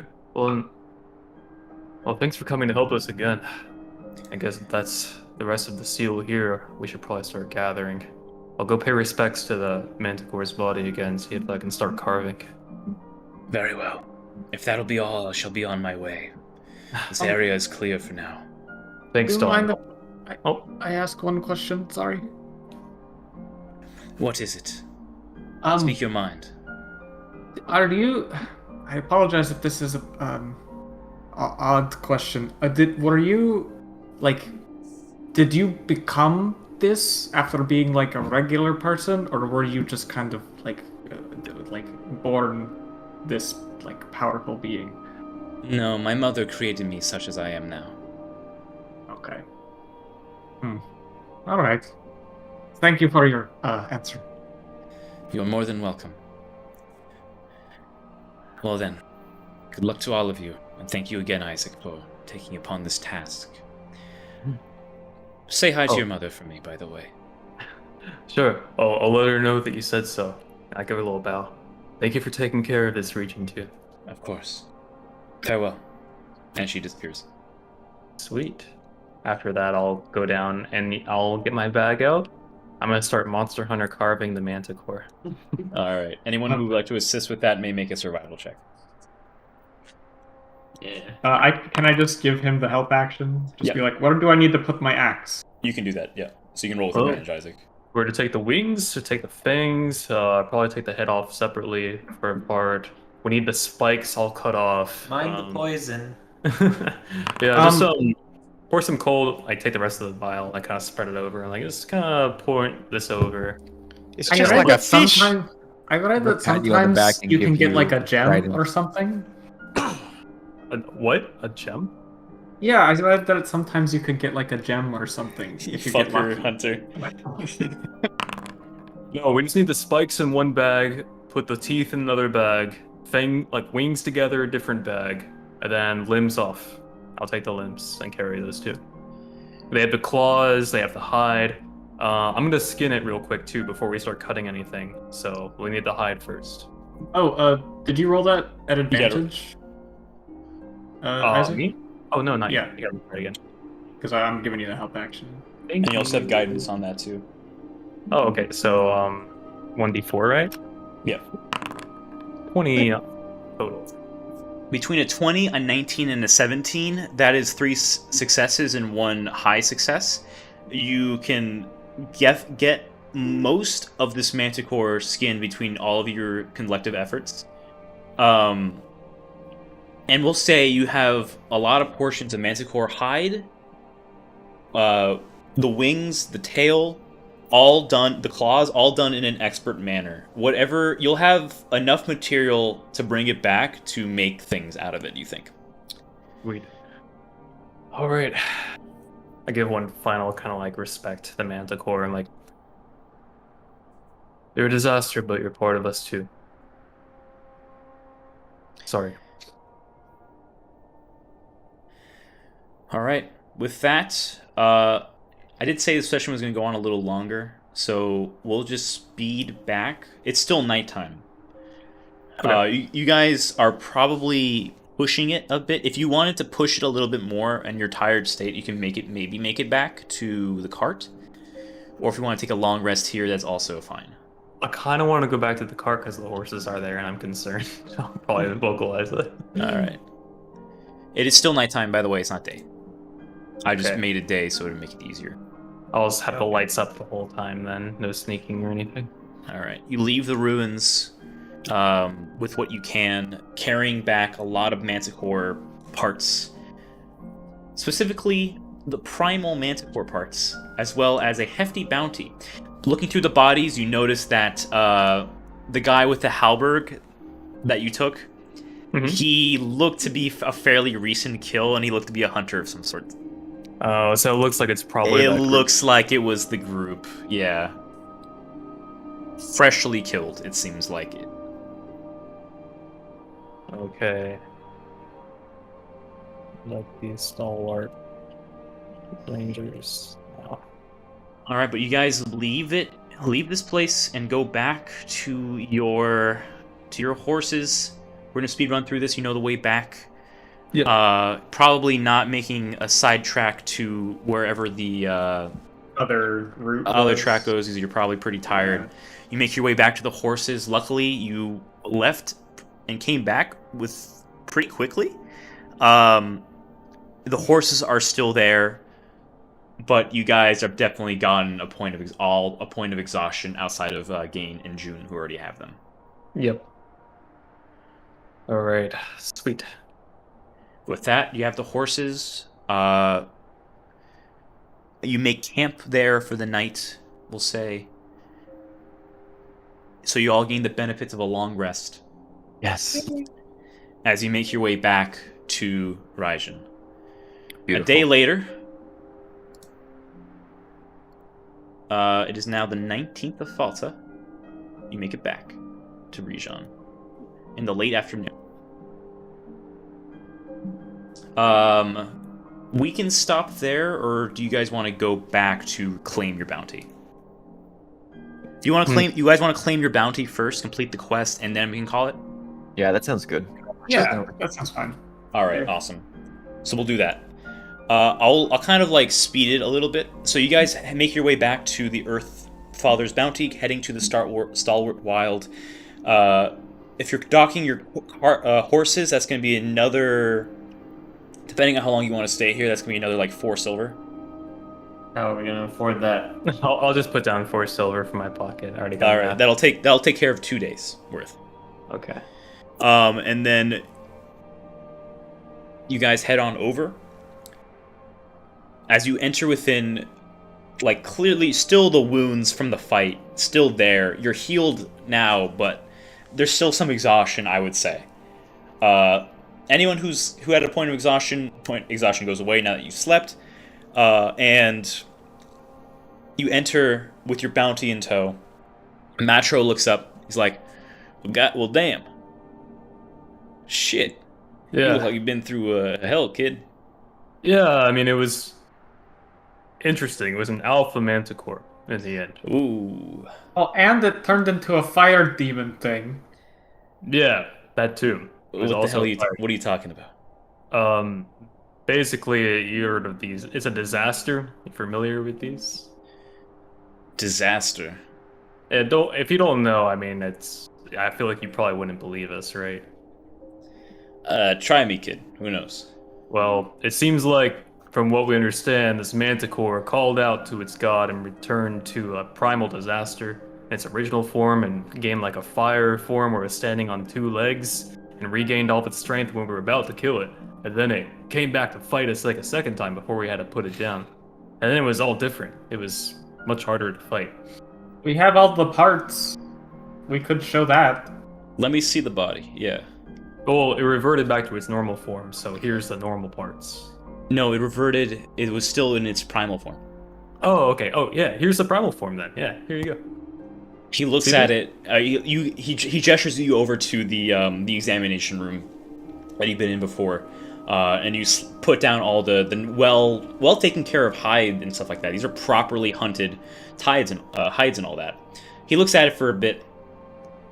Definitely feels like Manticore. He picks up some of the spikes. Manticore for sure. Hey, Jacqua, can you come in here real quick? In from the other room, you guys see a... Ooh, where is Jacqua? A very slender half-orc man, dark green skin, heavy tusks that are slightly chipped, and these like mini small braids that reach his shoulders, and heavy goggles on his face, wearing like a blacksmith apron. Hey, what can I do for yous? Hey, can you check these out? These are Manticore, right? He looks over and inspects it for a bit. You can see the bit of arcane runes on his symbol. Yeah, looking at this thing, Manticore for sure. But something's weird about it. New subtype. We Maybe. just bring it to you. Oh, Maybe. These guys say that they found it turned into a demon of sorts. apparently this is the original form of the Manticore. It's what they're supposed to be. So the Manticore said. Well, something about the bloodline. Like he was from a specific bloodline. We also have a friend who's pretty well versed in this, and she said, yeah, this is what Manticores originally were, a long time ago. Interesting. Real interesting. I think I can make some pretty good stuff out of this. Oh, you think Matt- so? I get excited. I'm like, what can you make? Yeah. I gotta really get into it, but I could probably make some good leather from this. Maybe like some, Oh, we got the tail here. He inspects the tail. The Yeah, spikes tail here, leaves. fiery essence, fire plane. Maybe, still got bits of the poison left too. Yeah, this guy was, in this form, he took cold perfectly fine. Cold was no issue. Like, Right, really- right. A Manticore's natural weakness. I'm assuming you used that when you fought him, right? Yeah, well, he was weak to cold, but when in this form, he was strong to cold. He applies a small bit of elemental oil on it and notices the reaction to the lightning. Interesting. Real interesting. Alright. Yeah, I think, well, we gotta certainly write this down. Then we got Matro. And, Rutil will go, yeah, I reckon. Well, this is a major discovery. New subtype of Manticore. You guys have done quite a service here. Go ahead and explain to me what you saw exactly. I think I can fill in some of the blanks here. But we'll have it nice and recorded. If we see some of these like this again, be prepared. Done a great Sure. service. Yeah, sure. Then we can like capture the details, the transformation, the original Manticore's description, kind of like what it looked like, how it was like speaking common and everything. And then Right, and Manticores are intelligent creatures. Most of them do speak. Alright, with that, you guys document a lot of this stuff and you feel pretty good with your checks with fighting this thing. You feel like you guys did a good job explaining to what this was and providing examples and all that. Looking in the book page, you see a very reasonable page that depicts a primal manticore. Alright. Well, alright then. Bounty is yours. 800 gold. Plops it on the table. Add 800 gold to your inventory, guys. Sweet. We'll sort that out later. Oh, Now- also, the group you talked about before, I think they, we saw some bodies scattered at the scene. I think they, probably got killed. What can you do? Yeah, This it's thing's not- as scary as you said. I ain't surprised. Yeah, it makes a lot of sense. But just in case they're part of the guild, I'm not sure if you needed to know. It seemed like there was a couple of them. So, If they They weren't gonna come back in a couple of days, we probably would have looked for them. So I appreciate you speeding things along. Part of the job, unfortunately. That's why we do what we do. Make sure what happens to us doesn't happen to anybody else. yeah. Probably keep people safe around Riddle now. I do. So, like you said, we're all admitted to the Stalwart Rangers now if we'd like to be, right? 100%. With a creature like this gone, you got it. Welcome to the Stalwart Wire, my All right. constellation choir. Oh, I forgot about the name. Okay, so I told my friends about the name when we left, and they didn't feel so good, so they kind of want to change it. So, I'll Name probably- All right, but I'm gonna need a name of some sort or a leader name or something like that. So you're gonna be in the books. okay, everyone say a letter. Not This is a bad idea. No, we're not doing that. We're gonna take. We have some time. I feel like. We'll get back to you tomorrow if that's all right. You can leave that for now, and since there's not any documents, right, the extra at this point, we'll just Right. cross that one out. So No. we'll let you know. All right, that's fine. Feel free to come by. You have a discount at the shop, and if you want to sell us this Manticore stuff, we'll pay you for it. Otherwise, I think Jacqua's got a little inspiration.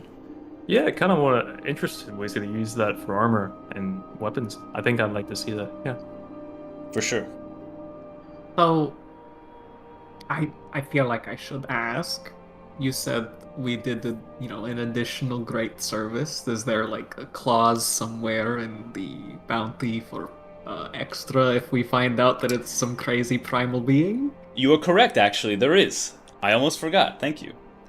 Looking oh. through, they did say additional money if successfully identified. And the fact that it's a new subtype, it seems to be an increased bounty. Sick. You guys gain. What was the reward for this? Hold on, I have to look back into the notes. For a new subtype, that'll run ya.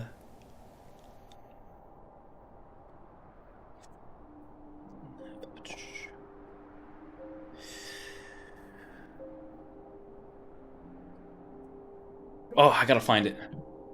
That's okay. I gotta find it. Sorry, but I'll let you know before the next session. But you do get Yeah, a reward okay. for a new subtype. Sick. Okay. Nice. And just to double check, I don't know if you have the page still up, because I wrote down the numbers really fast. It was... I still have the page. 23 pat, 437. I wrote 447. 437 gold, yeah. 437. Cool. Thank you, Jared. You guys went through a rough fight. I spent so many resources. I hit it once. It's great. One time. Oh, man, everyone did a good job though. Yeah, I think with that, you guys get your reward. Probably heading back to the Gilded Leaf to decide what you want to do next. But we'll probably call that the session. For sure. Unfortunately, you probably can't get around to the second quest because it's already so late. So we'll stop there for the day. Yeah, sounds good. All right. Next time, I believe, will be the next quest, right? That you wanted to do. Yeah, the Howling. The right? Howling. Yeah. Without June, or It's gonna have to be without June. Yes, unfortunately. oh, June is We peace. should probably stock up on some potions before we do this one then. Yeah, I think we'll need to do that. We need to go to Yoki Toki. Maybe we can send Grig All and right. Wendy Jared, Alright, I we got this. got We got it. All It's right. Yoka Toki, not Yoki Yoki. Toki. No, it's Yoki Toki. That's how It's it's not. saying it. Yoki It's Toki. I Yoka appreciate Toki you. and a halberd. There's a D at the end. I appreciate you getting angry on my behalf, Hunter. But I'm used to it. It's okay. All right.